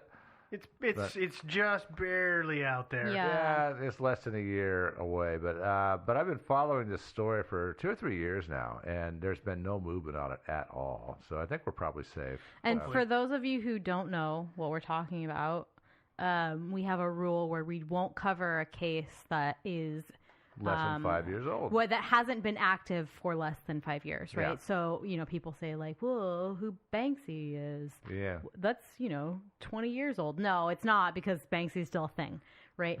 But sometimes we will break our rule for things like this. Oh, yeah, we will. So, Usually it's a pretty close to the margin. Yeah. So, and I think people need to know about this story. Agreed. We need to find Kenny. Yeah. And I'm sure we've got some Las Vegas listeners who are going You to hear killed this. Kenny! Well, No. somebody naturally. That's the only time we're making the joke, right? Okay, good. Actually, of course, You naturally, bastards! in some comment sections out there on the web, some people have made that comment. How oh could my you God! I know.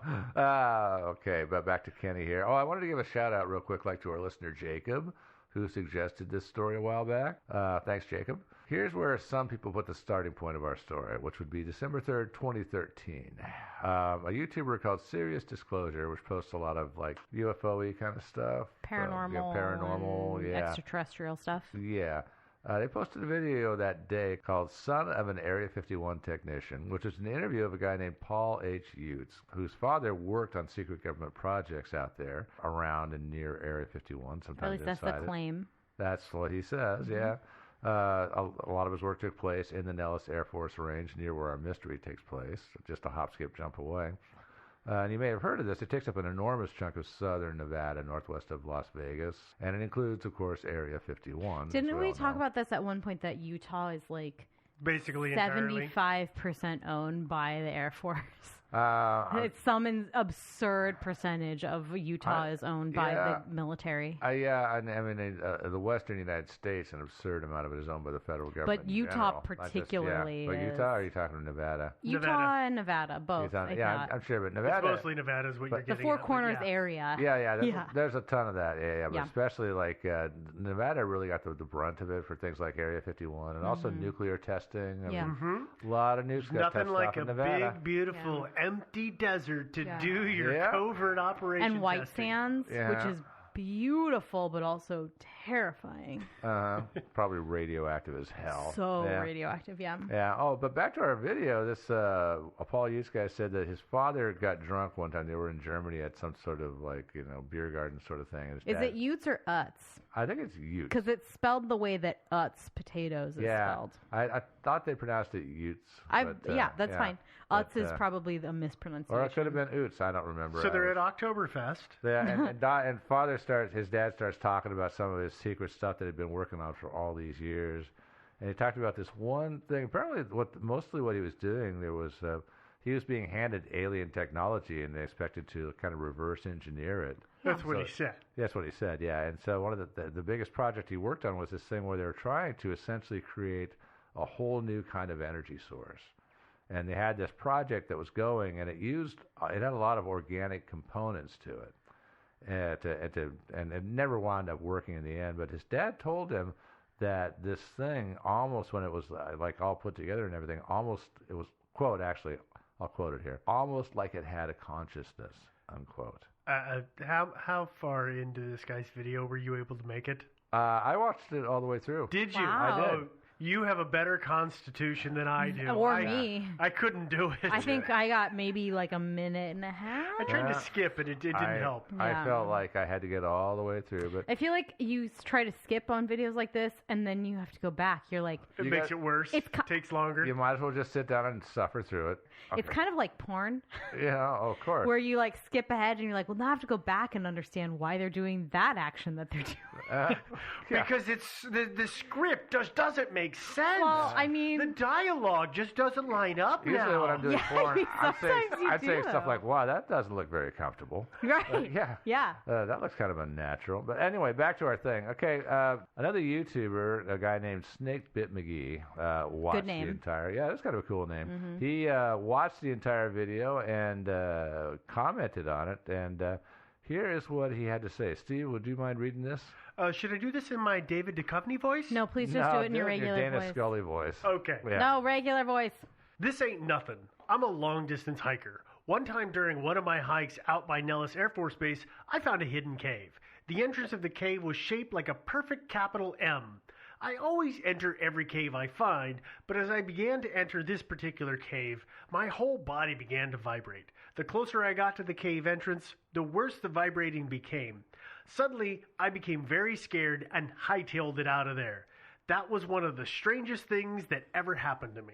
All right, thanks, Steve. And so that's from Snakebit McGee, who, of course, was none other than Kenny Veach. Yeah. Yeah, it was, yeah. And his comment got some unkind replies from some skeptical people out there, as you can You mean imagine. on YouTube? Surprise. Yeah, believe it or not, on the internet. Not nice on people YouTube. were rude What? to him. Yeah, they were. They made fun of him. And there were some other things here. Like he said one time, I'm going to go back. This is actually, I got some of this stuff off of Reddit, because it turns out the original video, they disabled the comments. They have, and so unfortunately. they are gone. But luckily there are people out there that snag them and did. And also we have like the Wayback Machine. I was about to say, Yeah. I crazy didn't even how think far. about going in the Wayback Machine to look at Well, this. sometimes I don't know if YouTube is one of them because I guess I just haven't checked recently, but there are a lot of sites, the bigger name sites, that disable the Wayback Machine. Oh, do they? Which I ran into recently with one of our cases where it was just kind of like you couldn't even crawl. Bastards. Yeah. I hate that. Anyway, but but Reddit. you've got screen caps. I got some screen caps here. These are some Reddit users. This was obviously, as you can imagine, was discussed intensely on Reddit. Of course. Yeah. Sometime in late 2014, he after some taunting, he commented again. I'm going to edit this a little bit, but he commented, Kenny Snakebit said, I am going back. I will film what I saw. I can't say it will be interesting. Maybe it's just a strange-looking cave that has a mountain lion living in it. Should be sometime this week. I will have my 9mm with me this time just in case. Last time I was unarmed. And very dangerous terrain. The mountain is located right next to a bombing range. I have found some giant empty rounds of ammo before. And he goes on a little bit like that, and then ends it up. I hope it turns out to be something crazy. That would be so cool. And I like it. That sounds a lot like Kenny. Yeah, it does sound like Kenny, doesn't it? Kenny, by the way, when he left on his final foray to the M Cave, he was 47, but he had a kind of a He did youthful, not seem 47. No, he had a youthful enthusiasm about him, I thought. He really didn't look like he was 47. He didn't look or speak or act like he was 47. He acted like a 20-something-year-old Yeah, like dude. a mid-20s. Yeah, he did. He was young at heart. There's no doubt. I shouldn't say was. He was/is young maybe, at heart, because we don't know what happened to Kenny, right? Yeah. Yeah, and then after he went out in early October, I think, because he wanted to go out and find this cave again and prove these people wrong. He wanted to film it, document it, everything. because the internet is taunting him, and the best thing to do when the internet taunts you is to show the internet it's wrong. Yeah, and so as per his comments that I just read some excerpts from, he did indeed go back. He went sometime early October 2014, took his video camera with him like he said he would, and he posted a video of this trip on October 17th, 2014. Let's play a clip from the video so you can all hear Kenny speak for himself. And I'm looking for a cave that I found, and I didn't have a sidearm when I was here before. And something about that cave just spooked me. Out of all the caves I've ever gone in, this one just made my body vibrate. The closer I got to it, the crazier my body felt. And I was like, all right, I'm not going to go in there right now, but I'm coming back someday. And I talked to some people on YouTube, and I told them, hey, I'm coming out here, because they kind of called my hand on it. So I don't know if there's going to be anything to it, but it might be interesting. If I can find it, I got to relocate it. And this is a big mountain range I'm in. And I'm on foot, my truck's way out there. There's no roads, there's no trails. It's a pretty rough terrain. So hopefully I'll find it. It's shaped like a big M. It's a big cave that looks just like a gigantic M. And it's about as tall as I am and kind of narrow. And it's stuck on the side of a mountain. So I hope I can find it again. And if I do, I'm going in there. I'm going to put on my light and take my gun out and walk in there, see if I find anything. We'll see. Okay, that's Kenny. And yeah, I just would encourage, I know a lot of people listen on their commutes or whatever, but if you have the ability to go out and watch the MK video, any of these videos, or even just parts of it, I mean, I know I presume we're going to post those links on our website. Oh, for sure. ThinkingSidewayspodcast.com. But I mean, he's not just using a cell phone camera, and he's clearly not. It's an old school camera. I think he is using it's an old school video handheld camera on a like tripod. cam. Well, I don't think it's on a I don't think it's one of those enormous ones that had a VHS tape. I don't think so either, but it's not just a handheld camera because at the very end of that video, he zooms into the antelope or... it's a bighorn sheep. Yeah, bighorn sheep. Yeah. And then he zooms back out and you're like, oh my... He's got a good He's got a great camera. He had a good camera there, yeah. Yeah, but it's not necessarily like a GoPro just strapped to his head, which you would kind of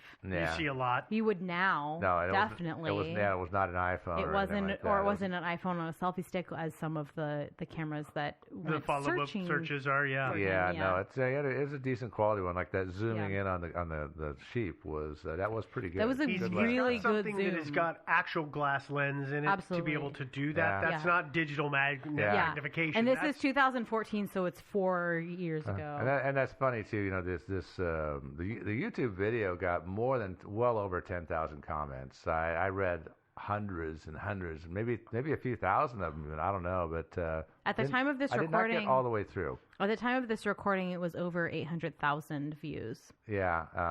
Well on its way to 1 million views. Oh, yeah. He was talking about the comments, so the comment section is just peppered. It's huge, yeah. And but as you know, there's that one point. It's kind of near the end where he spots the bighorn sheep way up in the cliffs. And he zooms real close in and tight. Yeah, he's got it really tight in there. And then the sheep sort of looks at him because he's talking, so the sheep probably hears him, you know. So the sheep looks at him, and Kenny actually says, "Oh, he's looking at us. I think he must hear me talking." And then there's at least a couple of guys in the comments said, "It's so creepy when that sheep looks at him like that." I think it is very interesting though because you see he goes, "Oh, he's looking right at me. I guess I'll zoom out," and he zooms out and he. Like kind of like going. halfway through the zoom, you're like, okay, well that's where Kenny's at, and then it just keeps zooming back out, and you're like, well, God, how did he even see that? First of all, and then how did he zoom in so well that it looked like it was just as in focus as everything else? But that's been a decent quality camera. It's probably not that important to the story. It very much feels like though you see a lot of stuff like was Adventure Time where it's they pan back and the pan just keeps going. Suddenly it's halfway across the universe kind of pan. Like that's what it feels like because it's. That's a long lens. It's like a Google satellite situation. Exactly. Google Earth. That's what it Google feels Earth. Like. Yeah. So Kenny zooms in on a sheep. Yeah. Okay. So did he have any other videos on his actually, account? he did. He posted several other ones on the same day that he posted this one. There's one where he tries to sell his house. Although that one up like a month and a half before this one. His offer has a special twist. What is Kenny's twist? Okay. Well, let's listen to Kenny's own words. Now, this house is only approximately just under 4 years old. It's beautiful in every way. It's perfect and clean, and there's not a spot anywhere on any of the walls. And I'm putting this house up for sale along with me. I'm offering myself along with the house. So that's the niche, that's the unusual thing right there. So by the time this video is finished, you will know exactly what I'm offering, what I'm talking about, and hopefully you'll have fun watching the video, and we'll see, we'll see what happens. Didn't he have a girlfriend? I'm not sure exactly how... He wasn't selling the house and him as some kind of personal dirty slave. He's your maintenance guy. He's upkeeping. He maintains the house for you. I think essentially what he wanted to do was have somebody pay him a bunch of money for the house, but he gets to keep living there. Yeah, sure. We've done some stories about people who've had that kind of situation before, I think. Yeah, and so. Just quickly, how many total videos did Kenny post on this account? Not that many, like 5. I think it was like 5. There was the selling the house one, the MK one, and there were 3 where he was apparently trying to get on this TV show Shark Tank. Yeah. Yep. And so he was showing off some of his cool inventions, like he had an improved toilet paper holder. And he had a glow-in-the-dark polar bear? The glow-in-the-dark polar bear figurine. And all 3 of those are really well titled too. They're like Shark Tank submission. I know. Super cool, unique thing. You've watched the glow bear, right? No, that was the only one I didn't. I did not watch that one. I couldn't. Is it good? Oh my good God! I couldn't resist watching the glow bear and. he has some brass to him because I took this tin that I found and he put glow-in-the-dark sticker letters on it and snowflake stickers, and then he hand-sewed this terrible polar bear amalgam thing. Yeah. He's like, and this is my hand pattern that I drew, and it's just this like weird, sketchy thing. And then eventually at the end of the video, he shows it up close, and it looks nothing like a polar bear. It's so creepy. It's not a polar bear. It's a polar bear. Dude. The thing about Kenny, and I think we'll kind of get that as we get on with this story, is that like he was a ballsy dude. He was. He was a cowboy. He really wanted to represent himself as a maverick cowboy adventurer.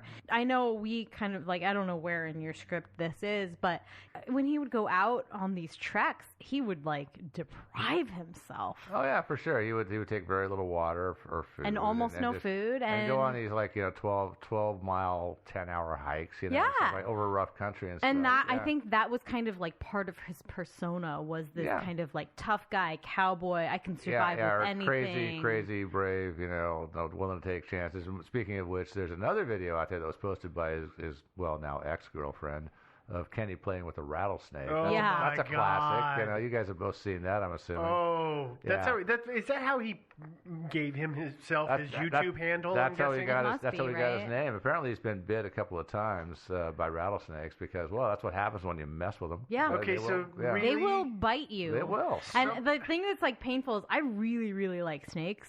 Yeah. My significant other and like everybody else in my life aside, I am super pro snakes and having snakes in my life and as pets and whatever. And so it's kind of frustrating to see videos like this where it's just like... He's kind of manhandling a snake. It is. And then when he decides to put the snake down, he does it in the worst possible way. Yeah. Well, he did it in a way that I don't know if he thought it'd be safer that way, but it was really... What he does is I would have just taken it and sort of like just chucked it a few feet away from me, low to the ground. Throw it. Yeah. I wouldn't have thrown it far or hard. So the proper way to release a snake is you hold it by the tail because they can't coil all the way back up themselves, and then there's a little bit of a wiggle shake, so they straighten out, and then when you set them down, and you set them down head first and then let the rest of the body go, and they immediately go forward. Yeah. They might turn and coil and get ready to strike back, but you're already too far away. And by that time, that is not what he does. By that time, no, what he does is he walks over far, far away and then throws it up into this tree. Yeah. But he doesn't actually get it to land in the tree. Well, no, but also rattlesnakes don't live in trees. No, they don't. And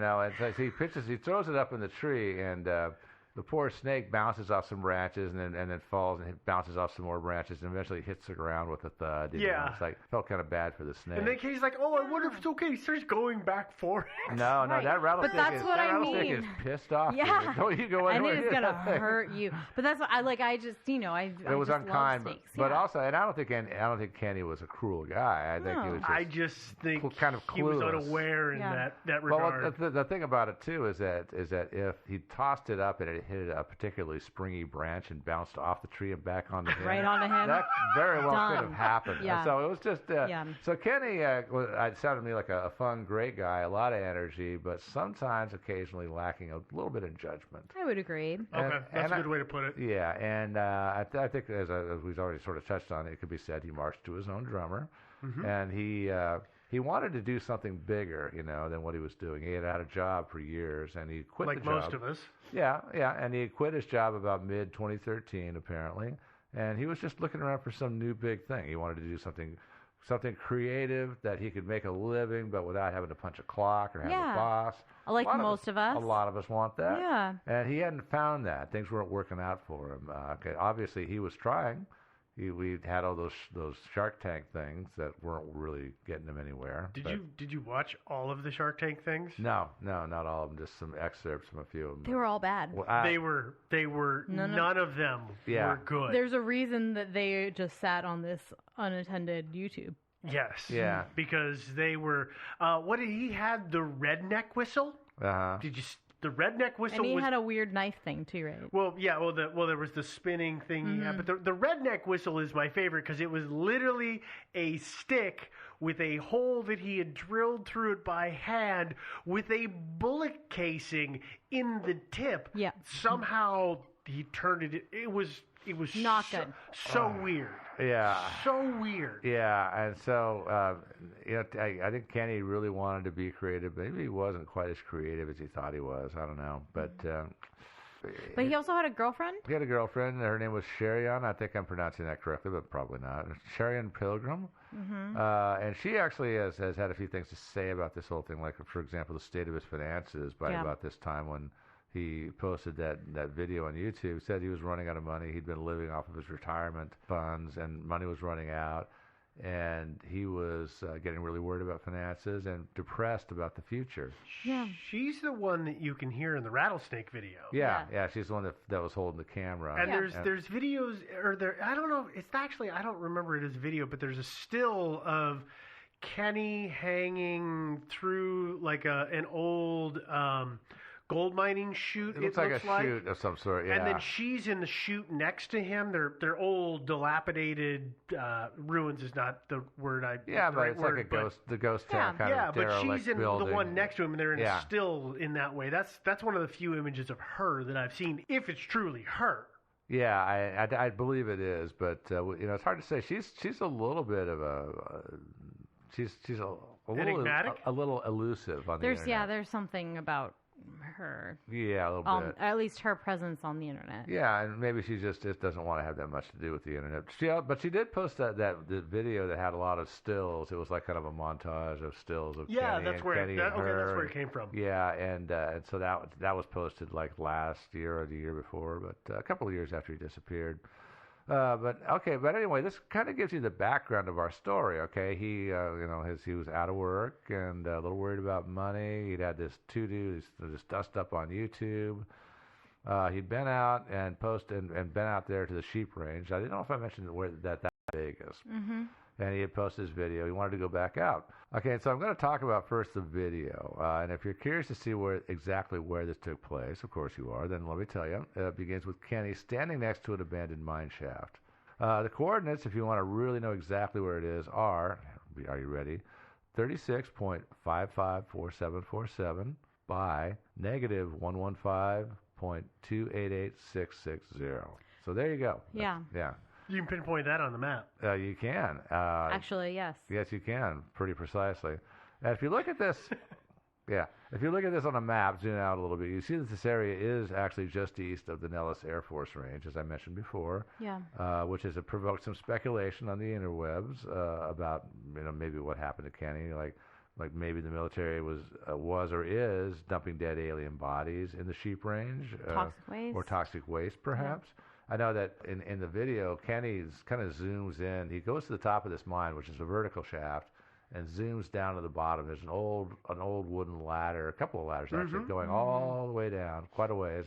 Yeah. And he didn't try to climb down, which is one area where he showed a little sense because I'm sure those ladders are rotten and wouldn't support him. But they're at the very bottom. You see an old rusty metal drum.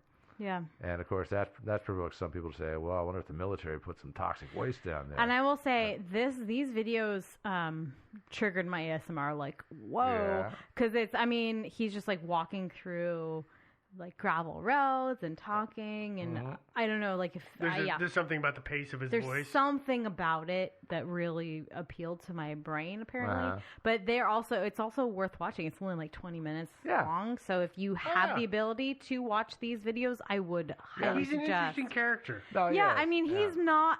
He spends a good 5 minutes talking about like some nuts that he found. Yeah, it's opinion nuts. He finds these and then at the very end, trees, there's like another 5 minutes about him being like, look at this tortoise I found. You can't touch it legally. You can't touch it, but I'm gonna get as close as I possibly could to touching it. And I loved it too. The tortoise is sitting there. He's got his arms and legs and head sticking out. And then Kenny comes up close, just put his hand next to it so you can get an idea of the size of it. Yeah, but you could tell Kenny was like trying really hard not to touch it. Oh yeah, no, he was like, okay, you can't touch it though. Like, don't touch it. But no, if you watch the video though, as he gets close, all of a sudden the tortoise goes whoop. and he just sucks everything inside. Yeah. No, I mean, the video is pretty intense, but I would say, it's a 20 minutes well spent. Yeah, it's 23. I think it's 23 minutes overall. Especially if this is something that interests you, but I would definitely watch it for sure. Oh, yeah, definitely. If you're interested in this mystery, and of course you are. We're talking about it. Yeah. Duh. Yeah, I know. But anyway, back to the military dumping toxic waste. And, sorry. That's fine. No, we had to talk about the tortoise sooner or later. But that actually makes sense. No one ever seems to go up in the sheep range. It's kind of godforsaken. Okay, so this whole thing is Kenny's going to go find M Cave. He's going up there to look for the M Cave. So how does that all progress? He starts at this mine shaft, but I'm going to talk about first of all where he parked. He parked about 4 miles south of there. Okay. And so if you want to get there, if you're actually in Vegas and you want to drive out there, it's easy to get to. You drive out Highway 95 northwest from Vegas. You turn right on Corn Creek Road, go about 4 miles, and the road tees right there at Alamo Road. So you got to turn either left or right. Turn left, which is north, and then go about 3 miles, turn right on Joe May Road, which is the only road you can turn right on. Is that somewhere close to the Ruby Tuesdays out there? I'm sure there's at least 2 Ruby Tuesdays on the way out there. Okay, yeah, cool. But a good point, by the way. And stop in for the milkshakes; they're awesome. And when you get on Joe May Road, you drive about 4 miles, and you get to the end of the road. That's where you are. You're at the south end of Joe May Canyon, and so that's where he parked his Jeep. He hiked north up that canyon about 4 miles to the starting point of the video, which is the mine shaft. And word of warning on this, right? Oh, yeah. If you go out there, go take somebody. Take a friend, at least one friend. Definitely take some water with you. Wear good It's going to be hot out there. Take a lot of water with you. Wear some boots. Yeah. Take some food. Yeah. Prepare for the day. Maybe a GPS. Probably a first aid kit. At least a compass, first aid kit. Wear long pants for the rattlers and good boots, like I said. Yeah. The great thing about water is water weighs a lot, but you can always stash some somewhere along the way, too. You can. There's all kinds of ways to deal with that, but water is indispensable. But and last of all, it's a desert, so it gets freaking cold at night, so take a fleece and a coat. That's what wear layers, wear long pants, take lots of water with you. So one thing I want to point out, though, here is that I know this from watching the video, but when we've been talking about it, this mine entrance, if you don't know, it's not a mine entrance that is in the side of a hill. No, it's vertical. Yeah. It's a vertical mine shaft with this weird metal contraption with a pulley on top that's all been planked over for the most part. That I feel like made me very uncomfortable for reasons totally unknown. Because you feel like it's going to collapse as soon as you touch it. That's what it looks like. Might have been. Yeah, I wouldn't walk out on that wooden platform. It definitely had nothing to do with Fallout New Vegas. No. No. But yeah, if you decide to take this hike, though, as you're working your way up to the top of this canyon, it's very near the top, and you'll see the mine. There's just sort of this thing sticking up like a metal framework. You'll see it off on your right. It's sort of atop of a low hill. That's Take more than one single Snickers bar with you. Yeah, exactly. So when you get to the mine, that's about a 1,600-foot elevation gain. So that's uphill the entire way. That's a heck of a hike. And that's where the video starts, right? And that's where it starts. Yeah. From there, you go about a quarter mile north to what's called Wild Horse Pass. And you can find that on Google when you look for it. You'll see it. There's a little saddle there. And you go over the pass, and from there, Kenny goes downhill to the north and then makes a left through a cleft between two cliffs and goes into what's called Picture Canyon. Which makes sense, yeah. Yeah, which you can also find on Google. It's marked. And that's where the cave supposedly was, somewhere in Picture Canyon. And this part of the video starts at 9 minutes, 30 seconds. And we're talking finger canyons, right? Picture, you go through the cleft, and there's sort of a biggish, sort of roundish area, large area. And then there's a valley that goes off to the north, a canyon that goes off to the north, and then another finger of it goes off to the west. But we're talking like relatively little small. I mean, it's we're not talking Grand like Canyon. right. Yeah, no. We're not talking 20 feet wide. Right. We're talking about 10 feet wide. Fairly Some conservative. areas it's hundreds of yards wide, but it's that's not miles wide. Hundreds of yards wide is at like the widest. Most. At the widest. Okay. And then towards the western side, toward the western end of it, it narrows down. It narrows down quite a bit, and then it sort of snakes out off to the west. Yeah. And throughout this video, of course, Kenny is dispensing lots of handy tips on wilderness survival, like don't bother bringing a compass.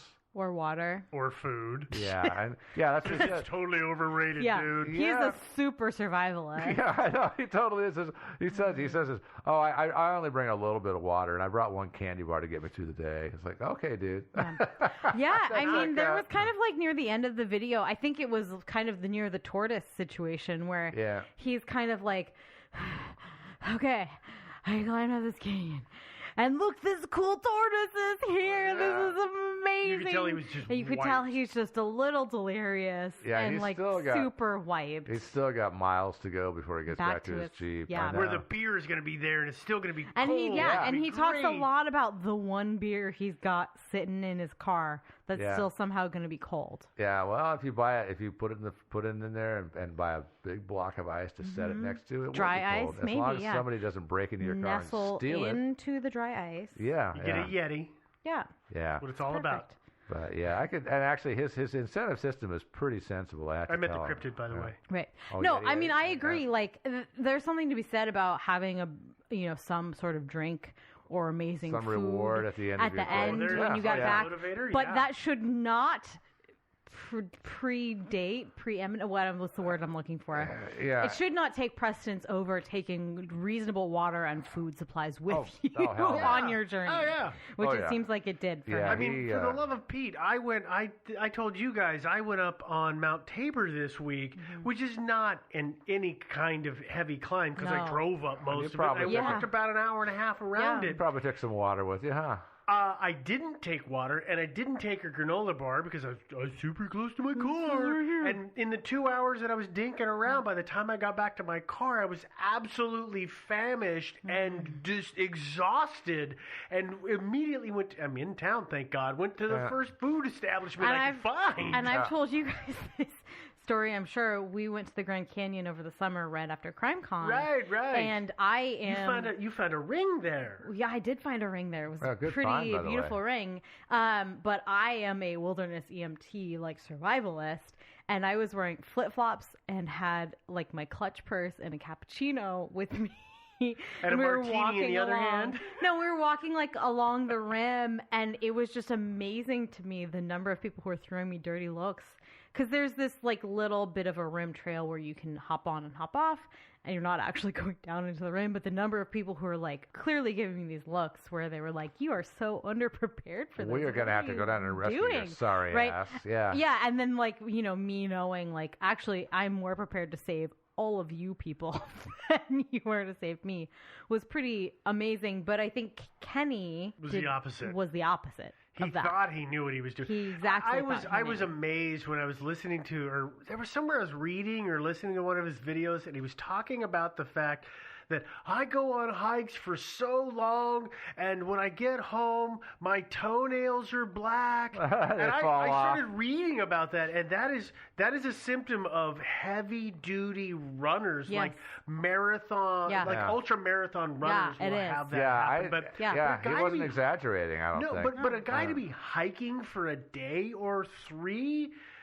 He's really, really putting his body under some extreme stresses. Unfortunately, one thing that can encourage the toenail falling off is lack of water, but also like boots that don't fit you great. Yeah, that could be. He probably didn't have the best gear. And this is another thing why Kenny should have taken more water, because he says specifically, I lose 13 pounds of body weight. Well, dude. You're not supposed to. You're not losing fat. That's not a bragging right. You're not losing fat, dude. You're losing. That's all water, dude. It's all water. Yeah, it's all water, dude.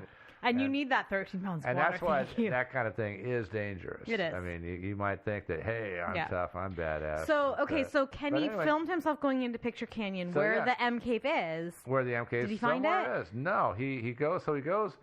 He goes to Picture Canyon to the west, and as I said, it narrows. It sort of snakes around for a while. Eventually, it drops back down to the desert. Kenny came out the west end, and here is his report. Well, I did not find the cave.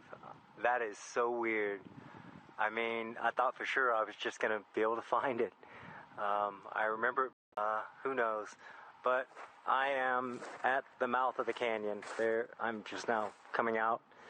And now I have to take a big left-hand turn and walk all the way back to my truck, which is a long, hard trip because I've got a lot of up and down to do. That's it. I'll talk to you when I get back to my truck. Bye-bye. So, disappointment. Ah. But Kenny didn't give up. He actually had plans to go back out there again. He actually posted somewhere on YouTube. This was not too long before he left. Said, I'll be going this weekend. I'll be hiking solo for 3 days. I will cross to the same canyon where I found the cave. If I don't find it again, I will just continue hiking over mountain after mountain to the north of the canyon. I dare any of the people that like to run their mouths on here to join me. My hikes are brutal on the body. And he talks about his fingernails turning... His toenails. And he talks about his toenails falling black and falling off and all that stuff. But he says he really wants to go find that M cave again. That was his last, I think, comment on YouTube. Yeah, I just really do love all of the guys or ladies. It's usually guys, though. On unfortunately, YouTube? That are in life who think that black toenails and depriving themselves of water and stuff is some sort of sign of manliness. Yeah. No. Oh, no. Don't. Yeah. To our literally tens of listeners who are going to undertake this kind of don't take the water, take the food. Don't think that you depriving yourself. It's better for you to come back with extra water. Absolutely. And by the way, if the water is too heavy and it's weighing you down, drink it. Drink it. Yeah, just drink it. By the way, I just realized also for context, one thing that we missed through this is we keep talking about the M Cave. We've got Kenny's description. Yeah. Kenny's description of M Cave is not this giant monumental cave entrance. It's man height. Yeah. At I think it was in the text, but if we haven't emphasized, it's not a giant thing. Yeah. It's about, man height or anything. And he finds a lot of people mention this too in the comments on YouTube that, well, guys, at this marker, he found the MK, but these are little ones that are maybe a foot or two tall. Yeah, he finds other M caves that you would have to. I don't think honestly, I don't think a person would fit in any. Turns out there's a lot of cave entrances in that area that look like a capital M if you bend the definition of a capital M to suit what you're looking at. Yeah. There's that, it could look like many letters of the alphabet. Oh, and there's also, this is an aside, there's that one that looks like kind of a diagonal slit. With the eyes in it? With the eyes in it. You saw that one? Yeah, I don't love that one. Yeah, you don't like that one? That one's actually not that bad when you watch the other videos. I mean, watching it in the videos, but if you watch it without the sound on it, which I did the first time, it's like silence. There's no closed captioning or anything, and you just see this it's almost like a horror movie. Yeah. It pans over, and it's a slit with things that look like eyes staring back at him, and you're just like, ah! But then you listen and you understand it's not really what that is. But these guys that went up there later on and did these looking videos, for Kenny, they zoomed in on that and they decided it was bird poop on something like on that. a rock. It's something. So it appeared that the white eye things were multiplying in the multiple videos. It appered that there was more as time went on. Well, so it would appear to maybe it probably was guano. Yeah, it was probably a shifting landscape. Probably at least one flash flood in the middle of the winter or something like that. I just talked about the white spots, though. Oh, the rest of the landscape changed. So Kenny, like I said, had went out. plans. Yeah, on November 10th, 2014, he phoned his girlfriend, Sherry-Ann, left a message saying he was heading back to the sheep range for another go. He was going to spend a couple of nights out there. And he was going to find that damn cave. Yeah. And, weirdly, though, he didn't take his video camera. No, he didn't. But some people have made some things, some out of that. He did take his gun, but he did not take the movie camera. But I suspect that because he was going out for an overnighter, he had to take more provisions, had to take his sleeping bag and his tent, etc. Probably wanted to save a little weight, and so I'm not surprised he left the movie camera behind. Nor am I. See, I didn't get the impression that his camera would have been that big of a camera or that much weight. No, I get that his bulk in a pack. I totally understand it. As you guys know, I am currently in the process, of course, when this releases, this will be after the fact, but figuring out how to get about 8 or 9 days worth of clothes into a pack. But still, it's not that big of a thing, and there's no weight to that camera and his tripod in the grand scheme of things. Yeah, but and maybe this is better served in theories, but when you're going out, every ounce Absolutely, counts. It does. Especially if you're doing an overnight. Pack of water. Well, but he might have decided at that point, actually, it's better for me to take the water than the camera. Well, I wish that were true, because it means we may know what happened to Kenny. Or the gun replaces the camera in ounceage. Okay. Yeah. And yes, obviously, we would be happier now. There could be some found footage. But maybe not, because his camera may have never been found. There's only one thing that ever got found, but we'll talk about that in a minute. Mm-hmm. But it would have been great if the camera had been found, and if it was found footage like Blair Witch Project. Oh, yeah. So it's like, instead of I've never been so scared, it's Kenny going, I've never been so thirsty. Because I don't want to. Shouldn't have bought these Snicker bars. Actually, all joking aside, I didn't mind watching any of Kenny's videos. Yeah. That would be the video that I absolutely would not watch. Yeah. If it was the Kenny end of video. Kenny Yeah. video, that's the kind of thing that you don't ever, as human being, want to have. Agreed. No, watch. no. I like Kenny. I'm not going to. Some sicko would put it on the internet. So. Oh yeah, for sure. Yeah, and I'm not happy if Kenny did indeed die, which some people think he did. Some people have their theories that maybe he didn't.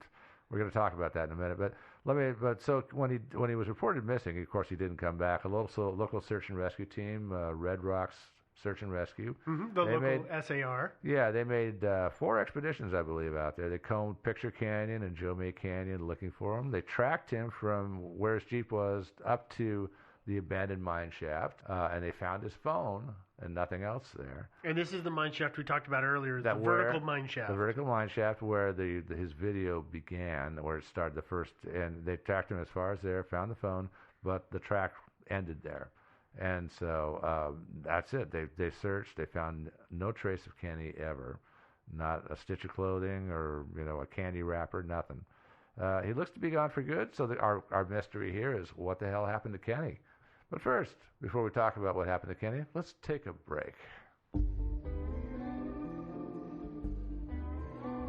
Salt, cellulose, vitamins, minerals, fish oil, fish meal, chicken fat, chicken digest, brewer's yeast, whole linseed, soybean hulls, sugar beet pulp, barley, brown rice, soya meal, oats, long pig meal.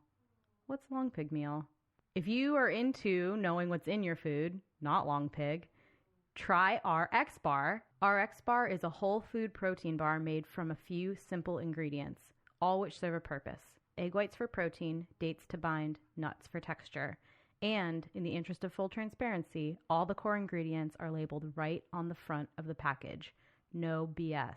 With 11 delicious varieties, all of which are gluten-free, soy-free, dairy-free, and free of any added sugar, artificial colors, flavors, preservatives, or fillers, you can actually taste all of the ingredients. I've had a couple of the flavors, actually, at this point. Peanut butter chocolate. I really like peanut butter. They're really, really good. I have been snacking on them all the time, and they're actually replacing meals for me because I'm lazy. So if you want to give them a try too, you can get 25% off your first order at rxbar.com/sideways and using the promo code sideways at checkout. That's rxbar.com/sideways, promo code sideways for 25% off your first order. Because long pig, you don't want to know what that is. And we're back. Well, let's go to our first theory. So our first theory is this whole thing is a hoax. It could be. Yeah, and this guy that's in the video. That makes a lot of sense. It does. Well, it kind of does. There's some reasons why there's people out there questioning this story, whether Kenny even really existed or if he really disappeared, because maybe somebody just wanted to start a little internet legend. Yeah. Mm-hmm. Yeah, and this thing has become sort of a minor. It's not as big as, say, Maura Murray, but it's still got a fairly decent following out there. Yeah. For one thing, there's almost no, I wouldn't say no, there are actually two stories about this in the Las Vegas press. And they were done by one TV station, which is the local NBC affiliate, KSNV News 3. And they've got 2 stories on their website about this. Mm-hmm. And it seems a little strange. And I looked at the websites of the 2 major Las Vegas newspapers, which are the Review-Journal and The Sun. Mm-hmm. And their websites have no stories at all regarding Kenny's disappearance. I actually called them up just to check because a lot of websites have crappy search features, right? Mm-hmm. And so I called them up and they confirmed that they have never done a story about Kenny Veach. ever. Shocking. Well, Actually, not really. Not really that much. I guess not, but a lot of people are wondering about this. He does have a NamUs page. That's the National Missing and Unidentified Persons. So the NamUs page would seem to give it some sort of authenticity because I've heard that they tend to be pretty on validate it. who you are. Yeah, that has to be submitted by law enforcement. Although I'm thinking also, first of all, the info on the page is very skimpy. Extremely minimal. If we're being really totally honest here, most NamUs pages are somewhat skimpy. Like a vague description of a person and like where they were maybe last seen, and that's it. Yeah, but here's the other thing is that if you wanted to create an internet legend and you're clever, you could create a really beautiful copy and totally spoof the NamUs page and have people thinking it would show up on web searches and stuff. This is just hypothetical.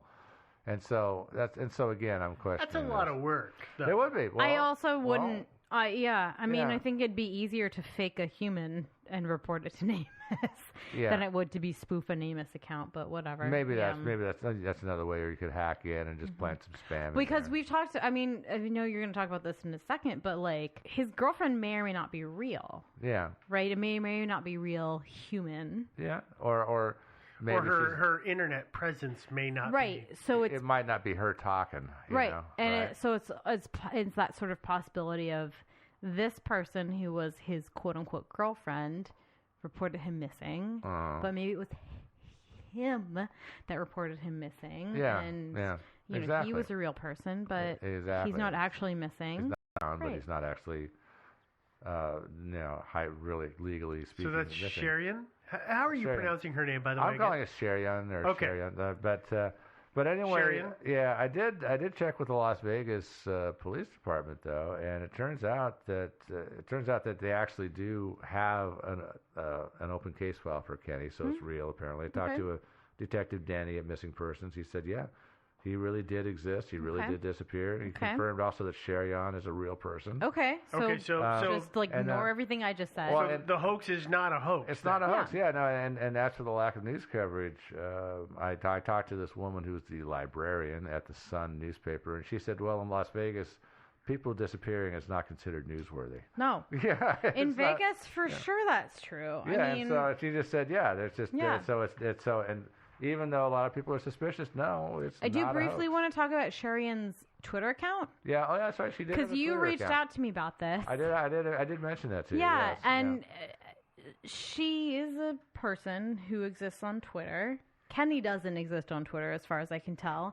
But her first 3 tweets were just spam. Yeah. Like actual literal spam. Oh, I know. I clicked on a couple. And there were only so she's only got 8 tweets in the existence of her account that are public, I guess, or whatever. Yeah. And so the 3 are spam, and the other 5 are to this guy named Eric the hiker.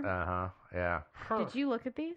I don't know. I didn't. I saw the this very in Joe's content, and I never actually. The very first one it. is just like Eric the hiker. Hey, it's noon. You should have checked in by now. What is going on? And then the next one is like, Eric, this isn't funny. Yeah. Check in. And the next one is like, Eric, if you don't check in an hour, we're reporting you missing. So it seems, and I didn't do any research into Eric the hiker because actually it turns out Eric the hiker is a totally defunct account. Yeah. And Twitter is one of the websites that doesn't let the archive crawl. So it could be that Kenny was actually Eric? I don't think Is that where you're going with this? No, I don't, because it was a couple years later, it seems. That was in, I think, early 2016. Yeah. So it was a couple years later, but I will say that it is kind of interesting that she is connected with another hiker that may or may not have gone missing. She's the hiking Black Widow? But again... Maybe that's what it is, yeah. But again, in Las Vegas, especially in that kind of area, it's not weird that people go missing. No, not at all. In Nevada, it's not weird. Yeah, as far as Eric the hiker, he was probably just a troll.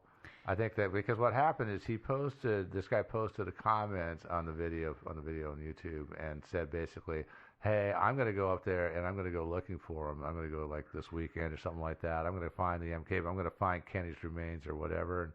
And so somebody clued her in on it. Somebody Made a whole lot of stink about it. And somebody clued her in on it, and so she tweeted the guy, just said, "Hey, dude, check in. Be sure to check in and let us know that you're back safe." And he never replied, and it was probably just a troll because he deleted his Twitter account right after that. So I think he was just trying to get people concerned. I'm sure he never actually even went up there. Right. But that was it for her tweeting. But I gotta say, there's a lot of people out there who have Twitter accounts and never actually tweet. I mean, I've got a Twitter account and I don't actually tweet. I know that I never had a Twitter account and I don't tweet, but Yeah. I intentionally didn't create one. Yeah.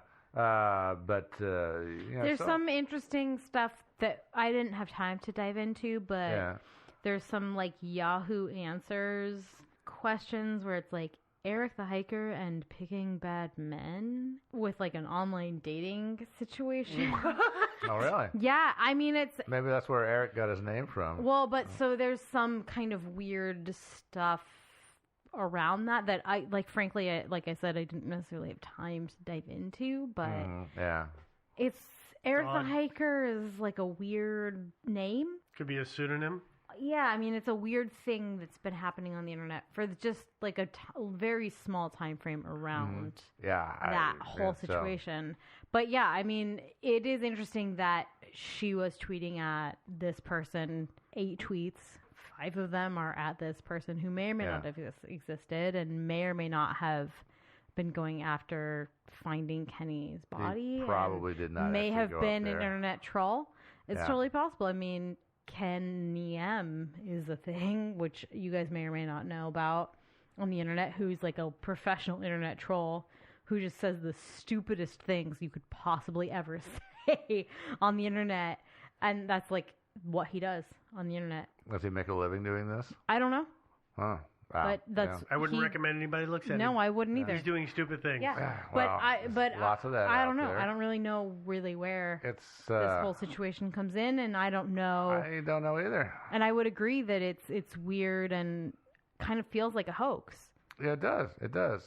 Sharon does a lot of commenting on this video, replies to a lot of people, and you got to wonder, is this really her, or is it just Kenny somewhere out there? Maybe Kenny disappeared and moved to Atlantic City, and he's out there impersonating his ex-girlfriend, replying to people on YouTube. Because he knows that she doesn't ever go on the internet. Yeah. He has her password. There are people who just completely reject the internet, and I don't blame them a lot of the times. Or even more than that, it's, things like, as we said, Joe has a Twitter account that he never ever uses. Yeah. Maybe Steve, you or I can fake his password and log in, and it turns out actually Joe has been super active on Twitter in the last 5 years, but he doesn't know because he never uses it. Yeah, that's a good point. I probably had to go out there and take a look, see what's going on. So it's possible that his ex-girlfriend could have had these accounts and that she wasn't using them, and he knew that she wasn't using them, and so he did. So it's a prime opportunity. Exactly. Absolutely. Or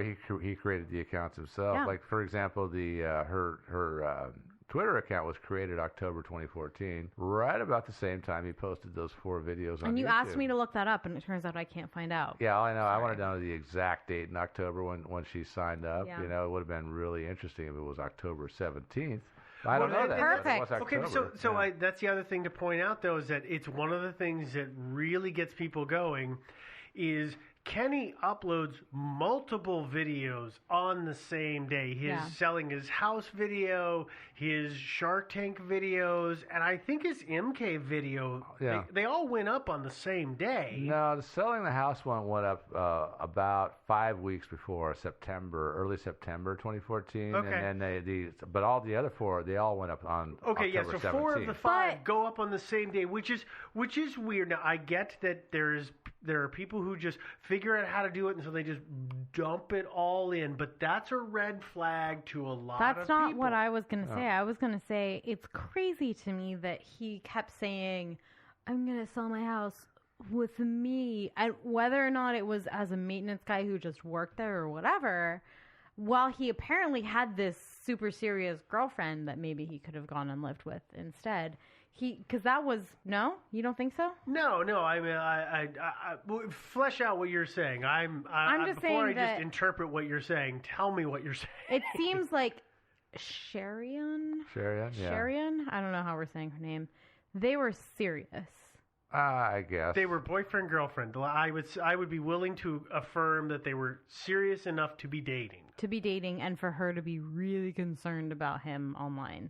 Okay, but that is an easy thing to be. In the early 2000s, early 2010s. Where are you going with this, Devin? I'm just. I want to, before I make jumps, I want to Sure. know what you're. I'm just saying that it seems crazy to me that he felt like he needed to sell his house plus him still living there. Well, but he didn't have this backup of his girlfriend. Okay, but that's the only thing I'm going to say is that I really, based on what I've seen with Kenny and guys that I've known like him, there's male pride. He talks about how he built this house, how he did everything with this house. Less than 4 years old. So so there is I built this. This is my thing. I can't give up this thing and then go live on somebody else's handouts. Yeah, that's fair. I just can't schleb That's around. fair. Yeah, I think fair.